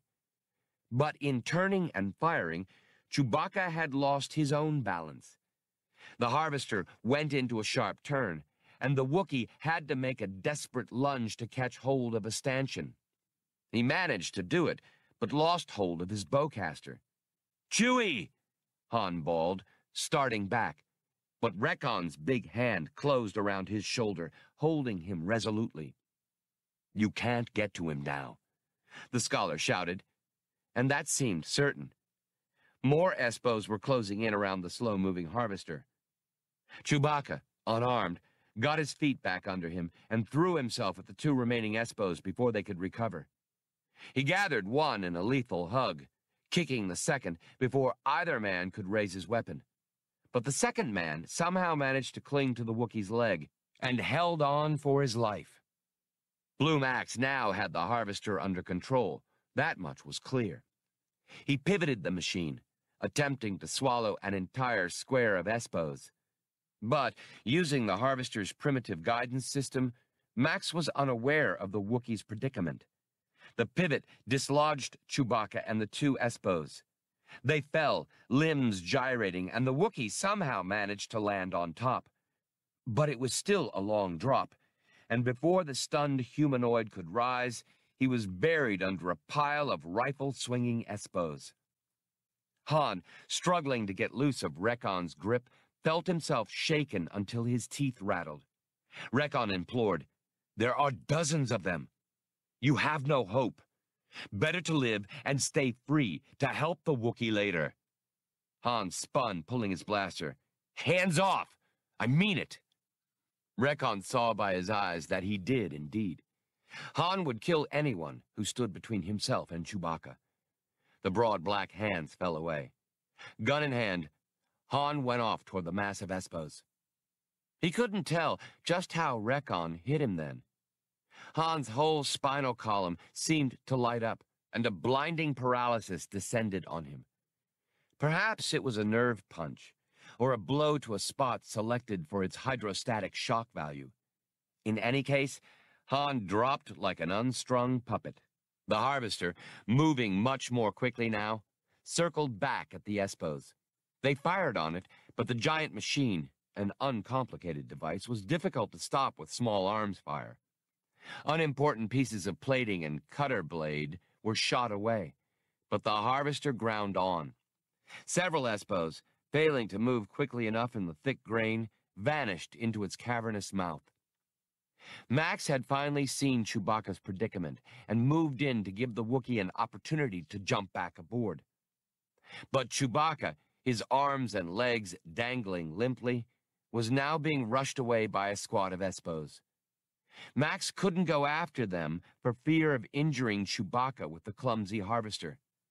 Moreover, the Espos' fire was becoming more concentrated. Blue Max wished desperately that Bollocks were there to tell him what to do. The computer didn't feel that he'd been operative long enough to make decisions like this one. But with no other apparent option, Max recognized that he must go join the others. He headed the ponderous harvester around, cut out its speed governor, and gunned it for all it was worth. Han only dimly felt Recon hoist him up on one shoulder. He could hardly focus his eyes. But as Max came past, Recon took a pair of wide steps, propelled himself into the air, and caught a foothold at the harvester's side. He pulled himself up a short ladder and deposited Han on a narrow catwalk. Somehow, Han managed to lift his head. He could make out, through the machine's rough ride and the distance, the knot of Espos bearing his friend away, a prisoner. Han clawed at the metal under him to throw himself off the machine, to go back. Rekon was on him instantly, pinning his arms with a strength and an intensity that were frightening. "He's my friend!" Han grimaced, writhing. Rekon shook him once more, with more emphasis than violence. "Then help your friend," urged the rich basso voice. "Face hard fact. You must save yourself to save him, and not throw both lives away." The giant, imprisoning strength retreated, and Han was left enervated, knowing Rekon was right. Holding the catwalk railing, he stopped staring at the indistinguishable specks of Chewbacca and the Espos. He lowered his eyes disconsolately. Chewie. 7. As he overtook each of the escapees in turn, Max slowed the harvester just enough for them to board. First was Bollocks, who had fallen behind the others despite his best efforts. He made a last bound with a deep sproing from his suspension, found a servo grip hold, and drew himself aboard. Then came Torm, who, pacing the harvester, made an athletically skillful mount. Lastly, Atwari and Paka came aboard, the cub clinging to his mother's tail. Blue Max accelerated for the spaceport perimeter. Rekon still held Han to the catwalk, but now it was to make sure he wouldn't fall. "Captain, you must accept that there's no more you can do here. Your chances of getting to Chewbacca here on Orron III are vanishing small. And, more to the point, it's doubtful he'll be here for long. Surely he'll be taken for interrogation just like the others. Our mission is yours now. It's nearly certain the Wookiee will be put in with the rest of the authority's special enemies." Han wiped blood from his forehead, pulled himself upright, and began climbing a maintenance ladder. "Where are you going?" Rekon demanded. "Someone has to tell Max where he's going," Han answered. The spaceport was guarded by a security fence of fine mesh, 10 meters high, carrying a lethal charge maintained by transmitting posts along its length. An unprotected man, or even an armored one, would stand no chance of making it through. But the harvester offered a special form of protection. "Everybody get to a catwalk," Rekon called. "Stand on the insulated strips." His various companions, Han included, rushed for positions, bracing their feet on the thick runners of insulation on the mechanics' catwalks. The harvester hit the field area as Max threw his cutter blades into motion again. Defensive energy spat and spattered all around the agri-robot, discharging across its bow in skittering strands. Then the fence was torn apart by the harvester's blades. A 20-meter length of it ripped loose and engulfed. The defensive field faded along that part of the fence, its continuity broken. Whereupon the giant machine churned out onto the flat, press-bonded landing area. Han hauled himself up and looked down at Max, nestled in the control niche. "Can you program this crate so it'll run without you?" The computer probe's photoreceptor swiveled around, coming up to bear on him. "That's what it's built to do. But it'll remember only simple things, Captain. For a machine, it's pretty dumb." Han weighed his suspicions, presumptions, and a knowledge of security procedures. "They'll be rushing their men to the passenger ship end of the port. They won't think the barges are any good to us. But they'll certainly be looking for this tub, Max. Set it up so it'll give us a few seconds to get clear, then head itself down toward the main port area." To the others he called, "Checkout time! Everybody pound ground!" From Blue Max came low buzzes, beeps, and wonks of his labors. Then he announced, "Done, Captain, but we better get off right now." Han reached down as Max disengaged himself from the harvester's controls, pulled free the connector jacks Chewbacca had inserted, and lifted the computer out of the niche. There was a carrying strap in a recessed groove on Max's top. Han pulled it out and slung Max over his shoulder. When he reached the ground, Rekon and the others were already there. They all stepped back as the harvester ground into motion again, wheeled promptly, and tore off between rows of barges. From the harvester, Han had already spotted, not far away, the barge shell concealing the Millennium Falcon. He handed Blue Max back to Bollocks and started for his ship at a dead run, with the rest keeping up as best they could. The outer hatch, the makeshift one, wasn't dogged, of course. He pushed it aside, palmed the ramp and inner hatch open. Then he dashed to the cockpit and began swiping at controls, bringing his ship back to life, yelling, "Rekon, say the word the second everybody's on board and hang on to your heirlooms." He pulled on his headset and deserted all caution, thinking, hell with pre-flight. He brought the barge's engines up to full all at once, and simply hoped they wouldn't blow or dummy out on liftoff. His best hope lay in the nature of bureaucracy. Somewhere back in the fields, the ESPO detachment commander was trying to explain to his superior what had happened. That man, in turn, would have to contact port security and give them the rundown. Given a creaky enough chain of command, the Falcon still stood a chance. Han pulled on his flight gloves and ran through his preparations with a sharp feeling of incompleteness. He was used to dividing the tasks with Chewbacca, and each detail of the liftoff drove home the fact that his friend wasn't there. He checked the barge's readouts and swore several of his choicer curses. Bollocks, stumping into the cockpit to relay Rekon's words that all was secure, added, "What's wrong, Captain?" "The motherless barge is what's wrong. Some overeager authority expediter filled it up already." The instruments proved it. Several 100,000 metric tons of grain were stowed in the barge's vast shell. There went Han's plan for a rapid ascent. "But, sir," Bollocks asked in his unhurried speech pattern, "can't you release the barge shell?" "If the explosive releases worked, and if I didn't damage the Falcon, I'd still have to get above the port's close proximity defenses and maybe a picket ship." He turned and yelled back down the passageway, "Rekon, get somebody in those gun turrets. We may have to stand tall." Han could operate the ship's top and belly turrets by means of servos from the cockpit, but remote control was a poor substitute for sentient gunners. "And screw your navels in. We go in 20 seconds. He fumed over the fact that the barge's engines took so much longer to heat up than the Falcon's. Port control, having noticed that the barge was preparing to lift, began transmitting to what it still presumed to be a robotized ship orders to abort liftoff. Han hit the overrides and had the barge's computer answer by acknowledging clearance as if it had received permission to go.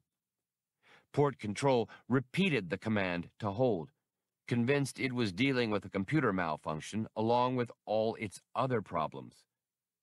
Han brought the engines up. The barge wallowed up from its pit, bending aside the boarding gantry, ignoring all directions to do otherwise. As his radius of vision increased with altitude, Han spied the abandoned harvester. It was halfway to the other end of the giant port, surrounded by ESPO hovervans, skimmers, and self-propelled artillery. The harvester had been partially disabled, but still obeyed its present programming mindlessly, trying to grind forward. As Han watched, a cannonade from all sides stopped the huge machine for good, gouging large chunks from it, turning most of the harvester's lower chassis into wreckage. Someone no longer cared whether prisoners were taken or not. The harvester's power plant went up in a fireball, and the harvester split in half with a force that rocked the ESPO field pieces back. As the barge rose higher, responding sluggishly under its burden of cargo, ignoring chatter from the port control, Han saw the place where Chewbacca had been captured. Other Espo vehicles were gathered near the wreck of the Hoveran. Han couldn't tell whether his partner was there or had already been taken away, but the fields were crawling with security police, like a pestilence among the golden-red grain, searching for possible stragglers. Rekon had been right. Going back would have spelled certain disaster.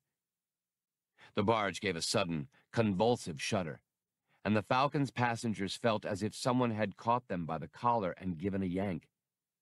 With an ominous feeling, Han punched up the rear screens. Bollocks, having nearly fallen, lowered himself into the navigator's chair, inquiring what was wrong. Han ignored him. It had been a picket ship, in transpolar orbit, that he and Chewbacca had picked up just prior to landing.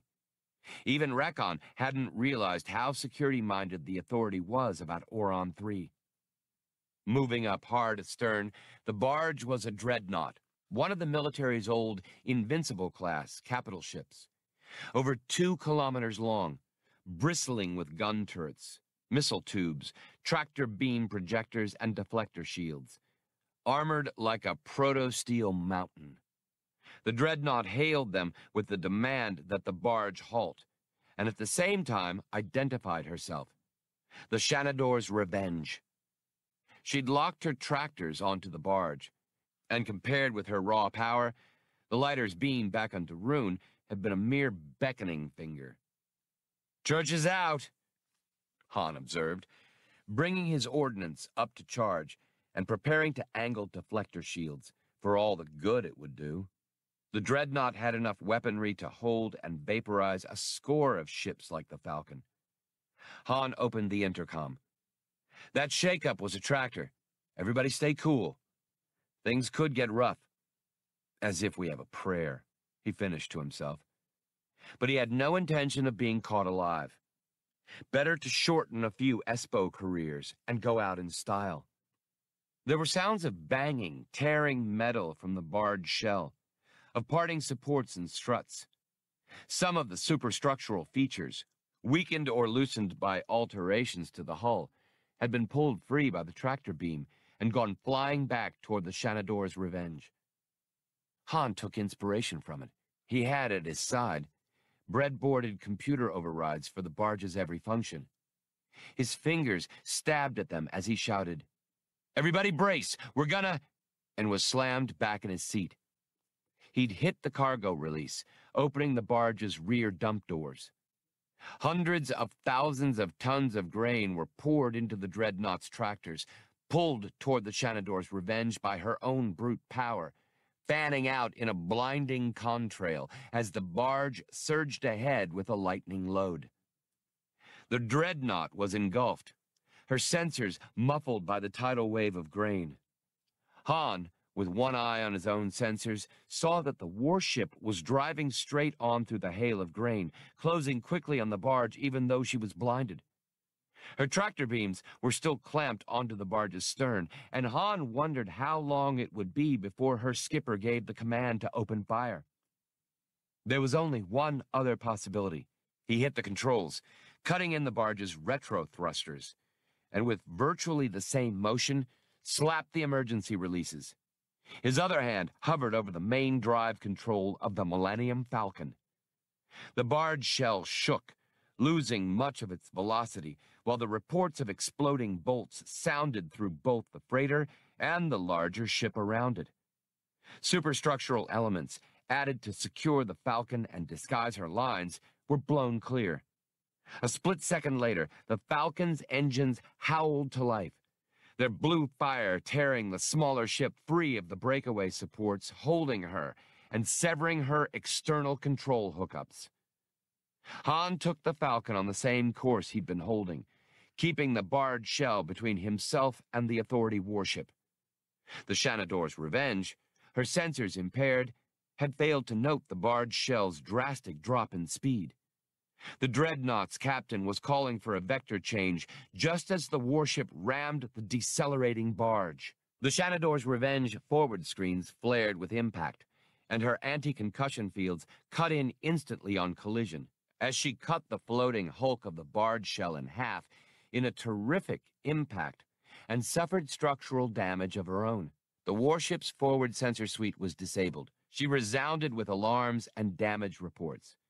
Airtight doors began booming shut automatically, triggered by decompressive hull ruptures. The Millennium Falcon was clawing for the upper atmosphere.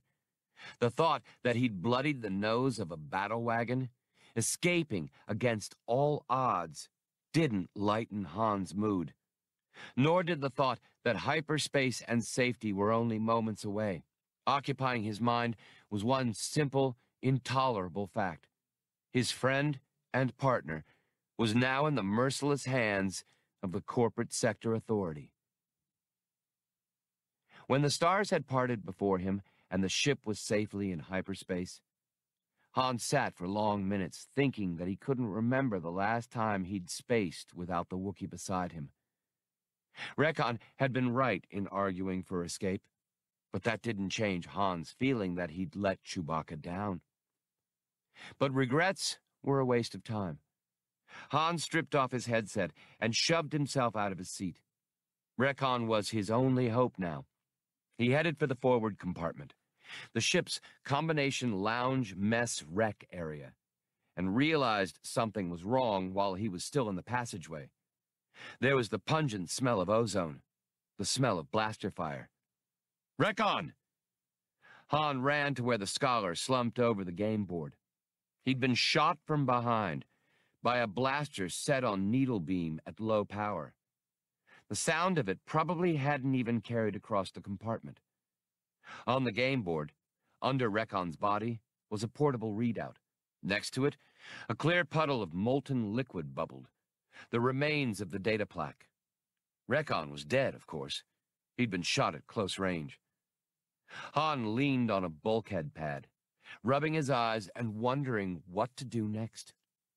Rekon had been his sole hope for rescuing Chewbacca and for getting himself out of this insane jam. With Rekon dead, the hard-won information gone, and at least one traitor murderer on board, Han felt alone for one of the few times in his life. His blaster was in his hand, but there was no one else in the compartment or in the passageway. A clattering on the rungs of the main ladder well. Han ran to it just as Torm came climbing up from the Falcon's belly turret. As he came up, Torm found himself staring into the muzzle of Han's gun. "Just give over your pistol, Torm. Keep your right hand on the rung and do it with your left. Easy. Don't make a mistake. It'd be your one and only."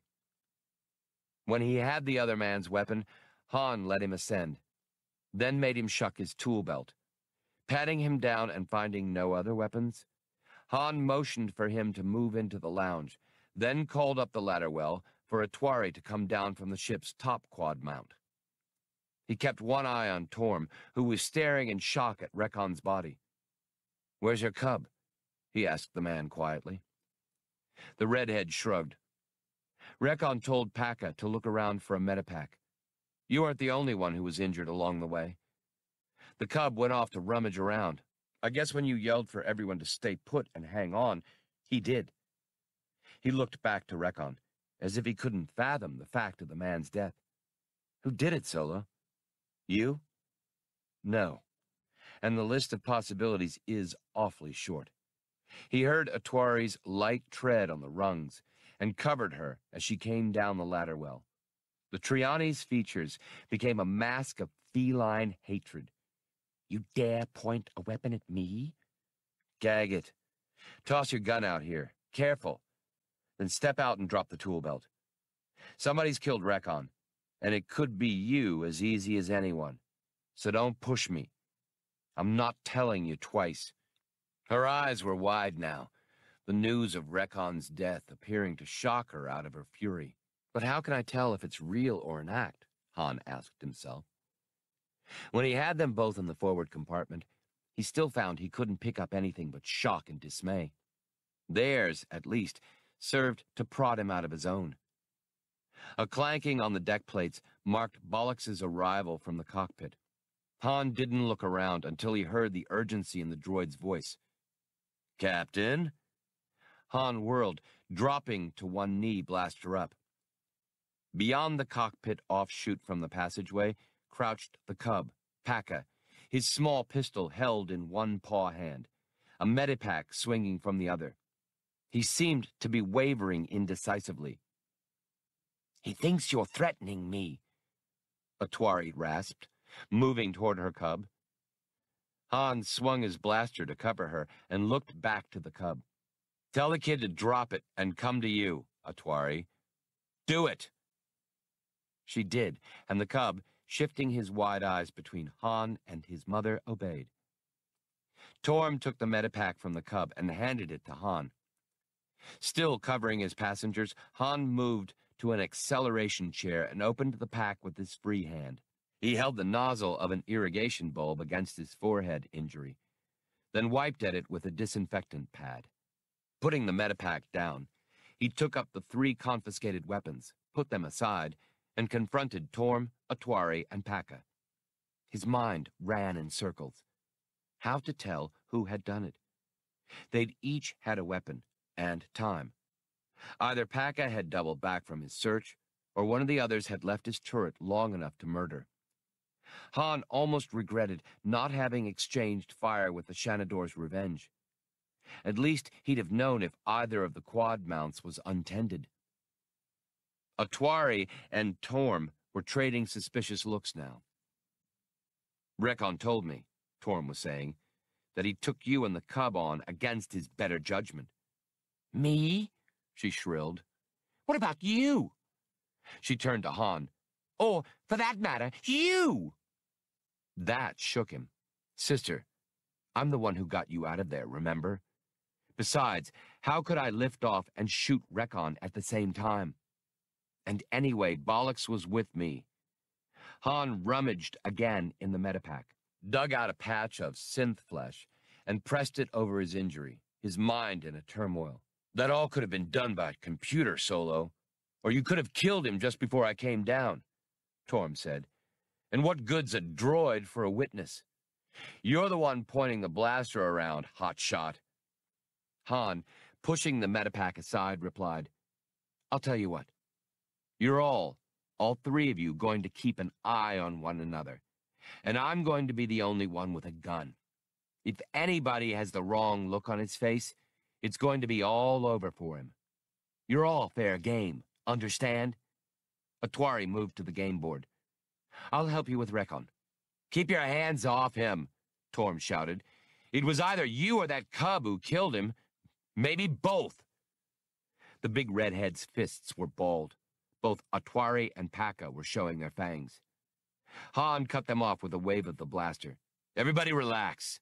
I'll take care of Rekon. Bollocks can help. The 3 of you move down to that cargo hold off the main passageway." He stifled their objections with a motion of the gun's muzzle. First Torm, then the 2 Triani began to move. Han stood to one side as they filed into the empty hold.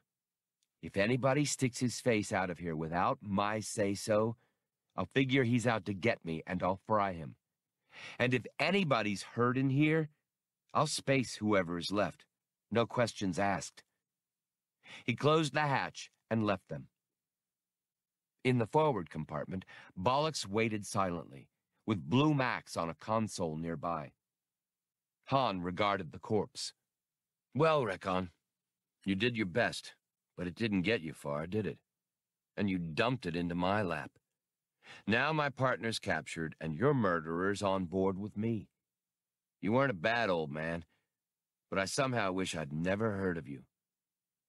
Han picked up one heavy arm, dragging at the corpse. "Bollocks, you get ready to take the other side."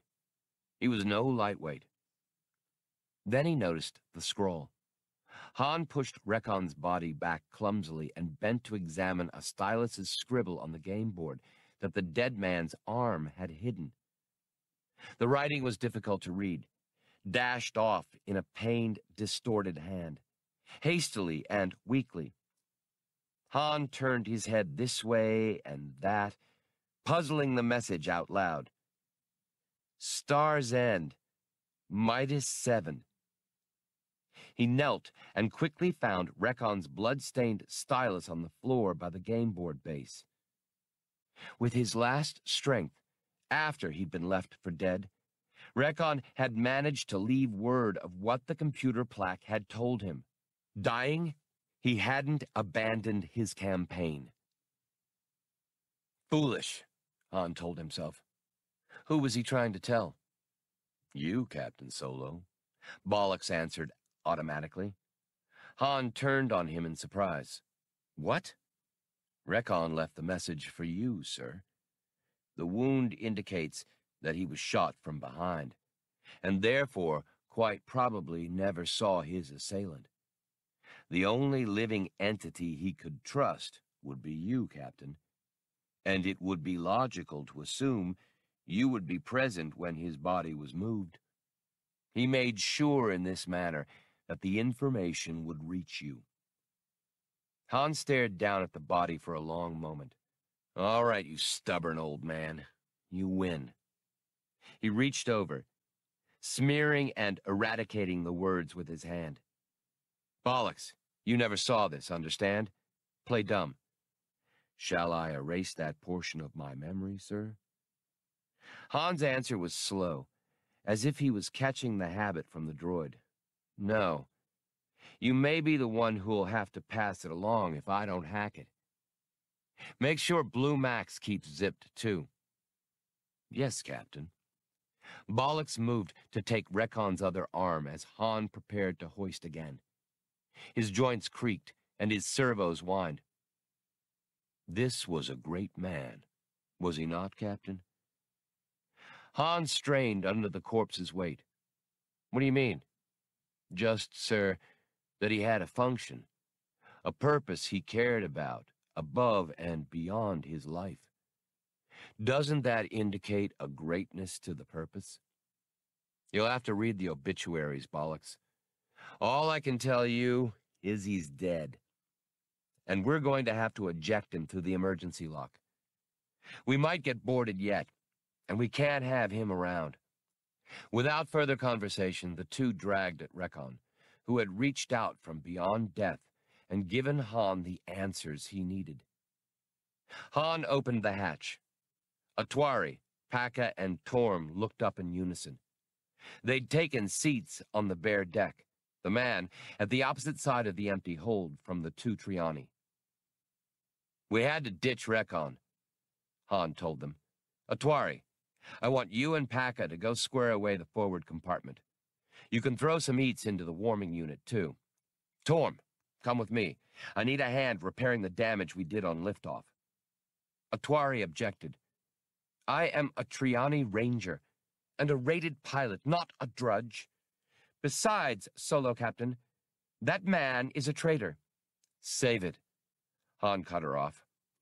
I've locked up all the other weapons in the ship, including Chewie's other bowcaster.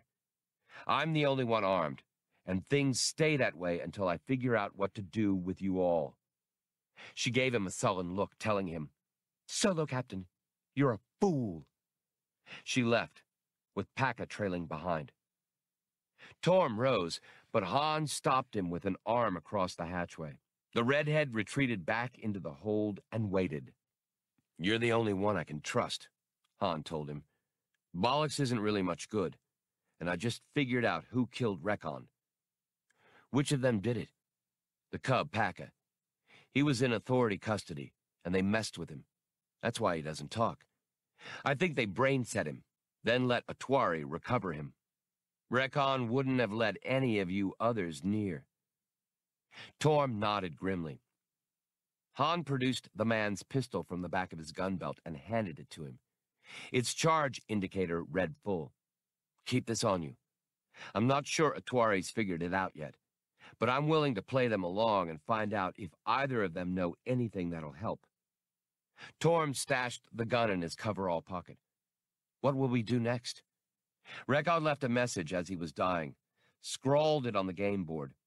The authority's keeping its special prisoners at something called Star's End, on Midas 6. After we've checked the ship over, we'll gather in the forward compartment and run down everything we've got in files and computers on it. Maybe Paka or Atwari will let something slip then. When the light damage suffered by the Millennium Falcon in her breakout from Orron III had been repaired insofar as was possible, the ship's complement gathered in the forward compartment. Han had brought 4 portable readouts. He gave one to each of the others and took one himself.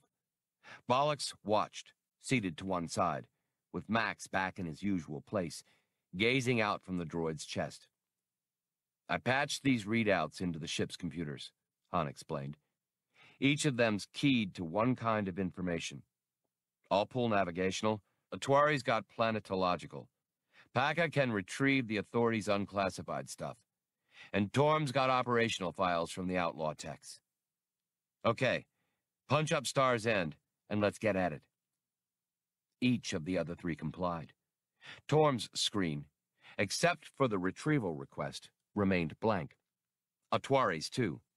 She looked up, as they all did, to see Han scan his own readout. Your portables aren't hooked up to anything, he told them. Only mine. Atwari, show Torm your screen. Dubious, she still did as he asked, turning her readout so that the redhead could see it. On her screen was the simple retrieval request, -8. Yours too, Paka, Han bade the cub.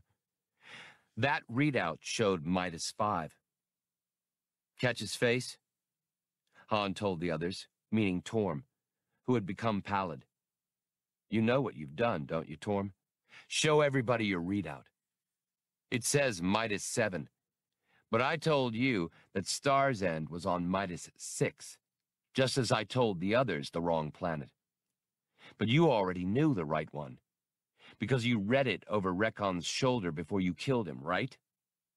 His voice lost its false lightness. I said right, traitor? Torm jumped to his feet with impressive speed, gun drawn. Atwari pulled hers out, too, and pointed it at him. But neither Torm's shot at Han nor Atwari's at him worked. 2 malfunctions? Han inquired innocently, unlimbering the blaster at his side. I bet you mine works, Torm. Torm heaved his pistol wildly. Han reacted with a star pilot's reflexes, slapping the gun out of midair with his left hand.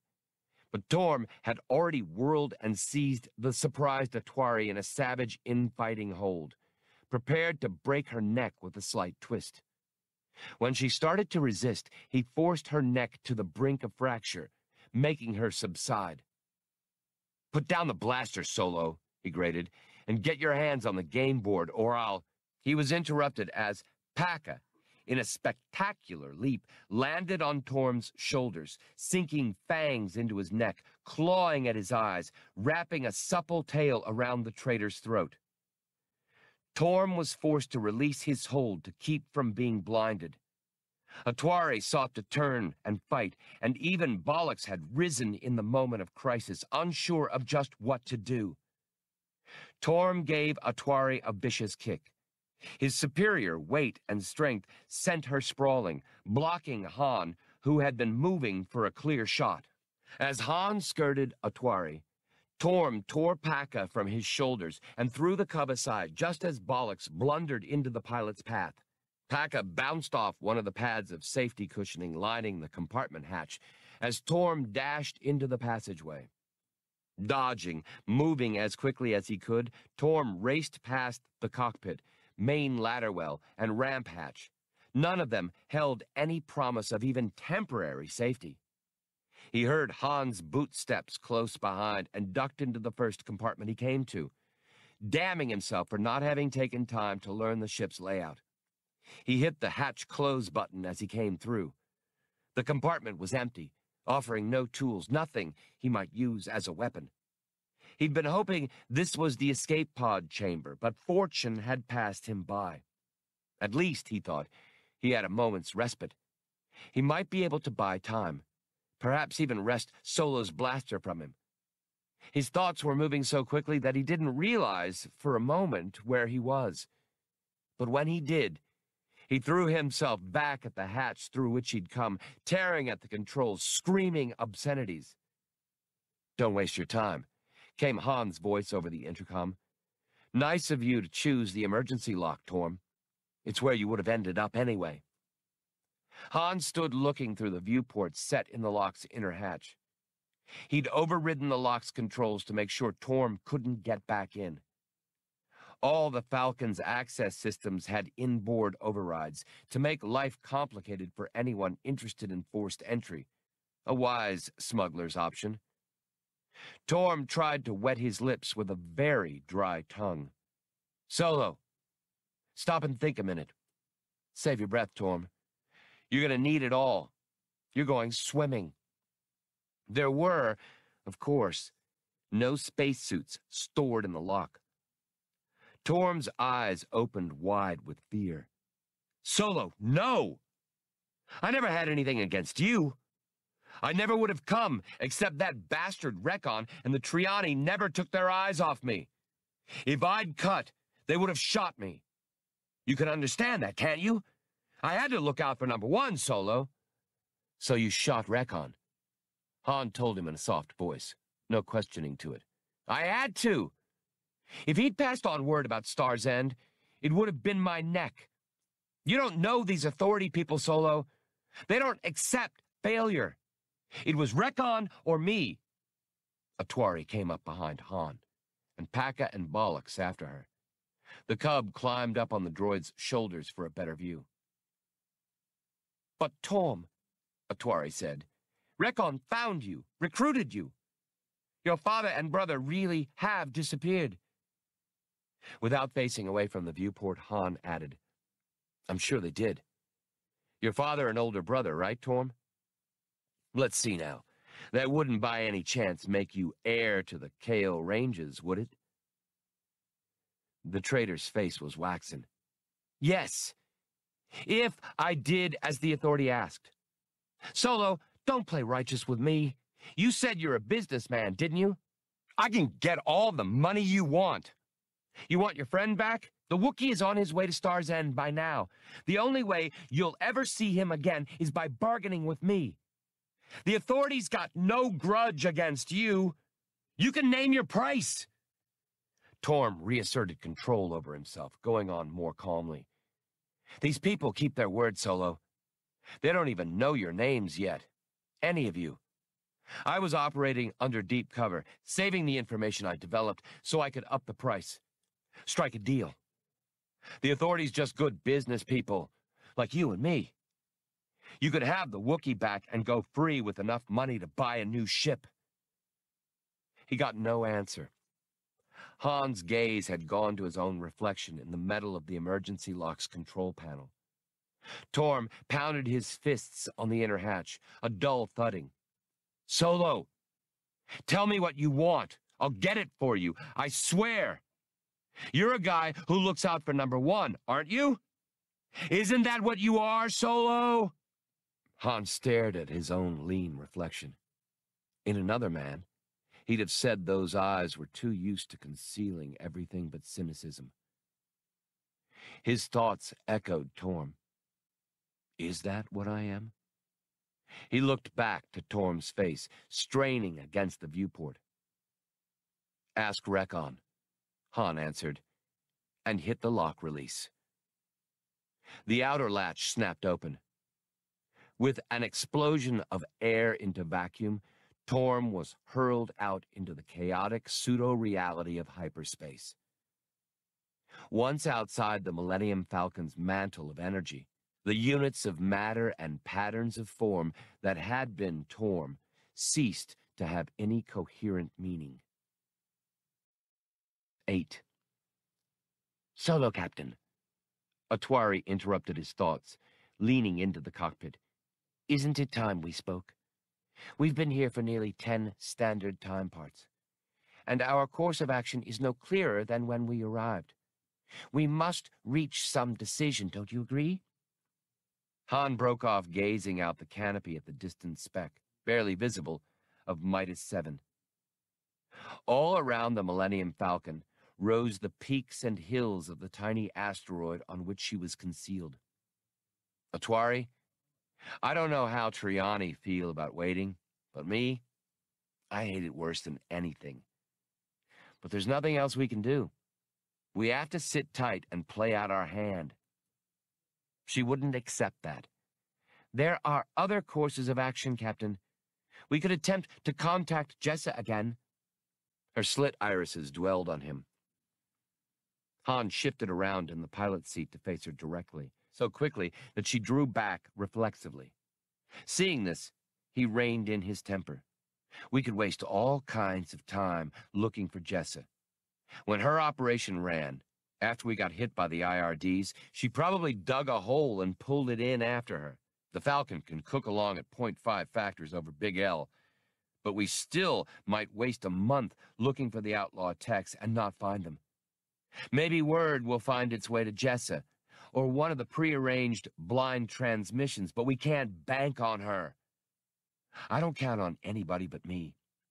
If I have to bust Chewie out of there alone, I'll do it. Some of the tension left her. You aren't alone, Solo Captain. My mate is there at Star's End, too. Your fight is Atwari's. She extended a slim, sharp-clawed hand. But come now. Take some food. Staring at Midas 7 cannot help and may be distracting us from solutions. He pushed himself up out of the seat, taking one more look at the distant planet. Midas 7 was a worthless rock, as worlds went, revolving around a small, unexceptional sun at the end of the wisp of stars that was the corporate sector. Star's End, indeed. There'd be scant danger of anyone's happening on the authorities' secret prison facility here, unless he came looking for it specifically. Since Midas 7 had been listed in the charts as being at the outermost edge of its solar system, Han had broken into normal space nearly 10 standard time parts before, deep in interstellar space, far out of sensor range. He'd come in from the opposite side of the system, entering a thick asteroid belt halfway between Midas 7 and its sun, and hunted up what he'd wanted, this jagged hunk of stone. Using his starship's engines and tractors, he'd brought the asteroid onto a new course, one that would allow him to take a long-range peek at Star's End, sure that no one there would notice the slightly unusual behavior of one tiny mote in the uncharted asteroid belt. He'd spent most of his time monitoring the planet's communications, studying it by sensors, and watching the occasional ship come and go. Monitored commo traffic had told him nothing. Most of it had been encrypted in codes that had resisted his computer's analyses. Plain text messages had been either mundane or meaningless, and Han suspected that at least some of them had been sent strictly for appearance's sake, to make Star's End look like an ordinary, if remote, authority installation. Now he trailed Atwari into the forward compartment. Bollocks was seated near the game board, his plastron open. Paca was stalking a jetting remote back and forth. The remote, a small globe powered by magnetic fields and repulsor power, turned, dove, climbed, and dodged unpredictably. The cub hunted it with tail twitching and quivering, obviously enjoying the game. The remote eluded him time and again, demonstrating more than its usual maneuverability. As Han watched, Paca nearly caught the globe, but it evaded his pounce at the last second. Han looked to the droid. Bollocks, are you directing that remote? The red photoreceptors trained on him. No, Captain. Max is sending information pulses to it. He's much better at anticipation and dictating random factors than I, sir. Random factors are extremely difficult concepts.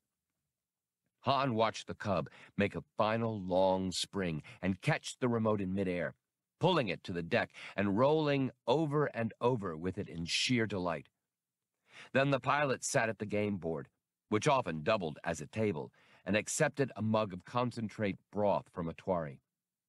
They had used up fresh supplies several time parts before, and were now sustaining themselves on the Falcon's ample, if bland, emergency rations. "There have been no new developments, Captain?" Bollocks asked. Han presumed the droid already knew the answer, and had asked only out of a sort of programmed conversational courtesy. Bollocks had turned out to be an entertaining shipmate, who could spin hours of tales and accounts of his long years' work and the many worlds he'd seen. He also had a repertoire of jokes programmed into him by a former owner, and an absolutely deadpan delivery. "Zero, Bollocks. Absolutely zilch." "May I suggest, sir, that you assemble all available information in sum?" Recapping it. "Among sentient life forms, new ideas sometimes emerge that way, I have noticed." "I bet. After all, aren't most decrepit labor droids armchair philosophers?" Han put his mug down, rubbing his jaw thoughtfully. "Anyway, there isn't much to tote up. We're on our own." "Are you sure there's no other resource?" Max chirped. "Don't start that again, Low Pockets," Han warned.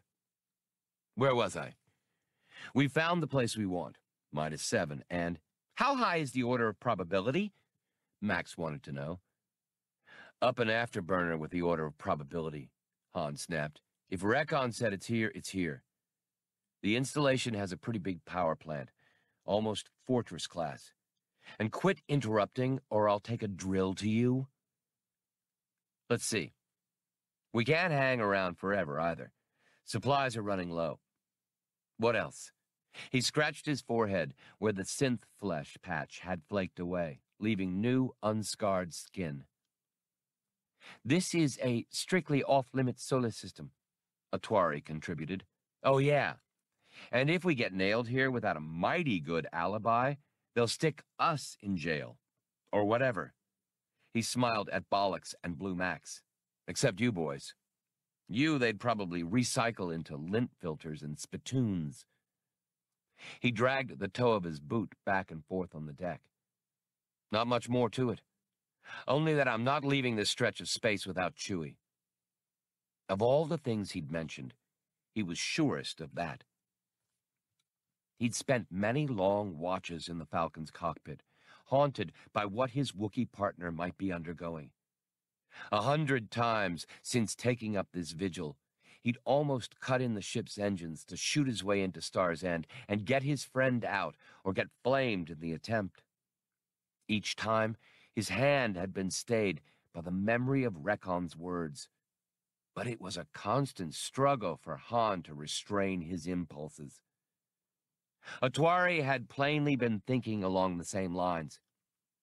"When the Espos came to evict us from our colony world," she said slowly, "some Triani tried armed resistance. The Espos were brutal in their interrogation of prisoners, seeking the ringleaders. It was the first time I had seen anyone use the burning. You know what I refer to, Solo Captain?" Han did. The burning was a torture involving the use of a blaster set at low power, to scorch and sear the flesh off a prisoner, leaving only blood-smeared bone. Usually, a leg would be first, immobilizing the victim. Then the rest of the skeleton was exposed, inch by inch. Any other prisoners could be made to watch, to break their will.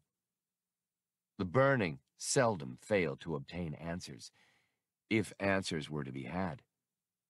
But in Han's opinion, no being who employed such methods deserved to live. "I will not leave my mate in the hands of the kind of people who would do that," Atwari was saying. "We are Triani. Death, if it comes to that, is not something we fear." "Not a very linear analysis," Blue Max piped up. "Well, who said you'd understand it, birdhouse?" Han scoffed. "Oh, I comprehend it, Captain," Max said with what Han could have sworn was a note of pride. "I just said it wasn't very—" He was interrupted by a beep from the commo monitoring suite. Han was out of his chair and halfway to the cockpit by the second beep. Just as he slid into the pilot's seat, a last, sustained beep signaled the end of the transmission. "The recorder bagged it," Han said, hitting the playback. "I don't think it was encrypted." It was a clear-text message, sent economically, in burst. He had to slow down the playback by a 5-to-1 factor before it ungarbled. 2. Corporate Vice President Hirkin, Authority Facility at Star's End. The audio reconstruction began. From the Imperial Entertainers Guild. We beg the Vice Prex's indulgence and forgiveness, but the troop scheduled to stop at your location has been forced to cancel its itinerary because of transportational mishap. This office will schedule a replacement immediately when a troop with a droid of the requisite type becomes available. I am, distinguished Vice Prex, your abject servant, Hokor Long, Secretary in charge of scheduling, Imperial Entertainers Guild. Han's fist hit the console on the last syllable. That's it! Atwari's expression mixed befuddlement with doubt of Han's soundness of mind. Solo Captain, that's what? No. I mean, that's us. We're in. We just got dealt a wild card. He whooped, slammed his fist in his palm, and nearly ruffled Atwari's thick mane from glee. She retreated a step. Solo Captain, has the oxygen pressure dropped too low for you? That message was about entertainers. He snorted. Where have you been all your life? He said replacement entertainers. Don't you know what that means? Haven't you ever seen the broken-down acts the guild will throw in to fill a play date just so they can hang on to their agent's fee? Haven't you ever gone to some bash where they promised a class act? Then, at the last second, they pull a switch and stick in some... It dawned on him that they were all staring at him now. Photoreceptors and Triani eyes. He half-sobered. What else can we do? The only other thing I've thought of is to fly into Midas 7 backward so they'd think we were leaving. But this is even wilder. We can do it. Oh, they'll think we stink like Banta droppings, maybe. But they'll buy the lie. He saw Atwari was far from convinced and turned to Paka. They want entertainers. How'd you like to be an acrobat? The cub made a little bounce, a kind of strain to speak, then, frustrated, sprang into a backflip to swing upside down from an overhead control conduit by his knees and tail. Han nodded approval. What about it, Atwari? For your mate's sake? Can you sing? Do magic tricks? She was nonplussed, resenting his appeal to Paka and his invocation of her mate. But she saw, too, that he was right. How many chances like this would come their way? The cub began clapping his paws for Han's attention. When he got it, Paka shook his head energetically in answer to Han's last question. Then, still hanging upside down, he put paws on hips and made wriggling motions. Han's eyebrows knit. Dancer? Atwari? You're a dancer! She cuffed her cub's rump sharply. I am not, unskilled in the rights of my people. Han saw she was embarrassed. She riveted him with a defiant stare. And what of you, Captain Solo? With what will you astonish your audience? He was too exhilarated with the prospect of action to be dampened. Me? I'll think of something. Inspiration's my specialty. A dangerous specialty, the most dangerous of all, perhaps. What of the droid? What droid? We don't even know what kind of droid they meant. Ah, a replacement droid, remember? Han talked fast, to sell his point, gesturing at Bollocks. The droid made strangely human pre-vocal sounds, a creak of astonishment, and Blue Max got out a wow, as Han rattled on. We can say the guild got it wrong. So Star's End wanted a juggler or whatever, and they get a storyteller. So what? We'll tell them to go sue the Entertainers Guild. Captain Solo, sir, if you please. Bollocks finally interjected. With your kind permission, sir, I must point out. But Han already had his hands on the droid's weather-beaten shoulders, eyeing him artistically. New paint, of course. And there's plenty aboard. It often pays to slap a coat on something before resale, especially if you didn't own it to begin with. Scarlet liquid gloss, I think. A 5-coat job's all we have time for. And maybe some trim. Nothing flashy, no scroll work or filigree, just some restrained silver pinstriping. Bollocks boy, you can stop worrying about obsolescence after this, 'cause you're gonna lay 'em in the aisles. Their approach and planetfall were uneventful. Han had altered the drift of their captive asteroid to take them back out of range of the authorities' sensors, and then abandoned it. Once back in deep space, he'd made a nano jump, barely brushing hyperspace, to emerge near Midas 7 and its 2 small moonlets. The Falcon identified herself, using the wavered registration obtained by Recon. To that was added the proud announcement that she was the grand touring vehicle of Madame Atwari's roving performers. Midas 7 was a place of rocky desolation, airless, its distance from its sun rendering it dim and cheerless. If anybody escaped Star's End, he'd have no place to go. The rest of the solar system was untenanted, none of its planets being hospitable to humanoid life.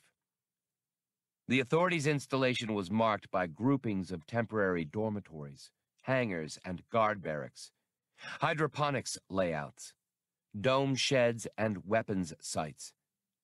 The ground was gouged and pocked where construction of permanent subsurface facilities was in progress. But there was at least one finished structure already. In the middle of the base reared a tower, like a stark, gleaming dagger. Evidently, no tunnel system had been completed yet.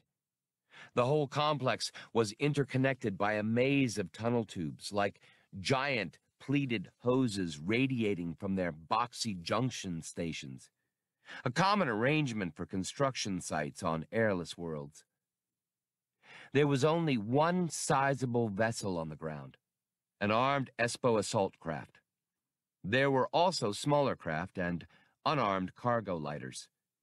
But Han had checked carefully for picket ships this time, and was satisfied that there were none. Han, checking visually for that heavyweight power plant his sensors had spotted, failed to locate it, and wondered if it might be in that tower. He shot a second look at the tower, thinking something about it looked strange. It was equipped with 2 heavy docking locks, one at ground level and the other near its summit, the former hooked up to a tunnel tube. He would very much have liked to run a close sweep of the place to see if he could pick up a high concentration of life forms that might include prisoners, but dared not for fear of counter-detection. Being caught probing the base would spell the end of the masquerade. He made an undistinguished approach, nothing fancy, revealing none of the Falcon's hidden capabilities.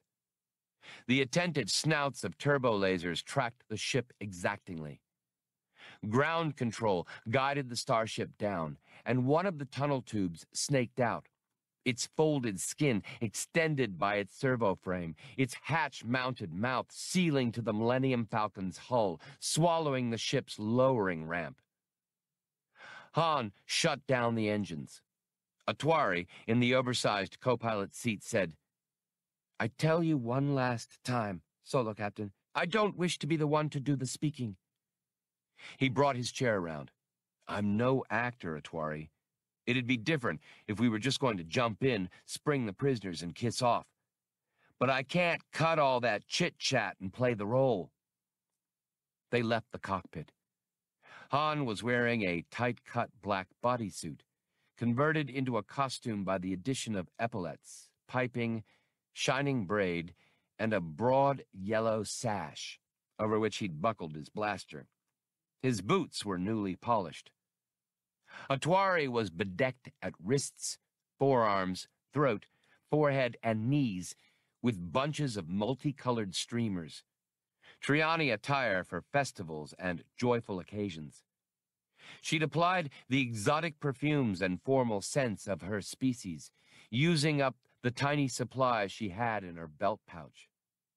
"I'm no actress either," she reminded him as they met the others at the ramp hatch. "Did you ever see a celebrity? Authority execs and their wives when they came to our world as tourists." Han snapped his fingers. "That's it. Smug, dumb, and happy." Paca was costumed as his mother was, wearing the scents appropriate to a pre-adolescent male.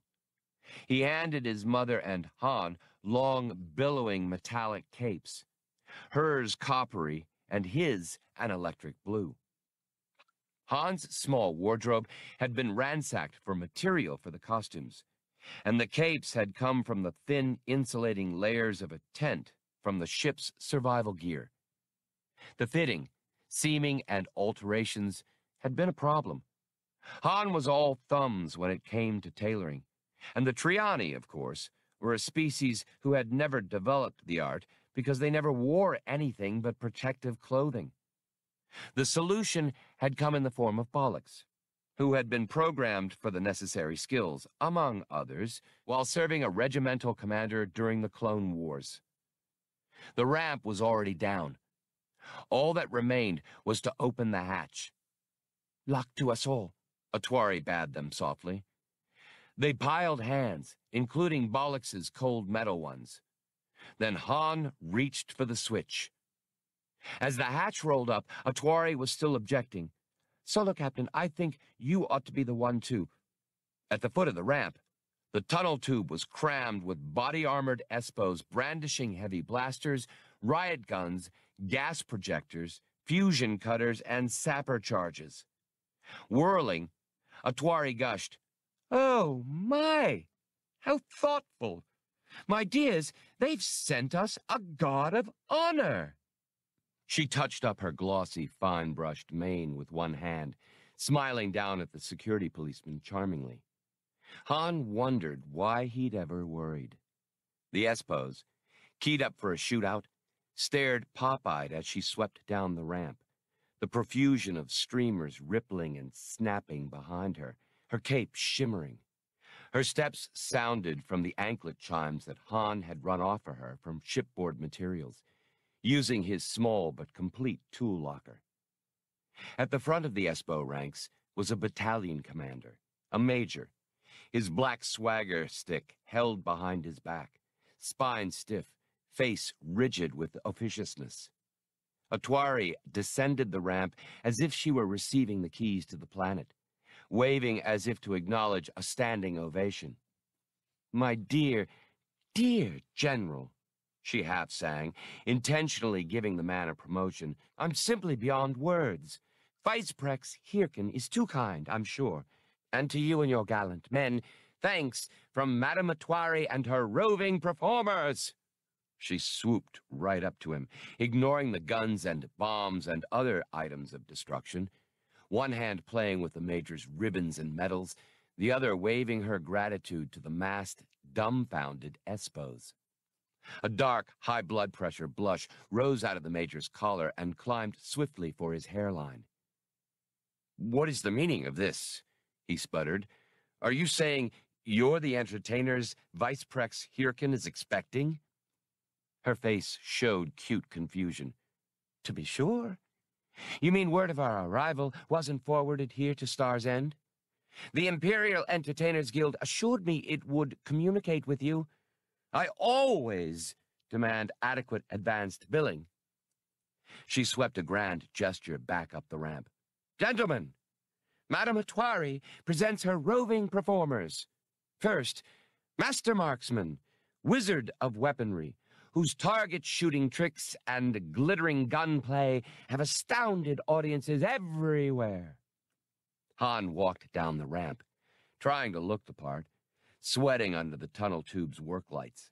Atwari and the others could use their real names with impunity here, since those names had never appeared in authority files. But Hans might have, and so he'd been forced into this new persona. He wasn't altogether sure he liked it now. When the Espos saw his blaster, weapons came up to cover him, and he was cautious to keep his hand away from it. But Atwari was already chattering, and, to amaze and amuse you with feats of gymnastics and spellbinding acrobatics, Atwari presents her pet prodigy. Han held up a hoop he had brought down with him. It was a ring stabilizer off an old repulsor rig, but he'd plated it and fitted it with an insulated hand grip and a breadboarded distortion unit. Now he thumbed a switch, and the hoop became a circle of dancing light and waves of color as the distortion unit scrambled the visible spectrum, throwing off sparks and flares. "Pekka!" Atwari introduced. The cub dived through the harmless light effects, bounced off the ramp, and executed a triple forward somersault into a double twist, and ended bowing deeply to the surprised Major. Han scaled the hoop back into the ship and stepped to one side. "And lastly," Atwari went on, "that astonishing automaton, robotic raconteur and machine of mirth and merriment, bollocks!" And the droid clanked stiffly down the ramp, long arms swinging, somehow making it all look like a military march. Han had knocked out most of his dents and dings, and applied a radiant paint job, 5 layers of scarlet liquid gloss, as promised, with glinting silver pinstriping, painstakingly limned. The droid had been converted from an obsolescent into a classic. The mask and sunburst emblem of the Imperial Entertainers Guild embellished one side of his chest, a touch that Han had thought would raise their credibility. The Espo Major was stumped. He knew Vice Prex Hirkin was expecting a special entertainment group, but was not aware of any clearance for one's arrival. Nevertheless, the Vice Prex attached particular importance to his diversions, and wouldn't take kindly to any meddling or delay. No, not kindly at all. The Major put on as cordial an expression as his gruff face could achieve. "I'll notify the Vice Prex of your arrival at once, Madam, Atwari?" "Yes, splendid." She gathered her cape for a curtsy and turned to Pekka. "Fetch your props, my sweet." The cub skipped back up the ramp and returned a moment later with several hoops, a balance ball, and an assortment of lesser props scrounged up aboard ship.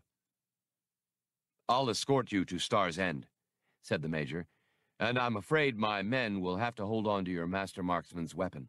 You understand, madam, standard operating procedure." Han steeled himself and handed his blaster over butt first to an Espo sergeant, as Atwari nodded to the Major. Of course. We must never ignore the proprieties, must we? Now, my dear General, if you'd be so gracious." He realized with a start that she was waiting for his arm, and extended it stiffly, his face livid. The Espos, knowing their commanding officer's temper, hid their grins carefully. They formed up a hasty honor guard as Han hit the ramp control. The ramp pulled itself up quickly, and the hatch rolled closed. They would reopen for no one but himself, Chewbacca, or one of the Triani. The Major, after sending a runner ahead, led the group off through the tunnel tube mazework. They were a long walk from the tower, and passed through several of the tread-mounted junction stations, to the surprised gazes of black-coveralled tech controlmen. Their footsteps and Bollocks's clanking joints echoed through the tunnel tubes, and the new arrivals noticed a gravity markedly lighter than the standard G maintained on board the Millennium Falcon. Air in the tubes had the tang of hydroponics recycling, a welcome change from shipboard. They came at last to a large permanent airlock. Its outer hatch swung open at a verbal order from the Major. Han caught a quick glimpse of what he knew must be the tower's side, surrounded by the tunnel tube's seal, that confirmed something he'd thought he'd seen when landing. Star's End, or at least the tower's outer sheath, was molecularly bonded armor of a single piece. That made it one of the most expensive buildings. No, he corrected himself. The most expensive building Han had ever seen.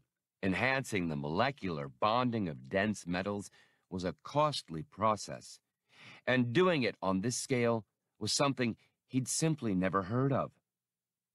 Inside the tower, they passed down a long, broad corridor to the central axis, which was a service core that also housed elevator banks. They were hurried along, with little chance to gawk, but they did see techs, authority execs, and espos coming and going. Star's End itself didn't appear to be particularly well manned, which didn't gel with the theory that it was a prison. They entered an elevator with the Major and a few of his men, and were whisked upward in a high-speed ride. When the elevator opened and they trailed the Major out, they found themselves standing beneath the stars, which shone so brightly and were packed so tightly overhead that they seemed more like a mist of light. Then Han realized they were on top of Star's End, which was covered with a dome of transparasteel. There was an apron of bright flooring by the elevators. Beyond that began a small glen, complete with miniature streamlet, and flowers and vegetation from many worlds, landscaped down to the last bud and leaf. He could hear the sounds of birds and small animals, the hum of pollinating insects, all of which were confined to the roof garden, he assumed, by partition fields. The glen was cleverly lit by miniature sun globes of various colors.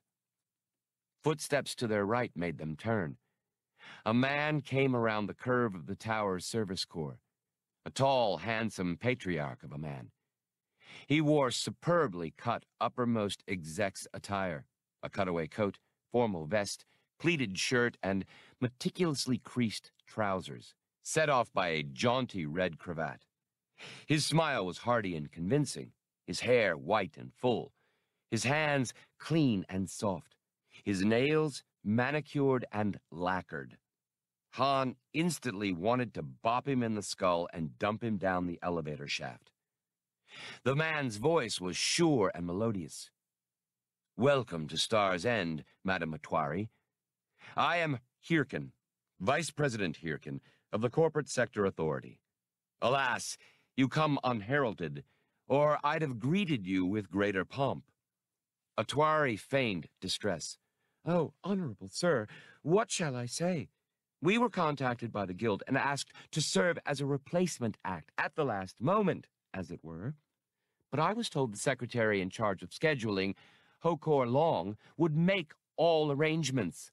Vice Prex Hirkin smiled, a charming drawing back of red lips from chalk-white teeth. Han thought how useful that smile and smooth voice must be in authority board sessions.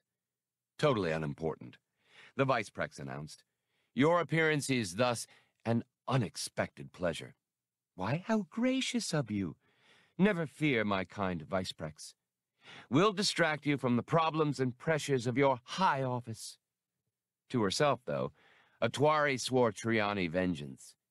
"If you've hurt my mate, I vow I'll see your living heart in my hand." Han observed that Hirkin wore at his belt a small, flat instrument, a master control unit. He assumed that the man liked to keep close watch on everything in Star's End. The unit gave him total control of his domain. "I have gathered some of the most prestigious entertainers in this part of our galaxy," Atwari continued. "Paka here is a premier acrobat, and I, myself, in addition to being mistress of ceremonies, perform the traditional music and ritual dance of my people. And here stands our handsome master marksman, peerless expert with firearms to amaze you, worshipful Vice Prex, with his trick shooting." There was a whistling laugh and a jeering. "Trick shooting? Of what? Of his mouth, as appears likely?" The speaker appeared behind Viceprex Hirkin. He was a reptilian creature, slender and quick of movement. Viceprex Hirkin chided the humanoid gently. There, Ul. These good folks have come a long way to relieve our tedium. He turned to Atwari. Ul-Rashan is my personal bodyguard, and something of an adept with weapons himself. Perhaps a contest of some sort could be arranged later. Ul has such a droll sense of humor, don't you agree? Han was eyeing the reptile, whose bright green scales were marked with diamond patterns of red and white, and whose big black emotionless eyes were studying Han. Ul-Rashan's jaw hung open a bit, exposing fangs and a restless pink tongue. Strapped to his right forearm was a pistol, a disruptor, Han thought, in a spring-loaded or power-driven holster of some kind. Ul-Rashan had taken up a position to Hirkin's right. Han recalled having heard the bodyguard's name before. The galaxy was filled with species, all boasting their exceptional killers. Nonetheless, some individuals rose to a kind of prominence. One of those, an assassin and gunman who, it was said, would go anywhere and slay anyone for the right price, was Ul-Rashan. Hirkin's manner had shifted to business-like demeanor. Now, that is the droid I requested, I take it? He inspected Bollocks unsmilingly, with a look that put cold danger in the air. I was most specific with the guild. I told Hokor Long precisely what sort of droid I desired and stressed that they were to send nothing else. Has Long acquainted you with my desires? Atwari swallowed, trying not to let her effusive manner slip. Of a certainty, Viceprex, he did. Hirkin threw one more skeptical look at Bollocks. Very well. Follow me. He set off, back the way he had come, Ul-Rashan at his heels. The travelers and their escort came behind. They left the garden area, coming to an amphitheater, an open expanse surrounded by banks of comfortable seats, separated by partitions of transparent steel. Automated fighting is combat at its purest, don't you agree? Hirkin said chattily. No living creature, no matter how savage, is free of the taint of self-preservation. But automata? Ah! They are without regard for themselves, existing only to follow orders and destroy. My own combat automaton is a Mark X executioner. There aren't many of them around. Has your gladiator droid ever fought one? Han's nerves were screaming. He was trying to figure out whom to jump for a weapon if, as he feared, Atwari bobbled her reply. Any show of hesitation or ignorance now would surely tip their hand to Hirkin and his men. But she improvised smoothly. No, Viceprex, not the Mark X. Han was struggling with the jarring revelation. Gladiator droid? So that was what Hirkin assumed Bollocks was. Han had known, naturally, that matching droids and other automata in combat was a fad among the wealthy and jaded. But it hadn't occurred to him that Hirkin would be among those. He put his brain into overdrive, looking for a way out. As they walked, a woman joined them, coming from what was evidently a private lift tube. She was short, extremely fat, and trying to hide it with expensive, well-tailored robes. Han thought she looked as if somebody had draped a drogue parachute over an escape pod. She took Hirkin's hand. The Viceprex endured the gesture with ill humor. She fluttered a fat, beautifully maintained hand and chortled, "Oh, darling, do we have company?" Hirkin turned upon the woman, a stare that, Han calculated, was enough to dissolve covalent bonding. The chubby bird brain ignored it. The Viceprex gritted his teeth. No, dearest. These people have brought a new competitor for my Mark X. Madame Atwari and Company, I present my lovely bride, Nira. By the way, Madame Atwari, what did you say your droid's designation is? Han jumped in. He's one of a kind, Viceprex. We designed him ourselves and call him Annihilator. He turned to Bollocks. Bollocks looked from Han to Hirkin, then bowed. Annihilator, at your service. To destroy is to serve, exalted sir. But our troop has other acts to offer, Atwari was quick to tell Hirkin's wife. Tumbling, dancing, trick shooting, and more. Ooh, dearest, the obese woman exclaimed, clapping her hands, sliding up against her husband. Let's see that first. I grow so tired of watching that old Mark X demolish other machinery. How boring and uncouth and crude, really. And live performers would be such a relief from those dreadful holotapes and recorded music. And we have company here so seldom. She made puckering noises, which, Han took it, were intended to be kisses to her husband. Han thought they sounded more like the attack of some invertebrate. He saw a chance to solve two problems at once. How to get Bollocks out of the match, and how to get a look around Star's End on his own. Honored Viceprex, I'm also gaffer for the troop. I have to tell you, our gladiator droid, Annihilator there, was damaged in his last match. His auxiliary management circuitry needs to be checked. If I could use your shop, it'd only take a few minutes. You and your wife could enjoy the other performances in the meantime. Hirkin looked up at the stars through the dome and sighed, while his wife giggled and seconded the proposal. Very well, but make those repairs quickly, Marksman. I'm not much taken with acrobats or dancing. Sure, right. The Viceprex summoned a tech supervisor who had been checking the amphitheater's systems and explained to the man what was needed. Then he offered his arm, unwillingly, to his wife. They went to find seats in the amphitheater, with the Espo Major and his men ranging themselves around in a loose guard formation. Ul-Rashan, with a last menacing look at Han, followed along, again positioning himself near Hirkin's right. Since Pakka's acrobatics and Atwari's dancing would pose no danger to the audience, Hirkin hit a control on his belt unit, and the transparasteel slabs forming the arena's walls slid away into floor slots. The Viceprex and his wife settled into luxurious conform loungers. Pakka readied his props. Han turned to the supervisor tech, who'd been placed at his disposal. Wait for me by the elevator. I'll get the circuit box out. Be with you in a second. The man left. Han, loosening his cape and sliding it from his shoulders, turned to Bollocks. Okay, open up just enough for me to get Max. The plastron opened part way. Han leaned close, shielded by the plastron halves. As he freed the computer probe, he warned, Not a sound, Max. You're supposed to be a combat control component, so no funny stuff. You're deaf and dumb as of now. As a signal that he understood, Blue Max's photoreceptor went dim. Good boy, Maxie. Han straightened, slinging the computer's shoulder strap over his arm. As Bollocks closed his chest up, Han handed his cape and gun belt over and patted the droid's freshly painted head.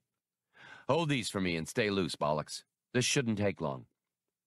As Han joined the tech supervisor at the elevator, Pakka was just beginning a marvelous exhibition of tumbling and gymnastics.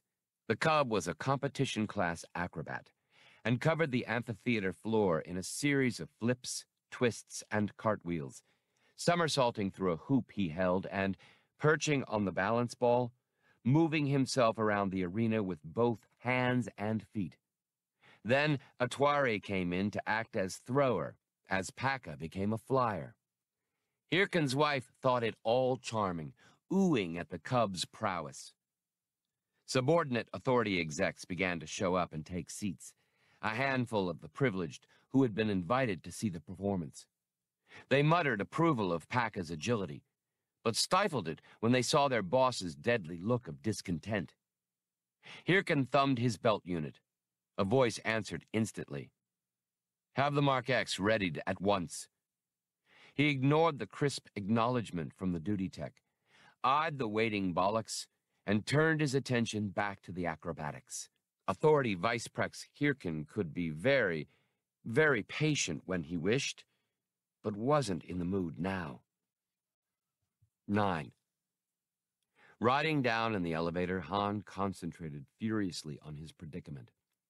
He'd led the others into this jam, thinking that, if nothing else, he'd at least get an idea of what he was up against. At worst, he'd thought, they'd be told they weren't welcome. But this was an unanticipated twist. That Bollocks was committed to a match against a killer robot of some sort shouldn't bother him, Han reminded himself. Bollocks was, after all, only a droid. It wasn't as if a living entity would die. Han had to keep repeating that because he was having a hard time selling it to himself. Anyway, he had no intention of giving Viceprex Hirkin the enjoyment of seeing the superannuated droid taken apart. Times like this, he wished he were the slow, careful type. But his style was the product of Han himself, defying consequences, jumping in with both feet, heedless of what he might land in. His plan, as revised in the elevator, was to do all the scouting he could. If nothing more could be accomplished, he and the others would have to wing it, withdraw from the performance and, it was to be hoped, Star's End, on the plea that Bollocks was irreparable. He watched floor numbers flash and kept himself from asking questions of the tech supervisor beside him. Any outsider, particularly an entertainer, would be scrupulously uncurious about an authority installation. For Han to be otherwise would be a matter causing instant suspicion. A few other passengers entered and left the car. Only one was an exec. All the rest were espos and techs. Han looked them over for keys, restraint binders, or anything else that might indicate detention block guard duties, but saw nothing. Again, he noticed that the tower seemed very lightly manned, contrary to what he'd expect if there really was a prison here. He followed the tech supervisor out of the elevator, alighting at the general maintenance section, nearly back at ground level. Only a few techs were there, moving among gleaming machinery and dangling hoisting gear. Disassembled droids, robo-haulers, and other light equipment, as well as commo and computer apparatus, were to be seen everywhere. He resettled Max's carrying strap at his shoulder. "Do you guys have a circuit scanner?" The tech led him to a side room with rows of booths, all of them vacant. Han set Max on a podium in one of them and lowered a scanner hood, hoping the tech would go off and take care of his normal duties. But the man remained there, and so Han found himself staring into the computer probe's labyrinthine interior. The tech, watching over his shoulder, commented, "Hey, that looks like a lot more than just an auxiliary component." "It's something I worked up. Pretty sophisticated," Han said. "By the way, the Viceprex said when I'm done here, I could take it up to your central computer section to recalibrate it. That's one level down, right?" The supervisor was frowning now, trying for a better look at Blue Max's guts. "No, computers are 2 levels up, but they won't let you in unless Hirkin verifies it. You're not cleared, and you can't go into a restricted area if you're unbadged." He leaned closer to the scanner. "Listen, that really looks like some kind of computer module to me." Han chuckled casually. "Here, look for yourself." He stepped aside. The tech supervisor moved closer to the scanner, reaching down to work its focus controls. Then, his own focus went completely dark. Han, rubbing the edge of his hand, stood over the unconscious tech and looked around for a place to stow him. He had noticed a supply closet at the end of the scanner room. Han fastened the man's hands behind him with his own belt, gagged him with a dust cover off a scanner, and lugged the limp form into the closet. He paused to take the man's security badge, then closed the door. Han went back to the little computer probe. "All right, Max, perk up." Blue Max's photoreceptor lit up. Han removed his own sash and stripped the gaudy homemade medals and braid off his outfit. He yanked the epaulets and piping away, too, and what remained was a black bodysuit, a fair approximation of a tech's uniform. He placed the supervisor's security badge prominently on his chest, took Max up again, and set out. Of course, if anyone were to stop him or compare the miniature holo shot on his badge to his real face, he'd be tubed. But he was counting on his own luck, a convincing briskness of stride, and an air of purpose. He went up 2 levels without mishap. 3 Espos lounging in the guard booth near the elevator bank waved him on, seeing he was badged. He fought the impulse to smile. Star's End was probably an uneventful tour of duty. No wonder the guards had gotten lax. After all, what could possibly happen here? At the amphitheater, Paca's amazing deftness hadn't even drawn an approving look from Viceprex Hirkin. The cub had been using a hoop while rolling a balance ball with his feet doing flips. "Enough of this," Hirkin proclaimed, his well-tended hand flying up. Paca stopped, glaring at the Viceprex. "Isn't that incompetent marksman back yet?" The other execs, conferring among themselves, managed to reach a group decision that Han was still gone. Hirkin's breath rasped. He pointed to Atwari. "Very well, madam. You may dance, but be brief. And if your sharpshooting gaffer isn't back soon, I may dispense with him altogether." Paca had removed his props from the arena floor. Now Atwari handed him the small whistle flute Han had machined up for him. While the cub blew a few practice runs on it, Atwari slipped on the finger cymbals Han had fashioned for her and clinked them experimentally. The improvised instruments, even her anklet chimes, all lacked the musical quality of Triani authentics, she decided, but they would suffice, and might even convince the onlookers that they were seeing the real thing. Paca began playing a traditional air. Atwari moved out onto the arena floor, following the music with a sinuous ease no human performer could quite match. Her streamers blew behind her, many-colored fans flickering from arms and legs, forehead and throat, as her finger cymbals sounded and her anklets rang, precisely as they should. Some of the preoccupation left Hirkin's face and the faces of the other onlookers. Triani ritual dancing had often been touted as a primitive, uninhibited art, but the truth was that it was high artistry. Its forms were ancient, exacting, demanding all a dancer's concentration. It required perfectionism and a deep love of the dance itself. In spite of themselves, Hirkin, his subordinates, and his wife were drawn into Atwari's spinning, stalking, pouncing dance. And as she performed, she wondered how long she could hold her audience, and what would happen if she couldn't hold them long enough. Han, having found a computer terminal in an unoccupied room, set Max down next to it. While Max extended his adapter and entered the system, Han took a cautious look in the hall and closed the door. He drew up a work stool by a readout screen. "You in, kid?"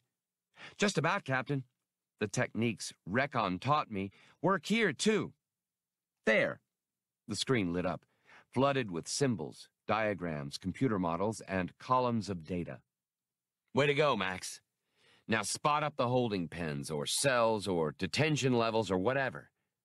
Blue Max flashed layout after layout on the screen, while his search moved many times faster, skimming huge amounts of data.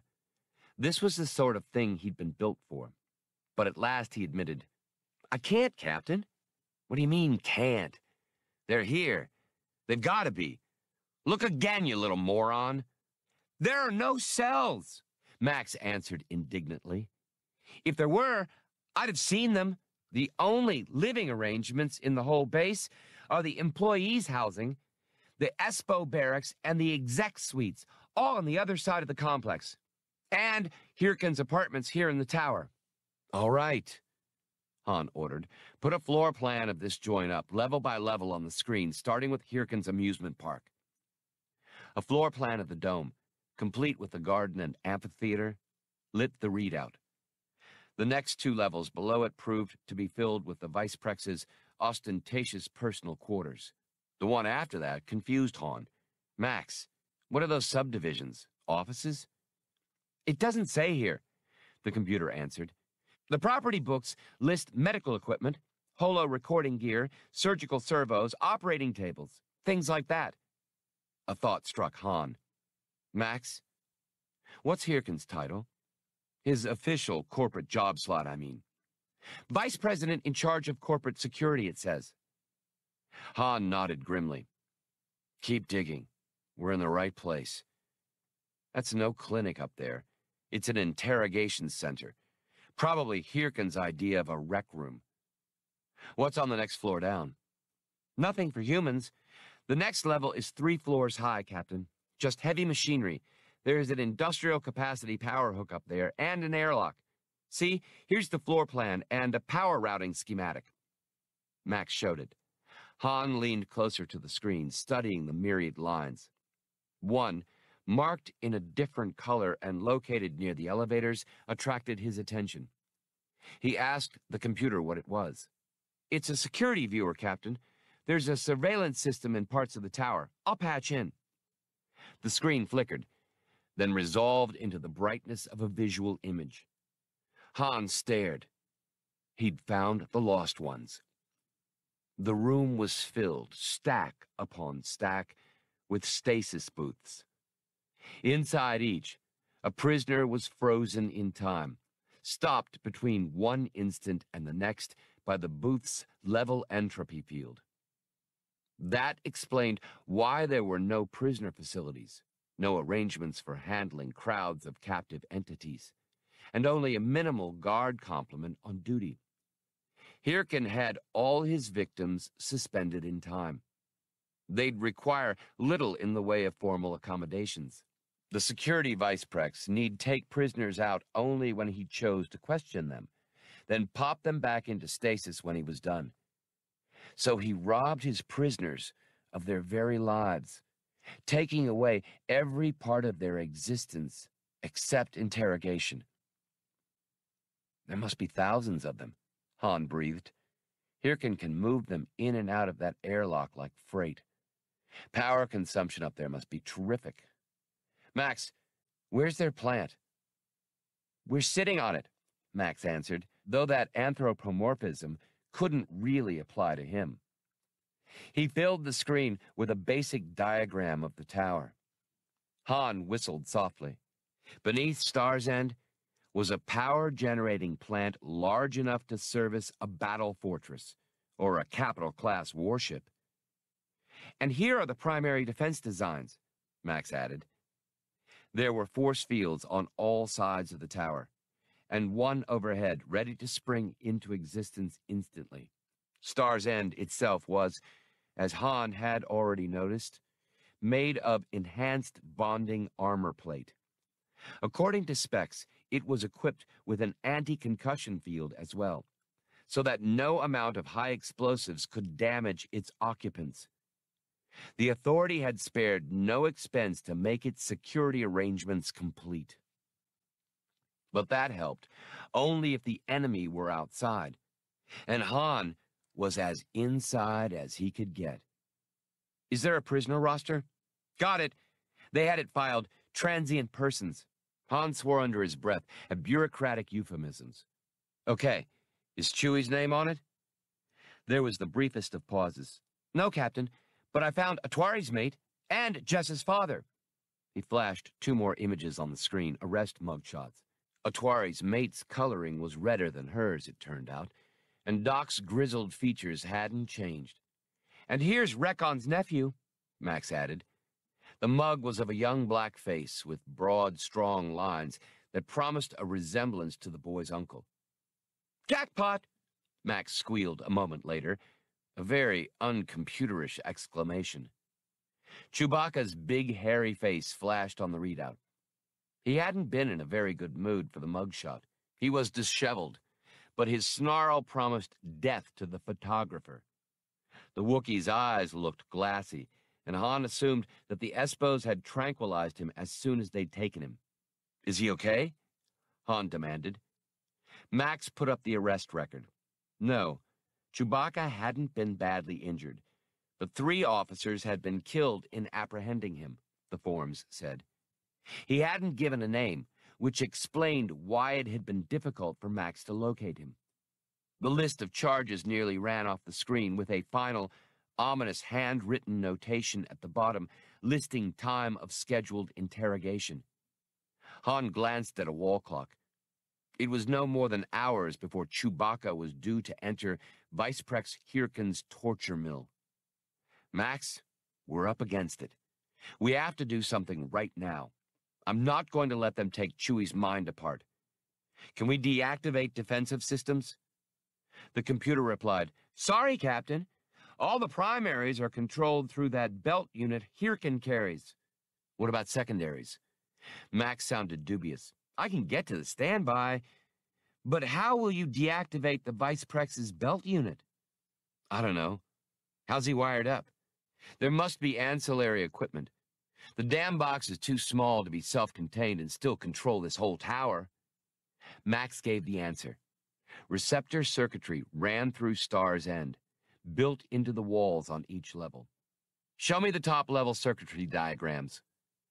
Han studied them carefully, memorizing points of reference, doors, elevators, and support girders. "Okay, Max, now I want you to cut into the secondary control systems and rearrange power flow priorities. When the secondaries cut in, I want that umbrella shield, the deflector directly overhead, to start load shedding its power back to the plant. But I want you to prejudice the system's safeguards so that they notice the deflector droppage, but not the feedback." "Captain Solo, that'll start an overload spiral. You could blow the whole tower up." "Only if I get to Hirkin's primaries," Han said, half to himself, half to Max. "Get cracking." High above, Viceprex Hirkin had realized that he was being played for a fool. As fascinated as he'd been by Atwari's dance, he'd recognized in a fundamental, ever-suspicious part of his mind that he was being diverted. What he desired was to see mechanized combat. This dance artistry, though pretty enough, was no substitute. He stood, fingering a button on his belt unit. Lights came up, and Paka stopped playing. Atwari looked around her, as if awakening from a dream. "What?" "Enough of this," Hirkin decreed. Ul-Rashan, his reptilian gunman, stood at his side, hoping for the order to slay. But instead, Hirkin said, "I've seen enough, Triani. You're clearly stalling. You think me an imbecile?" Then he motioned to Bollocks. "You ridiculous excuses for entertainers brought this obsolete droid to me purely as a fraud, never planning to give me value for my money. You'd hoped to plead mechanical failure and get me to reimburse you for your trip, or even reward you for your efforts. Isn't that so?" Her quiet, "No, Viceprex," was ignored. Hirkin was not convinced. "Prepare that droid for combat and bring out my Mark X." He ordered the techs and Espos around him. Atwari drew herself up, enraged and afraid for Bollocks. But she could see Hirkin was adamant, and she had her cub to think of. Furthermore, she could do Han and her mate little good here. "With your permission, Excellency, I will return to my ship. On board the Falcon, at least, more options would be available." Hirkin waved her away, preoccupied with his executioner, laughing his humorless laugh. "Go, go. And if you see that worthless liar of a marksman of yours, you'd be wise to take him with you. And don't think I won't lodge a complaint. I'll have your guild membership revoked." She glanced to where Bollocks was being ushered down to the arena, helpless to aid him. "Lord Hirkin, surely this is illegal. That is our droid." "Brought here to defraud me. he finished for her. "But I'll have my value from it. Now leave if you're going to, or watch if you wish." He wagged a finger, and an Espo sergeant barked an order. Tall, stern guards fell in, one to either side of the two Triani. Atwari couldn't restrain her hiss. She grabbed Paka's paw and stormed toward the elevator, the cub bouncing along behind. Ur-Rashan's dry laugh was like a stab of hatred. Down in the computer center, the readout screen, which had been showing a small part of the modification Blue Max was making, went blank for a moment. "Max, you all right?" Han asked worriedly. "Captain Solo, they're activating that combat machine, the Mark X. They're putting it in with bollocks." Even as the computer probe spoke, the rapid-fire images of the Mark X executioner's engineering details replaced one another on the screen. Max's voice was filled with alarm. "The Mark X's controls and power are independent of this system. I can't touch it. Captain, we have to get back upstairs right now. Bollocks needs me." "What about Atwari?" "They're summoning an elevator and notifying security that she's leaving. We've got to get up there." Han was shaking his head, unmindful that Max's photoreceptor was off. "Sorry, Max. There are too many other things I need to do here. Besides, we couldn't help bollocks now." The readout went blank, and the photoreceptor came on. Blue Max's voice trembled. "Captain Solo, I'm not doing anything else for you until you take me to bollocks. I can help him."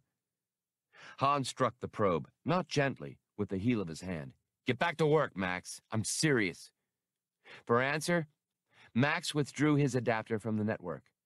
Han, infuriated, snatched the little computer up and held it high overhead. "Do what I told you, or I'll leave you here in pieces." Max's reply was somber. "Go ahead then, Captain. Bollocks would do whatever he had to if I were in trouble." Han paused in the midst of dashing the computer to the floor. It occurred to him that Max's concern for his friend was no different from Han's own for Chewbacca. He lowered the probe, looking at it as if for the first time. "I'll be damned. You sure you can help bollocks? Just get me there, Captain. You'll see." "I hope." Which car was going to the dome?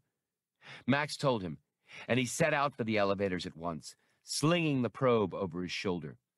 When he got there, he removed the security badge and punched for a downward ride. The wrong car stopped. He let it wait and go on, and punched the descent button again. He lucked out. The car containing Atwari, Paka, and their two guards had stopped a number of times on its way down. She saw Han and pulled her cub off the car with her. The Espos had to hurry to avoid being left behind. Han took the two Triani aside a pace or two, but the Espos made it plain that they were keeping an eye on all three. "We were going to the ship," Atwari told him in low tones. "I don't know what else to do, Solo Captain. Hirkin is putting bollocks in with that executioner machine of his." "I know. Max has some kind of angle on that." He saw one of the Espos speaking on a comlink. "Listen, the lost ones are here. Thousands of them. Max rigged the tower. Hirkin will have to let everybody go if he wants to keep breathing. Go get the ship ready. If I can just get my hands on a blaster, the fix is in, sister." "Captain, I meant to tell you," Max interrupted. "I was rechecking the figures. I think you should know—" "Not now, Max." Han pulled Atwari and Paka back toward the elevator, hitting both the up and down buttons. One of the Espos fell in with the Triani again, but the other stationed himself with Han, explaining, "The Viceprex says it's all right for you to come up. You can take home what's left of your droid after the fight." The Techs and Espos hurried bollocks down into the arena as the transparasteel slabs raised from their hidden slots in the floor. Hirkin knew now that this was no gladiator droid, and so gave the command that bollocks be equipped with a blast shield to make things more interesting. The shield, an oblong of Dura armor plate fitted with grips, weighed down the old droid's long arm as he tried to adjust to what was happening. Bollocks knew he would never escape so many armed men. He had known many humans in his long years of function and could recognize hatred by now.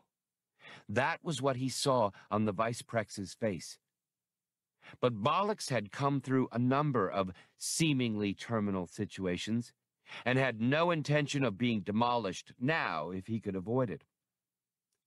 A door panel slid up in the far wall, forming one arc of the arena.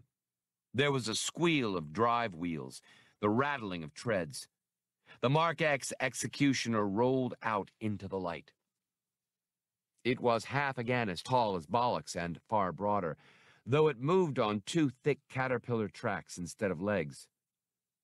From the treads and support housing rose a thick trunk, armored in gray alloy plate. The executioner's many arms were folded close to it now, inactive, each one furnished with a different weapon. Bollocks employed a trick he had learned from one of his first human owners, and simply omitted from computations the logical conclusion that his destruction was now a high order of probability. Among humans, he knew, this tactic was called ignoring certain death. Bollocks thought of it as excluding counterproductive data. He'd been doing it for a long time now, which was why he was still functional. The executioner's cranial turret swung, its sensors locking in on the droid. The Mark X was the latest word in combat automata, an extremely successful, highly specialized killing machine. It could have zeroed in on the unarmed general-purpose labor droid and vaporized him right then and there, but was, naturally, programmed to give its owner a more enjoyable show than that. The executioner was also a machine with a purpose. The Mark X began rolling, moving with quick precision, maneuvering toward Bollocks. The droid backed away clumsily, contending with the unfamiliar task of holding and manipulating his blast shield. The executioner circled, studying Bollocks from all sides, gauging his reactions, while the droid watched from behind his shield. "Commence!" called Vice-Prex Hirkin through the arena's amplifiers. The Mark X, voice-keyed to him, changed to attack mode. It came directly to bear on Bollocks, rushing at him at top speed. The droid dodged one way, then another, but his efforts were all anticipated by the executioner. It compensated for his every move, rumbling to crush him under its tread. "Cancel!" rasped Hirkin over the amplifiers. The Mark X stopped just short of Bollocks, allowing the old droid to totter awkwardly back from it. "Resume," ordered the Vice-Prex. The executioner cranked into motion again, selecting another destructive option from its arsenal. Servos hummed, and a weapon arm came up, its end supporting a flame projector. Bollocks saw it and brought his shield up just in time. A gush of fire arced from the nozzle of the flame gun, splashing against the walls of the arena, throwing a burning stream across Bollocks's shield. The Mark X brought the nozzle of its weapon back for another pass at low angle to cut the droid's legs out from under him. Bollocks barely managed to crash clumsily to his knees and ground his shield before flame washed across it, making puddles of fire on the floor around him.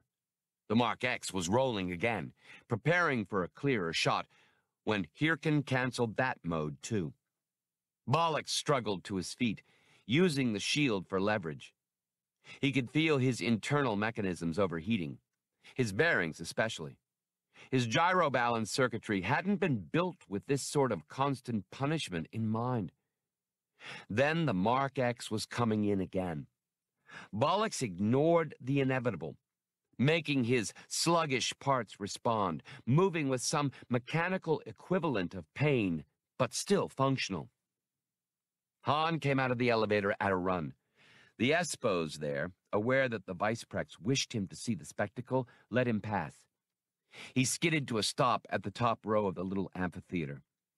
Hirkin was seated below with his wife and subordinates, cheering their champion and laughing at the ludicrous bollocks as the executioner raised another weapon arm. This one was provided with a bracket of fléchette missile pods. Bollocks saw it too, and used a trick, or, as he thought of it, a last variable. Crouching, still holding his shield, he loosed the heavy-duty suspension in his legs and jumped out of the Mark X's crosshairs like some giant red insect. Miniature missiles exploded against the clear arena walls in a cloud, filling the amphitheater with crashing eruptions in spite of the sound suppression system out in the seating area. Hirkin and his people roared their frustration. Han flung himself down the steps to the arena 3 at a time. Bollocks had landed badly. The strain on his mechanisms was becoming insuperable. The Viceprex changed his combat automaton's programming once more. The executioner retracted its missile arm. Articulated catch cables extended from ports in its sides, like metallic tentacles, and 2 circular saws swung out, their arms locking into position. The saw blades spun, creating a peculiar sound, the molecules of their cutting edges vibrating in a way that would shear through metal as easily as through air. The Mark X moved toward Bollocks, its cables weaving for a terminal embrace. Hirkin spied Han reaching the arena's edge. "Fraud! Now watch a true combat automaton at work!" He shook with gruesome laughter. All the affected charms of corporate boardrooms stripped from him now. His wife and subordinates followed suit dutifully. Han ignored them and held up the computer. "Max, tell him." Blue Max sent burst signals at top volume, concentrated pulses of information. Bollocks turned his red photoreceptors to home in on the probe.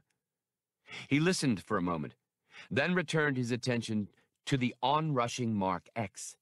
Han, knowing it was crazy, still found himself holding his breath.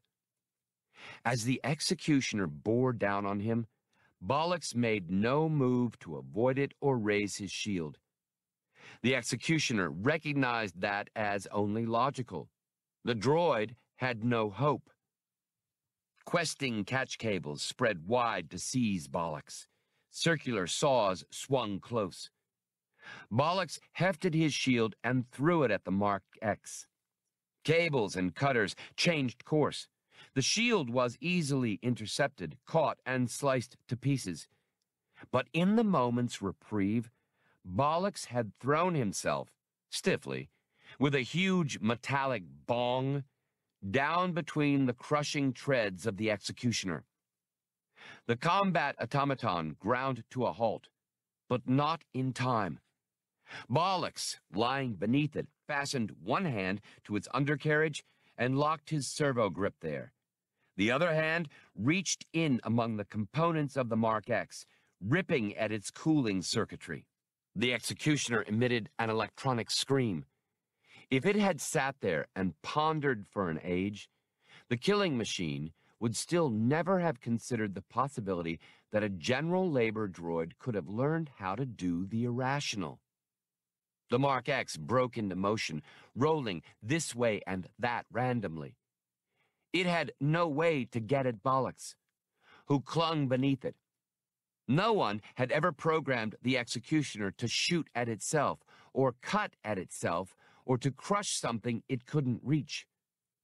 Bollocks was in the single safe place in the entire arena. The Mark X's internal temperature began rising at once. The killing machine produced enormous amounts of heat. Hirkin was now on his feet, screaming, "Cancel!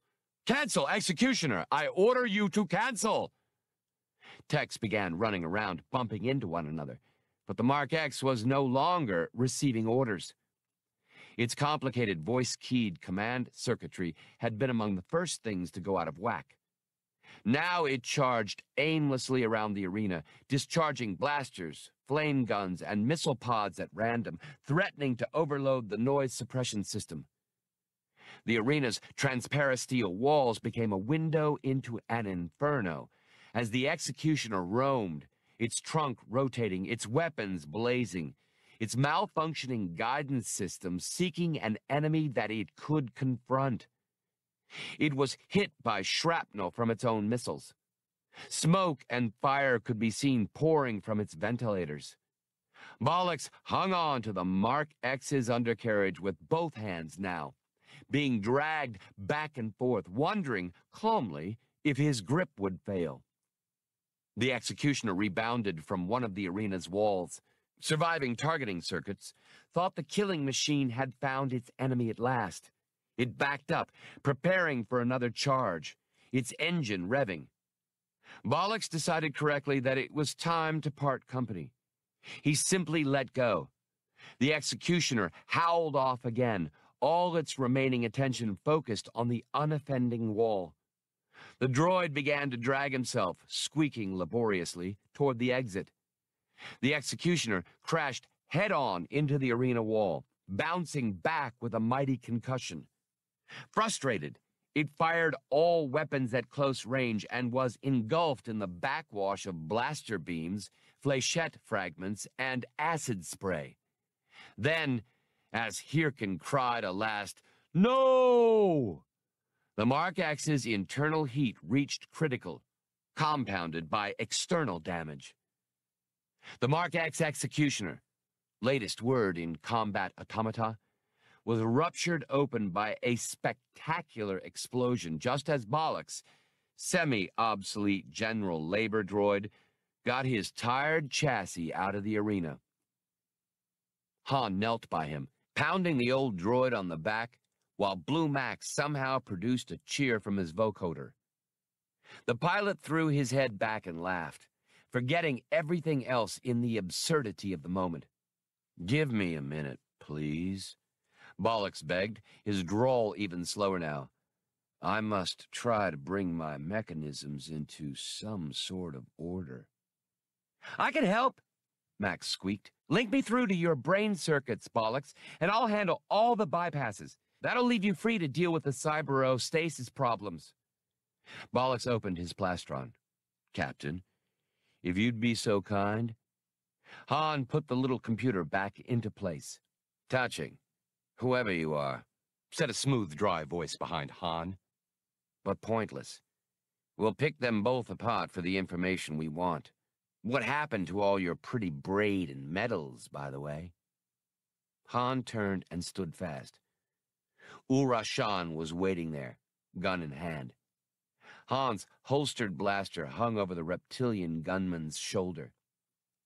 Hirkin came up behind Ul-Rashan, followed by the Major and the other Espos, his execs, and his wife, all the trappings of his corporate importance.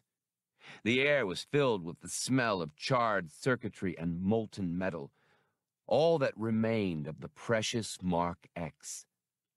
Hirkin's face held inexpressible rage. He pointed a quivering finger at Han. "I should have known you're part of the conspiracy. Triani, droids, the Entertainers Guild, they're all in on it. No one on the board will be able to deny it now. This conspiracy against the Authority and against me personally involves everyone." Han shook his head, amazed. Hirkin was sweating, bellowing, with a maniacal look on his face. "I don't know your real name, Marksman, but you've come to the end of this plot. What I need to know, I'll dig out of your droid and the Triani. But since you've spoiled my entertainment, you'll make up for it." He went with the rest of his entourage and stood just inside the arena, safe behind the transparent steel slabs. Ul-Rashan took Han's gun belt from his shoulder and held it out to him. "Come, trick shooter. Let's see if you have any tricks left." Han moved warily and collected the belt. He checked his holstered blaster by eye and saw that it had been drained of all but a microcharge, not enough to damage the primary control circuitry. His gaze went to Hirkin, who stood gloating behind invulnerable transparasteel.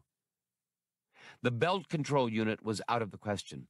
Han climbed the amphitheater stairs slowly, buckling the gun belt around his hips, tying down the holster. Ul-Rashan came after, returning his disruptor to its forearm holster. The two stepped out into the open area overlooking the arena. The gathered authority officials looked up at them. It had been a good try, Han told himself, just a touch shy of success. But now Hirkin meant to see him dead, and Chewbacca and Atwari and Pakka in his interrogation chambers. The Vice-Prex held all the cards but one. Han made up his mind on the spot that if he was going to die anyway, he'd take all these warped minds of corporate security with him. He went carefully and stood by the wall, unsnapping the retaining strap of his holster.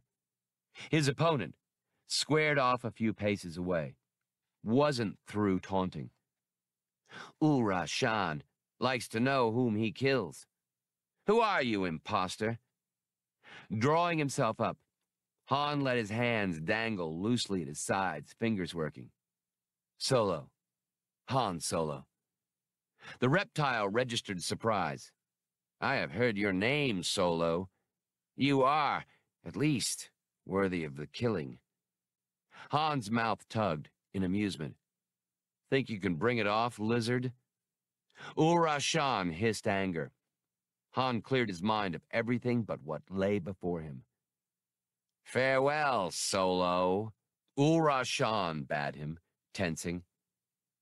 Han moved with a dipping motion of the right shoulder, a half turn, all done with the blinding abruptness of the gunfighter. But his hand never closed on the grip of his blaster. Instead, feigning his draw, he hurled himself out on the floor. As he fell, he felt Ul-Rashan's disruptor beam lash over him, striking the wall. It set off a belching explosion that caught the reptile full in the face, flinging him backward. His shot had blown apart the ancillary circuitry for Hirkin's belt unit, freeing swirls of energy. Secondary explosions told of the destruction of power management routers. Han had hit the floor rolling, surviving the blast with little more than singed hair.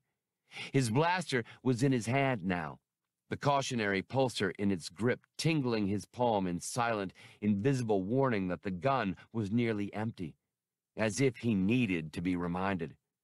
Ul-Rashan, somewhere in the din and smoke, was shrilling, "Solo!" in furious challenge. Han couldn't pick him out. A far-off vibration reached him, the overload spiral he'd had Blue Max build into the secondary defense program. Now that the primaries had been damaged and Hirkin's belt unit circumvented, the power rerouting had taken over. Won't be long now, he told himself. Everyone in Star's End suddenly felt as if he were being immersed in thick mud, as the weight of a planet seemed to be pressing down. The anti-concussion field, Han had forgotten about it.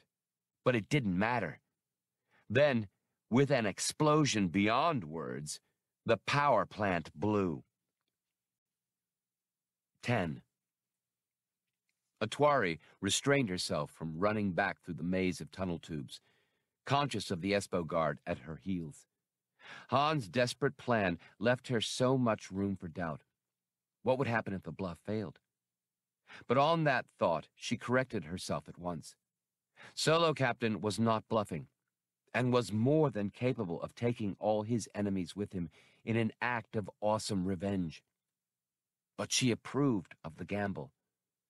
This might be Star's End's only vulnerable moment. Even so, she took her longest strides now, dragging a stumbling Pakka along breakneck quick. They passed into the final junction station, the one nearest the Falcon. A tech lounged on duty behind his console. The Espo's comlink signaled for attention, and Atwari heard the crackled order, relayed from Hirkin through the Espo Major as clearly as did her escort himself. The two Triani were to be brought back to the tower. She wondered if that meant Han had successfully intervened in Bollix's combat. But Atwari had no intention of going back now. Solo Captain specifically wanted her on board the Millennium Falcon. She tried her most reasonable tone. "Officer, I have to pick up a very important item on my ship. Then we can return. Please? It's very vital. That's why I was given clearance to go in the first place." The Espo wasn't paying heed. He drew his sidearm.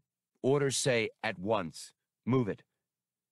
The attention of the duty tech was aroused now, but the guard was the immediate danger. Atwari held Paka's paw high so that his toes barely touched the floor, showing him to the guard. "You see, I was also told to leave my cub on board ship. His presence displeased the viceprex." She felt Paka's short, elastic muscles tighten. The Espo opened his mouth to reply, and she whipped the cub up. Paka took snapping momentum from the launch, and both of the Triani split the air with predatory howls, astounding the authority men. Paka's dropkick caught the astonished Espo in the face and throat. Atwari, coming in behind her cub, threw herself on the man's arm, prying his hand loose from his blaster. The Triani bore their antagonist over backward, the cub with arms and legs and tail wrapped around the Espo's head and neck, Atwari wrenching the blaster free. She heard a scuffle of sound behind her. Whirling, she saw the duty tech half standing from his chair behind the console. His left forefinger was stabbing some button on his board, hard. She assumed it to be an alarm, but the tech's right hand was bringing up a blaster, and that was first on the agenda. She fired with the dispatch of a Triani Ranger. The brief red flash of the blaster knocked the tech off his feet backward, overturning his chair. The Espo, bleeding from his wounds, threw Paka off and charged at Atwari, hands clutching for her. She fired again, the red bolt lighting the junction station. The Espo buckled and lay still. She could hear alarms jangling through the tunnel tube layout. Atwari was about to go to the junction station console to disconnect the tunnel tubes and cut off pursuit, when the station jolted on its treads, as if the surface of Midas 7 had surged up under it. She and Paka were bounced in the air like toys by the tremors of an explosion of incredible force. Atwari picked herself up dazedly and staggered to one of the thick exterior observation ports. She couldn't see the tower. Instead, a column of incandescent fire had sprung up where Star's End had stood. It seemed impossibly thin and high, reaching far up into the vacuous sky of Midas 7. Then she realized that the force of the explosion had been contained by deflector shield generators around the tower. The pillar of destruction began to dissipate, but she could see nothing of Star's End, not a fragment.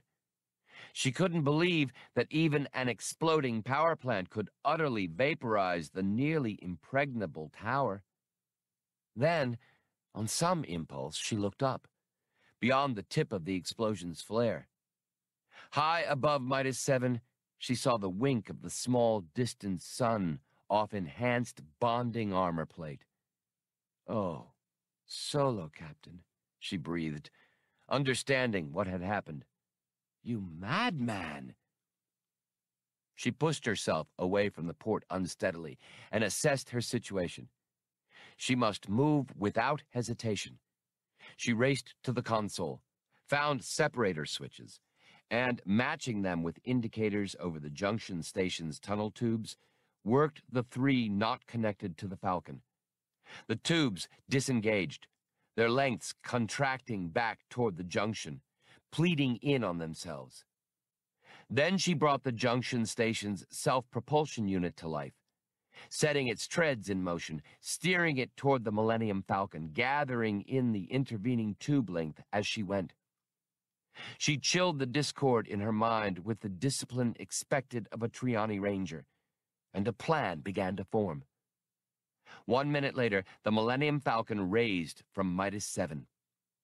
Atwari, at the controls with Paka perched in the co-pilot's chair, scanned the base. She knew the personnel must be coping desperately with pressure droppages and air leaks through their ruptured systems. But the armed Espo assault ship had already boosted clear of the base. She could see its engine glowing as it climbed rapidly in the distance. That someone had comprehended what had happened and responded so quickly gave her one more worry. No more Authority ships must be allowed to lift off. She guided the starship in a low pass at the line of smaller Authority vessels. The Falcon's guns spoke again and again in a close strafing run. The parked, pilotless ships burst and flared one after another, yielding secondary explosions. Of the half-dozen craft there, none escaped damage. She swooped past the deep crater where Star's End had once stood. She opened the main drive, screaming off after the departed Espo assault craft.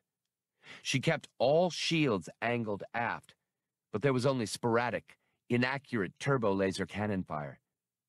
The personnel at the base were too busy trying to keep the breath of life from bleeding off into the vacuum. That was one advantage, a small help to her in what seemed like a hopeless task. Star's End's anti-concussion field must very nearly have overloaded, Han thought. For the first seconds after the power plant blew, stupendous forces had been exerted on the tower and everything in it. But the immobilizing effect began to recede as the systems adjusted. Smoke and heat from both the ruined executioner and the now-defunct primary control ancillaries rolled and drifted through the dome, choking and blinding. There was a universal rush of indistinct bodies for the elevators. Han could hear Hirkin yelling for order as the Espo Major bellowed commands and the Vice-Prex's wife and others shrilled in panic. Han skirted the mob, headed for the elevators, wading through the anti-concussion field and the drifting smoke. Like all standbys, the anti-concussion field fed off emergency power inside Star's End. The tower's reserves would be limited. Han grinned in the murk and confusion. The Espos were in for a surprise. He made his way down the steps of the amphitheater, groping along, coughing and hoping he wasn't being poisoned by burned insulation and molten circuitry. His toe hit something. He recognized Vice-Prex Hirkin's discarded belt unit, kicked it aside, and went on. He located Bollocks when he stumbled over the droid's foot. "Captain, sir," Bollocks hailed. "We thought you'd quite left, sir." "We're bowing out now. Can you make it?" "I'm stabilized." Max improvised a direct link-up between himself and me. Blue Max's voice drifted up from Bollocks's chest. "Captain, I tried to tell you when I rechecked the figures that this might happen."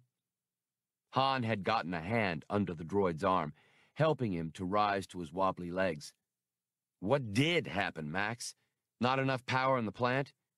He started moving Bollocks off unsteadily through the drifting reek. "No, there was plenty of power in the plant, but the enhanced bonding armor plate is a lot stronger than I thought at first. The exterior deflector shields contained the force of the explosion, all except the overhead one, the one that dissolved in the overload. All the force went that way. Us too." Han stopped. He wished he could see the little computer. Not that it would have helped. "Max, are you telling me we blew Star's End into orbit?" "No, Captain," Max answered darkly. "A high arc trajectory maybe, but never an orbit." Han found himself leaning on Bollocks as much as the droid was leaning on him. "Oh my. Why didn't you warn me?" "I tried," Max reminded him sulkily. Han was in mental overdrive. It made sense. Midas 7's relatively light specific gravity and lack of atmospheric friction must give it an escape velocity that was only midland. Still, if the tower's anti-concussion fields hadn't been on when the large charge had gone off, everybody in Star's End would have been colloidal slime by now. "Besides," Max added testily, "isn't this better than being dead? So far?" Han brightened. There was no arguing with that logic. He shouldered part of Bollocks's weight again. "Okay, men. I have a new plan. Forward." They reeled off again, away from the elevators. All the elevators will be out. Life support and whatnot will have preempted all the reserve power. I saw a utility stairwell in the floor plans, but Hirkin and company will be remembering it pretty soon, too. Shag it. They rounded the curve of the utility core as Han took his bearings. They were almost to a yellow-painted emergency door when the door snapped open and an Espo jumped out, riot gun in hand. Cupping his hand to his mouth, the man called, "Vice Prex Hirkin! This way, sir!" Then he noticed Han and Bollocks and swung his weapon to bear. With only a microcharge in the blaster, Han had to make a quick headshot. The Espo dropped. "Brown nose," Han grunted, still hanging on to the droid, stooping to grab the riot gun. He manhandled himself and his burden through the emergency door. A furor of shouting reached him. The others had found the elevators useless, and someone had remembered the stairwell. Han secured the door behind him and fired several sustained bursts at its latching mechanism. The metal began to glow and fuse. It was a durable alloy that would shed its heat again in moments, leaving the latch welded shut. Those remaining on the other side would be able to blast their way through with hand weapons, but it would take precious time. As he and Han half fell, half ran down the stairs, Bollocks asked, "Where to now, sir?" "The stasis booth tiers." They careened around a landing, nearly falling. "Feel that? The artificial gravity's fluctuating. In time, the power management routers will cut off everything but life support." "Oh, I see, sir," Bollocks said. "The stasis booths you and Max mentioned. Give the droid a prize. When those booths start conking out, there are going to be some pretty cranky prisoners on the loose. The guy who might be able to pull our Chewies out of the conflagration is one of them. Doc, Jess's father."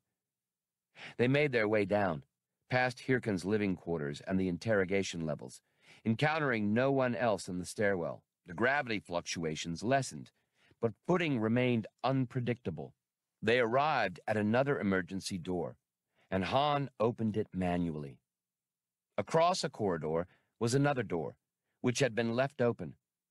Through it, Han saw a long, wide aisle between high tiers of stasis booths, like stacked upright coffins. The lowest rows of booths were already darkened, empty, the highest still in operation. Booths in the middle two rows flickered. But down in the aisles, a line of 6 guards wavered before a mass of humans and non-humans. The released prisoners, members of dozens of species, growled and roared their hostility. Fists, tentacles, claws, and paws shook angrily in the air. The Espos, waving their riot guns and advancing, tried to contain the break without firing, afraid they might be overwhelmed if they opened up. A tall, demonish-looking being broke from the mob and launched himself at the Espos, his face splitting with mad laughter, hands grasping. A burst from a riot gun brought him down in a groaning heap. The prisoner's hesitation disappeared. They advanced on the Espos in unison.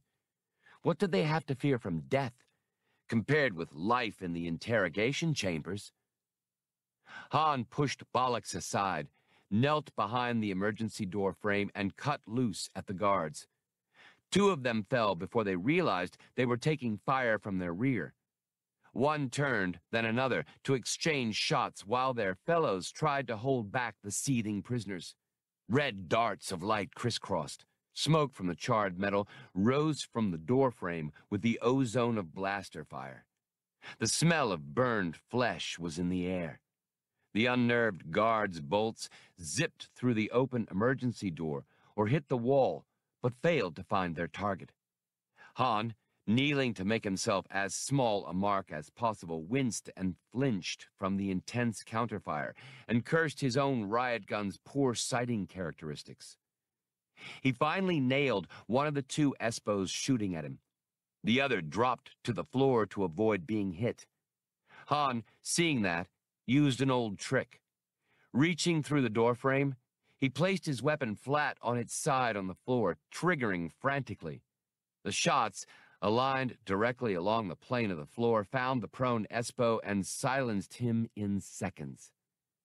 The remaining guards broke. One let his piece fall and raised his hands, but it did him no good. The mob poured over and around him like an avalanche, burying him in murderous human and alien forms. The other Espo, trapped between Han's sniping and the prisoners, started scaling one of the ladders, connecting the catwalks along the tiers of stasis booths. Partway up, the guard paused and shot those who had tried to follow him. Han's shots, at the wrong angle, missed. Han gathered up bollocks, headed for the tier room. The last Espo's gunfire had made the prisoners draw back as he climbed for the third catwalk. From out of the pack of prisoners, 3 shaggy simian creatures swarmed up after him, disdaining ladders, swinging up arm over long arm along the tier's outerworks. They overtook the Espo in moments. He hung from the rungs long enough to shoot one of the simians. It fell with an eerie caw. The other 8 things drew even with the Espo, 1 on either side. As he tried to fire again, his weapon was snatched from his hand and dropped to those below.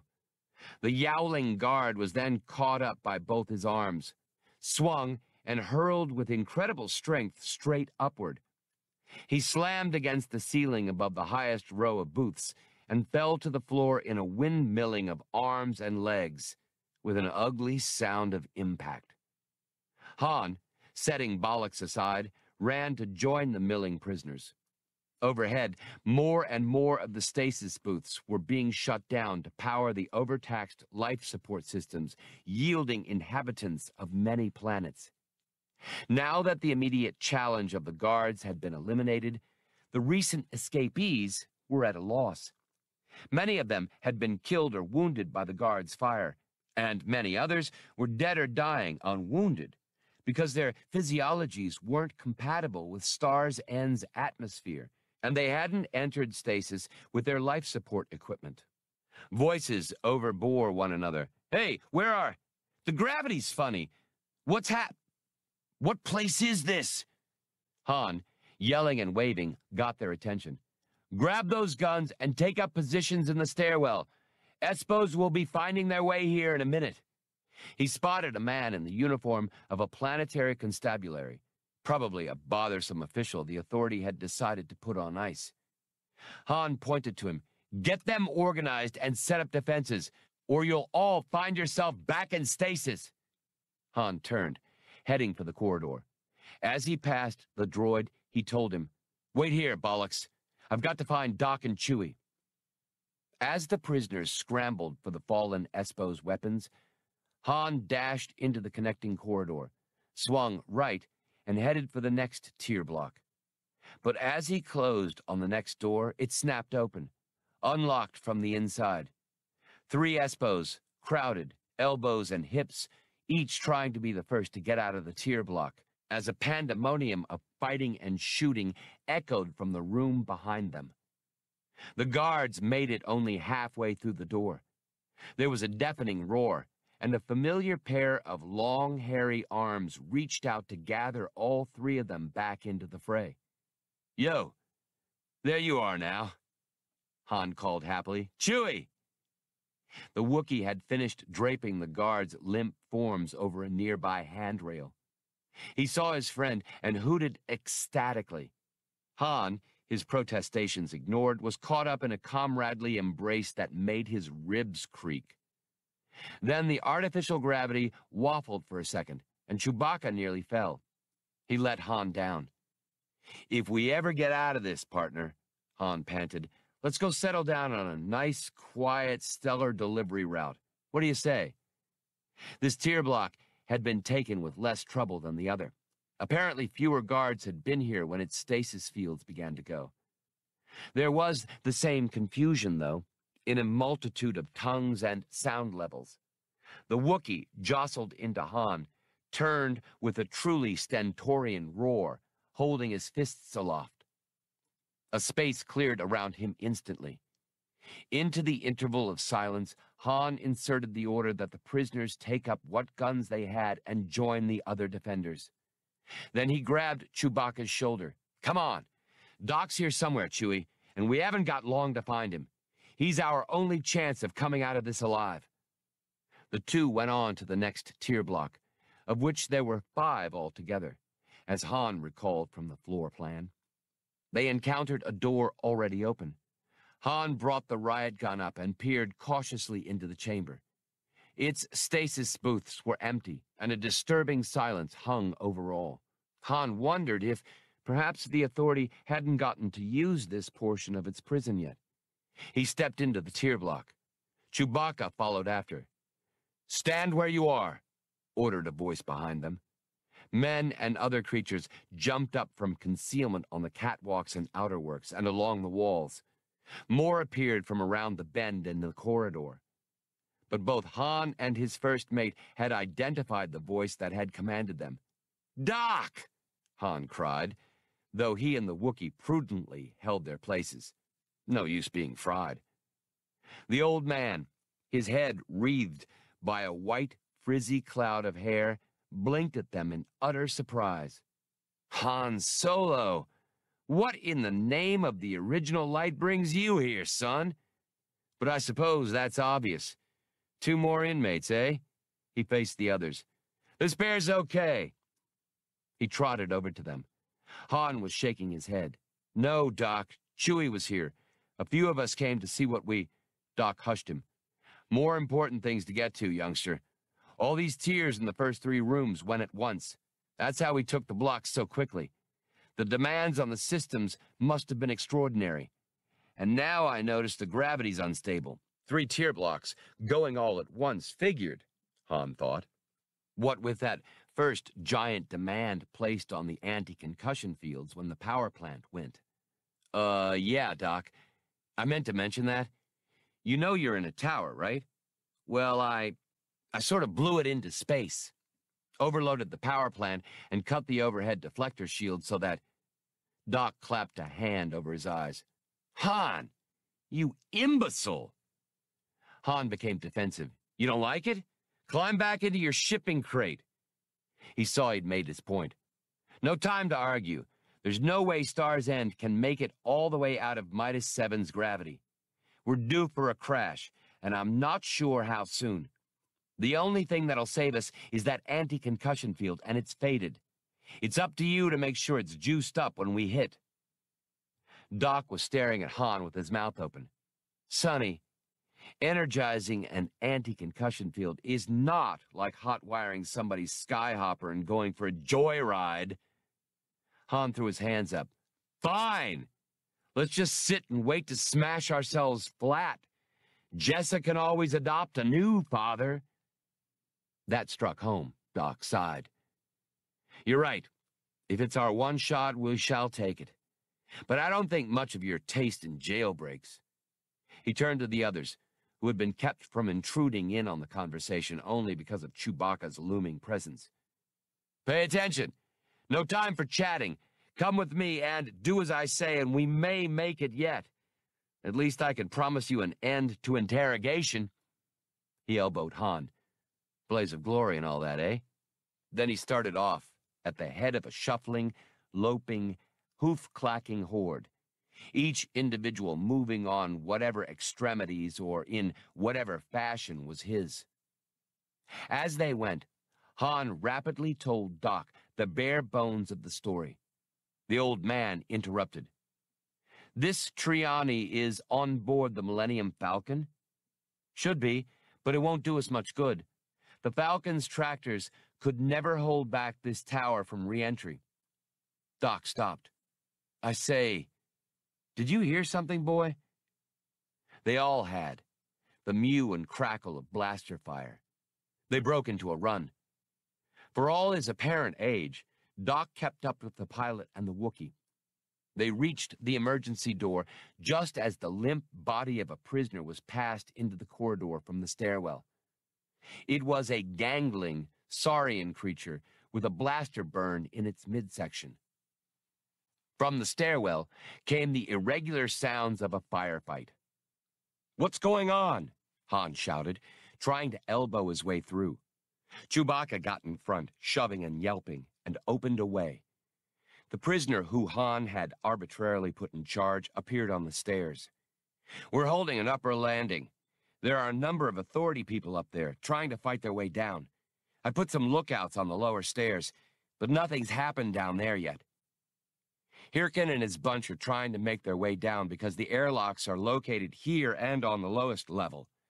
He's hoping for a rescue," Han told them. Doc and the others looked at him in surprise. He remembered that Star's End must be largely unknown territory to them. The constabulary officer asked, "Just what's happened?" "Our time's running out, is what?" Han answered. "We have to hold up here and give Doc there a chance to get down to the engineering levels. Take whoever's armed on point. There'll be some resistance down there, but it ought to be light. The rest can follow at a distance." The expedition down the stairwell began, with Doc hurrying because none of them knew when the tower would hit its apogee and begin its plummeting descent. Meanwhile, Han and Chewbacca dashed upstairs. Han felt himself breathing hard and understood that life support systems were beginning to fail. If the oxygen pressure in the tower fell too low, all their efforts would mean nothing. They joined the defenders holding the second landing above the tier blocks. Blaster beams from above sizzled and crashed against the opposite wall, as the remaining armed prisoners here fired quick, unaimed shots around the corner when they could, with little chance of hitting anyone up on the next landing. Several defenders lay dead or injured. As Han topped the stairs, one man edged his weapon around the corner, quickly squeezed off a few shots, and drew back hastily. He spied Han. "What's going on down there?" Han crouched beside him and was about to ease around the corner for a squint upstairs when a volley of red bolts burned and bit at the floor and walls out in the field of fire. He shrank back. "Get your damn bulb down, man," the defender cautioned. "We ran into their point men right here at the turn. We drove them back, but the rest came down. It's a standoff, but they have more weapons." Then he repeated, "What's going on below?" "The others are headed for the lower levels, to rig a way out of this. We're here to keep the riffraff out." He began to sweat, thinking that the tower must surely be succumbing to the pull of Midas 7 by now. The steady salvos from the next landing lit the stairwell. Chewbacca, checking it out with narrowed eyes, gobbled something to Han. "My pal's right," Han told the other defenders. "See all the incoming bolts? They're hitting the far wall and the other side of the floor, and that's all. Nothing on this side." He slid around on the seat of his pants, cradling the riot gun high across his chest.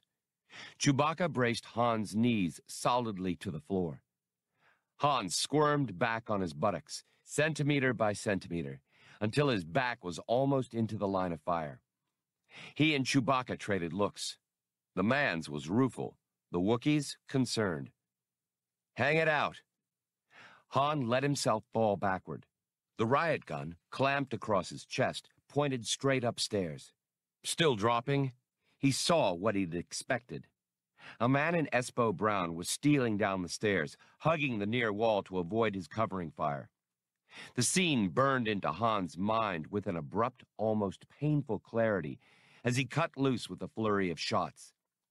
Without waiting to see their effect, he leaned up again, long before his back could touch the floor. Chewbacca felt the move, pulled hard. Han came sliding to safety.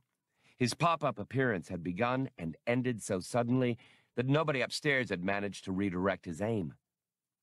There was a rapid clattering on the stairs, and an Espo-issue sidearm spun to a stop on the landing. A moment later, with a weighty bouncing, the pistol's owner rolled to a halt next to it, more than adequately dead. It was the Espo Major. Han nodded in tribute to the Major's devotion to duty. The barrage from the next landing became more intense. The defenders answered with what weapons they had. Chewbacca picked up a pistol dropped by one of the fallen defenders, a feathered creature lying in a pool of translucent blood. The corpse's beaked face had been partly obliterated by a blaster shot. The Wookiee found that the barrel of the pistol had been hit and was twisted and useless. Chewbacca, pointing at Han's empty, holstered blaster, threw him the unusable gun. Han threw back the riot gun in exchange and drew his own sidearm to charge it from the ruined pistol. Chewbacca, whose thick fingers didn't fit the human-sized weapon well, tore off the trigger guard, then began firing around the corner without looking, high, low, and in between, at every angle. Han mated the adapters in the pistol's grip to those in his own blaster's power pack, just forward of the trigger guard. He wound up with only half-charge capacity, but it would have to do. Finished, he tossed the useless Espo pistol aside and joined the Wookiee. To frustrate counterfire, the two fired unpredictably, and they could be very unpredictable indeed. None of the authority people seemed to want to emulate the Major's heroism. Suddenly, the firing from above stopped. The defenders also stopped, watching for a trick. It occurred to Han that if Hirkin had even one shock grenade, but no, he'd have used it already. A flat, hissing voice called down, "Solo, Vice Prex Hirkin would speak with you."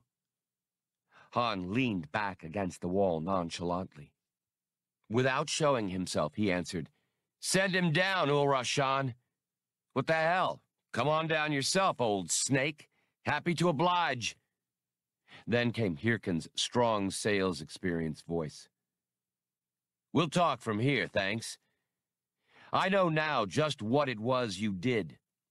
Han wished to himself he'd known, too, beforehand. "I want to strike a bargain," Hirkin went on. "However you're planning on getting away, I want you to take me with you. And the others with me, of course." Of course. Han didn't even hesitate. "You got it. Throw your guns down here and come down one at a time, hands on your—" "Be serious, Solo," Hirkin interrupted, depriving Han of the chance to tell him where to put his hands. "We can keep you occupied here so that you won't be able to get out yourself. And Star's End is at the top of its arc. We've seen that much through the dome. It'll be too late soon for any of us. What do you say to that?" "No way, Hirkin." Han wasn't sure whether Hirkin was bluffing about the towers having reached apogee, but there was no way to check it, short of leaning out one of the locks. A poor idea in view of the scarcity of spacesuits. "Hirkin's dead center about one thing," he whispered. "They could pin us here if we let them make the rules." The others followed him quickly down to the next landing, the last one before the tier block level. They slipped around the corner and took up positions, waiting. Now it'd be the Vice Prex's turn to sweat. From what Han could hear, it sounded like the majority of the prisoners were still in the tier blocks, unsure of what they should do. Han just hoped they wouldn't panic and come his way. He had his blaster raised, knowing a questing head must come around the corner they'd abandoned, but it was impossible to anticipate exactly when it would come. A head did flick around the corner, Ulrashan's, high up. He'd stood on someone else's back or shoulders. He flashed out, saw the disposition of the defenders, and pulled back with astounding speed.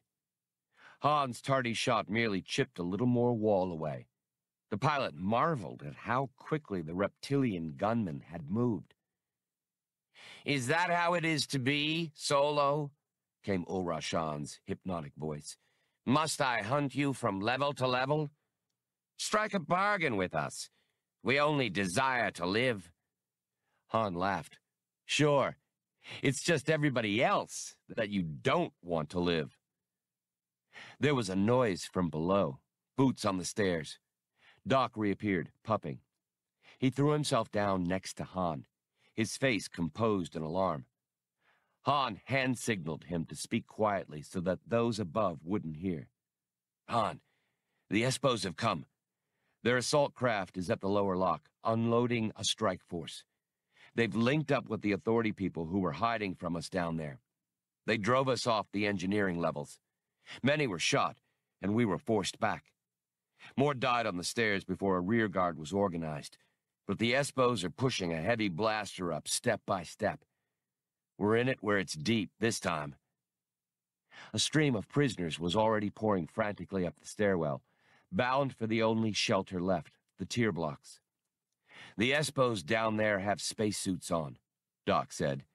What if they bleed off our air? Han abruptly saw that the men around him were looking to him for an answer and thought, who, me? I'm just a getaway driver, remember? He shook his head. I'm tapped out, Doc. Get yourself some machinery. We'll play them one last chorus. Hirkin's voice boomed down triumphantly. Solo?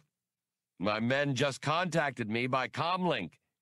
Surrender now, or I'll leave you here.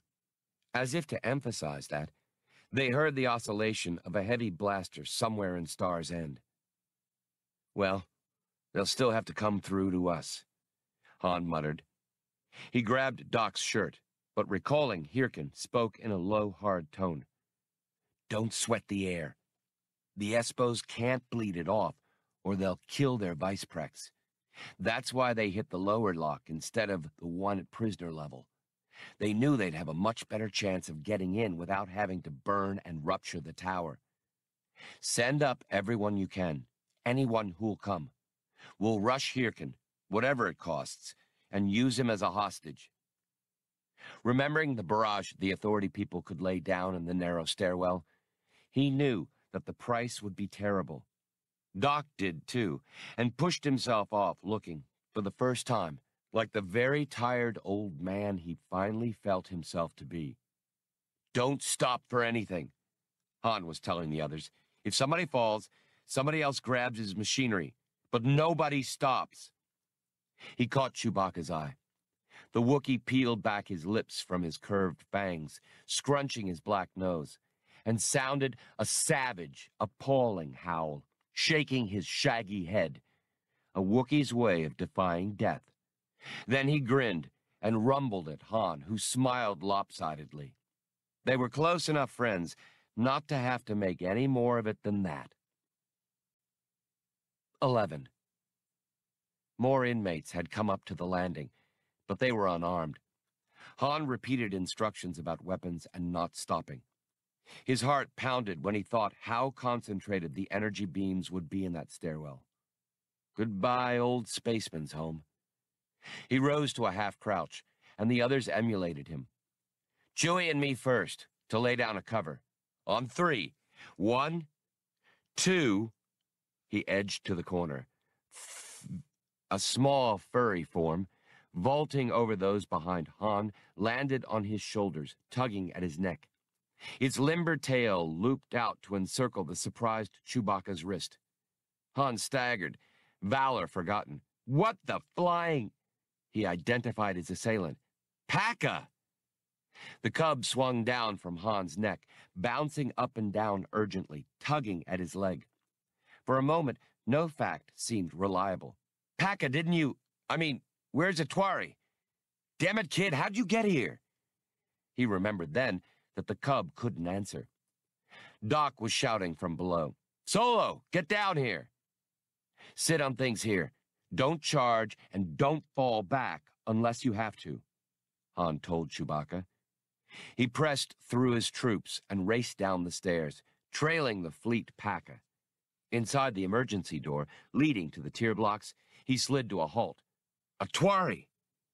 She was surrounded by Doc and the other prisoners. Solo, Captain.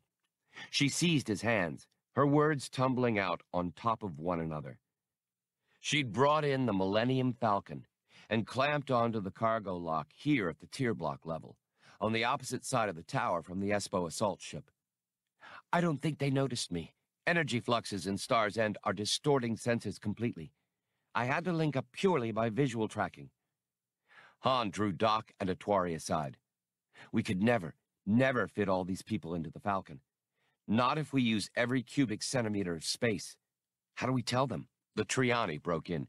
Solo Captain, shut up, please, and listen. I have a tunnel tube junction station secured to the Falcon. I drove it right up against the ship and made it fast with a tractor beam. We can certainly fit inmates in the tunnel tubes if we extend them, Doc began. Han's excited voice overbore him. We'll do better than that. Atwari, you're a genius. But will the tunnel tube reach? It should. Doc was looking from one to the other. What are you two? Oh, I see. He rubbed his hands together, eyes bright. This will be novel for a fact. One of the defenders from the upper landing poked his head through the emergency door. Solo, the Vice Prex is calling for you again. If I don't answer, he'll know something's doing. I'll send Chewie down to help you. Work fast. Solo, Captain, we have only minutes remaining. He bounded up the stairs, though it left him huffing and heaving, and threatened to black him out. Air's going, he thought. In hushed tones, he explained everything quickly, and dispatched the Wookiee and most of the others down to join Atwari and Doc. Then he answered Hirkin. The Vice Prex shouted, Time's short, Solo. Will you yield? Yield? Han sputtered, unbelieving. What do you have in mind? Defloration? He pegged a shot around the corner, beginning a steady harassing fire, and hoped that those below could hold the Espo assault team for the required time. 90 seconds later, a cycling light came on over one of the unused stern airlocks of the Authority assault craft. No one was there to notice because, except for a skeleton watch, the entire ship's complement had been turned out to rescue the Vice Prex, at his order. The lock opened. Through it stepped a very incensed Wookiee, hefting a captured wide-bore blaster. He was pleased, however, that he hadn't been compelled to waste time and power burning through the locked doors. He'd secured the outer hatch open.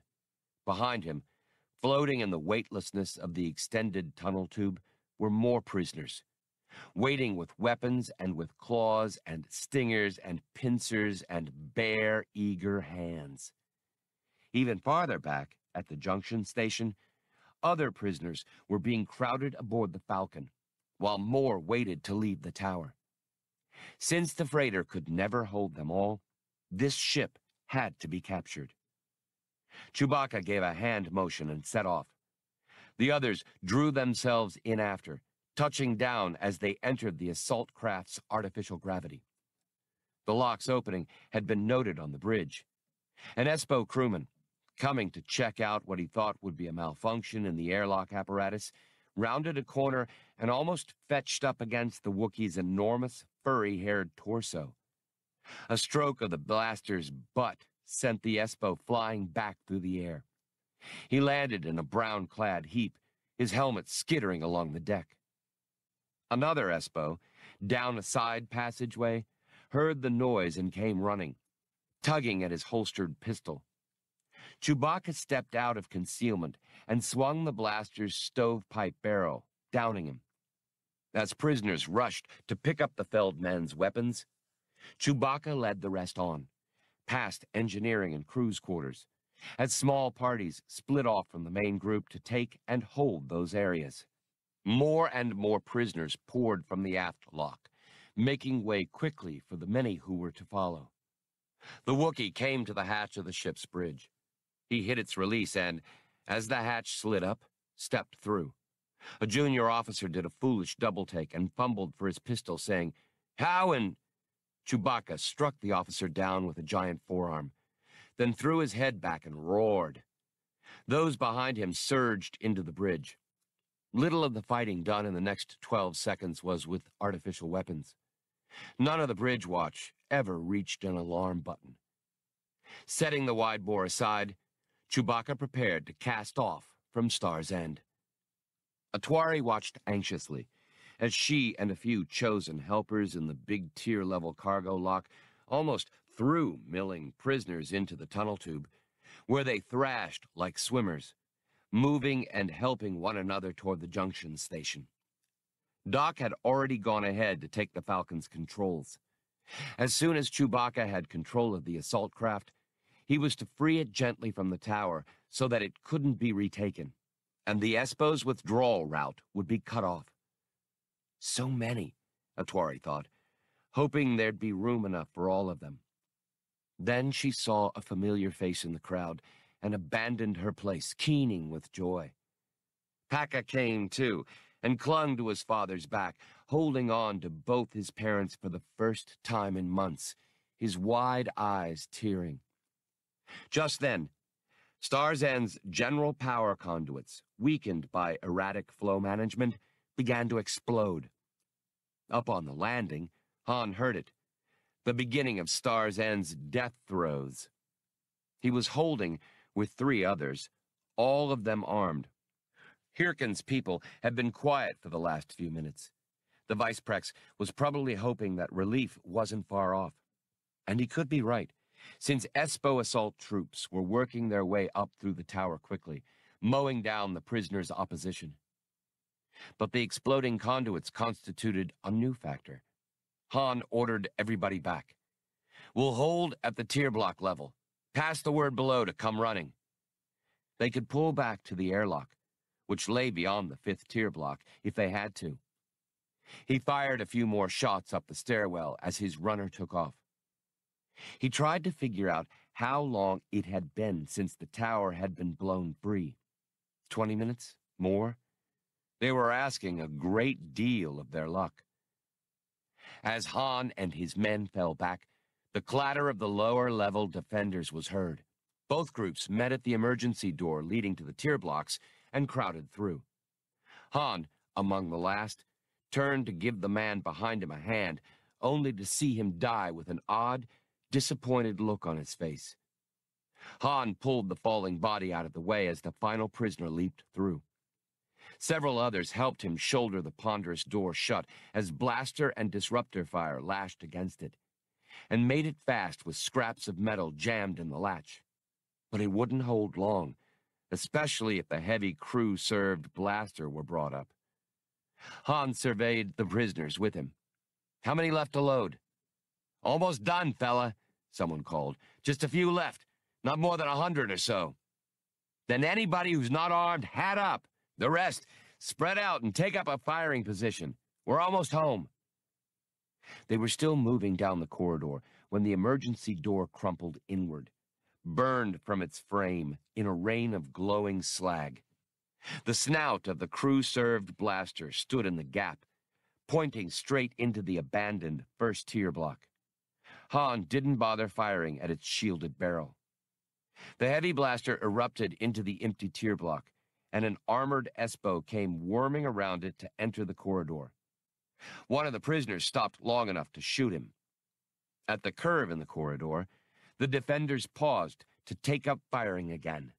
The gunners were having trouble getting their piece through the emergency door without exposing themselves to counterfire.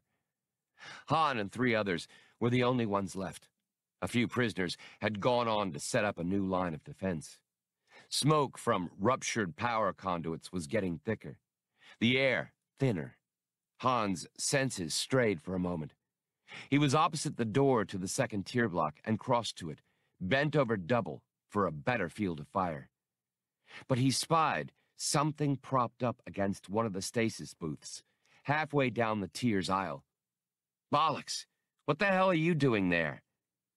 Evidently, the droid either had been dragged or had managed to drag himself this far toward the airlock, then had been shunted aside, and, pausing in the shelter of the tier block for a moment, was unable to rise again. Han realized that no prisoner in fear of his life would have taken time to worry about an antiquated labor droid. He ran to his side and dropped to one knee. "Up and at him, Annihilator. We're beating feet." It took all his strength to get the droid up. "Thank you, Captain Solo," Bollocks drawled. "Even with Max in direct linkage, I couldn't—" "Captain!" Simultaneously with the droid's warning, Han felt Bollocks throw all his mechanical weight against him, sending the 2 of them spinning around. In the same stopped frame, as it seemed, a disruptor beam meant for Han sliced into the droid's head. As they spun, Han's draw was automatic. In that frozen instant, he saw Ulra Shan standing in the doorframe at the head of the aisle, the bodies of the other defenders on the corridor floor behind him. The reptilian gunman had his weapon held at arm's length, knowing that his first shot had missed. The disruptor pistol was realigning. Han, with no time to aim, fired from the hip. Everything seemed to him to take forever, and yet to happen instantly. The blaster bolt flowered high against Ul-Rashan's green-scaled chest, lifting him and hurling him backward, while his own disruptor shot lanced upward and splashed off the ceiling. Han and Bollocks were sprawled together on the floor. There was no light in the droid's photoreceptors, no evidence of function. Han rose shakily, locked the fingers of his left hand around Bollocks's shoulder pauldron, holding on to his blaster with his right, and began hauling, heaving for breath. He never saw the Espos who, following in Ul-Rashan's wake, were ready to cut him down. Nor did he see them fall, downed by the fire from the prisoner's counterattack. Han's lightheadedness had narrowed his vision down to a dark tunnel. Through the tunnel, he would drag Bollocks back to the Falcon, nothing less. Suddenly, another figure was at his side, a furred and sinuous Triani ranger, bearing a smoking blaster. "Solo, Captain?" It was a male's voice. "Come, I will aid you. We have but seconds." Han let the other do so, both of them tugging the droid's hulk along much more quickly.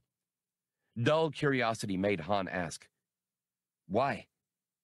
"Because my mate, Atwari, said not to bother coming back without you, and because my cub, Paka, would have come if I had not." The Triani called out, "Here! I found him!" Others arrived to give supporting fire, throwing the Espos into a brief confusion. The assaulting troops, not having gotten their heavy blaster into the corridor yet, fell back. More willing hands dragged at Bollocks. Then, somehow, they were all standing at the airlock, and the Espos seemed to have broken off their attack. The droid was floated into the tunnel tube, along with the other defenders and Atwari's mate. Only then did Han enter the airlock, leaving behind a strangely silent chamber. The fresher, thicker air of the tube hit him like a drug. He waved the rest on. The Millennium Falcon was still his ship, and he would be the one to cast off. "Solo, wait!" A man stumbled out of the smoke. Vice Prex Hirkin, looking a century older. He spoke with hysterical speed. "Solo, I know they've moved the assault ship away from the lower lock. I told no one, not even my wife. I ordered the Espos back and came in by myself." He shuffled closer, hands imploring. Han stared at the vice president for corporate security as if he were a specimen under a scope. "Please take me, Solo. Do anything, anything to me, but don't leave me here to—" Hirkin's handsome face jumped, as if he'd forgotten what he was about to say. Then he fell, squirming and reaching uselessly for the wound in his back. His obese wife came waddling up behind him with Espos at her back and a smoking pistol in her hands. Han had already hit the inner airlock hatch closure. He dived through the outer, into the tunnel tube, hitting that switch too. As the outer airlock hatch closed, he irised the tunnel tube shut, released its seal with an outgushing of air, and unclamped the tube. He floated there, watching through a viewport as Hirkin's wife and the Espos beat at the airlock's outer hatch viewport, unavailingly. Star's End's descent speed had already drawn it away, and it plunged deeper into the planet's gravity well. Around him, he could see and hear the wobble of the tunnel tube as packed prisoners were gradually absorbed into the assault craft and the Millennium Falcon. Everyone in the two ships and the tunnel tubes was so busy crowding elbow to pseudopod or helping the injured or the dying that only one survivor thought to watch the towers fall. As his mother and Doc labored over the Falcon's controls, conning the freighter under its extreme burden and maintaining tractor grip on the junction station, Paka hung from an overhead conduit in the cockpit, The only one with both an unoccupied mind and a vantage point. The cub stared down at Star's End's descent, the flawless trajectory of an airless world. And even the sudden, brilliant flash of its impact didn't distract the others, who had lives to worry about. But Paca, unblinking, unspeaking, saw the symbol of authority flare and die with the brevity of a meteor. The wind pulled hard across the landing field on Urdur. A no-nonsense wind, chilling, biting, but fresh and free. The former inmates of Star's End, those who had lived to reach this latest outlaw tech base, breathed it without complaint as they were herded off to temporary quarters. But Han still pulled his borrowed greatcoat tighter around him. "I'm not arguing," he argued. "I just don't understand is all." He was addressing Doc, but Jessa was listening, as were Paca, Atwari, and her mate, Kiheen. Nearby rested the Falcon, the tunnel tube junction still clamped to her side, and the Espo assault craft. Doc had guided both stuffy, overcrowded ships into quick contact with Jessa, and they'd been directed to this latest hideout world. Chewbacca was still on board the Falcon, surveying the damage done to her since the last time he'd seen her. A new yawp of inconsolable sadness echoed from the ship each time he found another item of damage. Doc, rather than reiterate his explanation, said, "Youngster, check the droid out for yourself. There." Outlaw techs were just offloading Bollocks's mutilated, beam-scorched form from the ship. An entire segment of his cranium had been shot away by Ul-Rashan. At Doc's order, his men brought over the repulsor lift hand truck with the droid strapped to it. With force bars and pinch jacks, they prized open the plastron. And there sat Blue Max, unscathed, running off his own power pack. Han leaned over him. Maxie?" The computer's voice still sounded like a child's. "Captain Solo, long time no see. In fact, long time no see anything." "Gotcha. Sorry. Things were really jumping this trip. Is Bollocks in there with you for a fact?" In response, he heard the unhurried drawl of the labor droid coming from Max's grill, sounding strangely high-pitched through the vocoder. "Right enough, Skipper. Blue Max was in direct link with me when the disruptor hit me. He pulled all my essential information and basic matrices down here, safe and sound with him in microseconds. Imagine that. Naturally, I've lost a lot of specifics, but I guess I can always relearn camp sanitation procedures if I have to." The voice became dejected. "I suppose my body's unsalvageable, though." "We'll get you a new one, Bollocks," Doc promised. "One for both of you. A custom puff, you have my word. But now you have to go. My boys will make sure all that circuitry in there remains stable." "Bollocks?" Han said, and found himself with nothing to say. He hit that problem from time to time. "Take it slow." "I always do," the vocoder drawled. "Goodbye, Captain Solo," Blue Max added. Jessa, shading her eyes, pointed to the assault craft. "There's a problem we won't solve in the shop." A dark-skinned figure sat by the ship's ramp, head bent to his chest. "He took his uncle's death pretty hard," Jessa continued. "Rekon was quite a man. Losing him would be hard on anybody." She looked to Han. Han was studiously looking elsewhere. He saw the boy's head come up from his private grief. He bore a startling resemblance to Rekon. "What do we do with him?" Jessa went on. "Most of the prisoners will find a new life somehow. Even Torm's father and brother. The majority of them will leave the corporate sector. A few hotheads plan to take it to the courts, as if they had a prayer.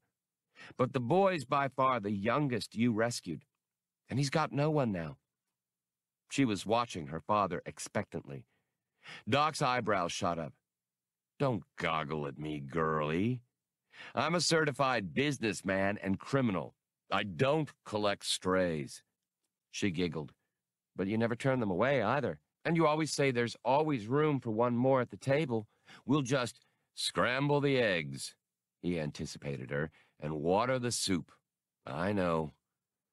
Well, I suppose I could at least talk to the lad. He might have some usable aptitude. Yes. Atwari, you worked with his uncle quite closely. Would you mind coming with me?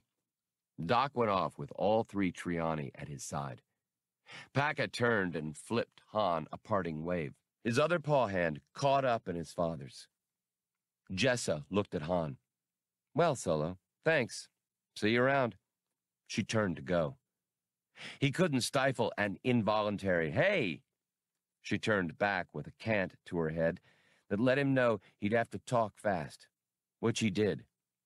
I put my life, my one and precious life, mind you, on the line for your father and all those other fine people, she cut in, including your good friend Chewie, and went through a couple of types of hair-raising situations, and all you have to say is thanks? She evinced shock. Why, you only carried out your part of our deal, and I carried out mine. What else did you expect? A parade? He glared at her, hoping she'd wither from his gaze. She didn't. He spun on his toe and headed for the Falcon's ramp with long strides. You win! Women! Ha! I've got the whole galaxy, sweetheart. The whole galaxy! Who needs this? She caught up, whirled him around. Jessa looked good, even in cold weather gear. Numbskull, what's wrong with striking another deal? His brow furrowed. I am somehow slipping into something tricky here, he thought, but I can't quite see what. What kind of deal? She considered it, looking him over. What are your plans? Are you going to join this campaign against the Authority, or clear out of this part of space? He looked up, sighing. You should know better than that. Rob 'em blind. That's my kind of revenge. Jessa leaned around him and called up into the ship. Hey, Chewie, how'd you like an all-new guidance system? And a complete overhaul? The Wookiee's delighted honks, preceding his appearance at the ramp, sounded like a happy foghorn. Jessa finished cheerily. And to show you what a sport I am, boys, I'll throw in some body work, repair all minor hull damage. I'll reroute the ducting in the cockpit, too. Get all those conduits and other head knockers out of your way. Chewbacca was close to tears of joy. He threw his hairy arm around the Falcon's landing gear and gave it a wet Wookiee kiss. Jessa said, See, Solo? It's easy when you're the boss's daughter. He was flummoxed. Jess, what am I supposed to offer? She slipped her arm through his, grinning slyly. What have you got, Han? She led him away, ignoring his objections. His outbursts became fewer as the pair walked across the landing field toward the distant buildings. Halfway there, Chewbacca saw, Han held his great coat open so that she could slip into it, safe from the bitter winds of Urdur, though her own suit was quite well insulated. Leaning casually on the Falcon, the Wookiee watched them go, and thought about what he and Han Solo could do with a ship, milled and tuned fine by the full resources of the outlaw techs. His muzzle wrinkled back from his fangs. He was glad for the breather they'd have here on Urdur. But after that, everybody had best hang on to his cash with both hands.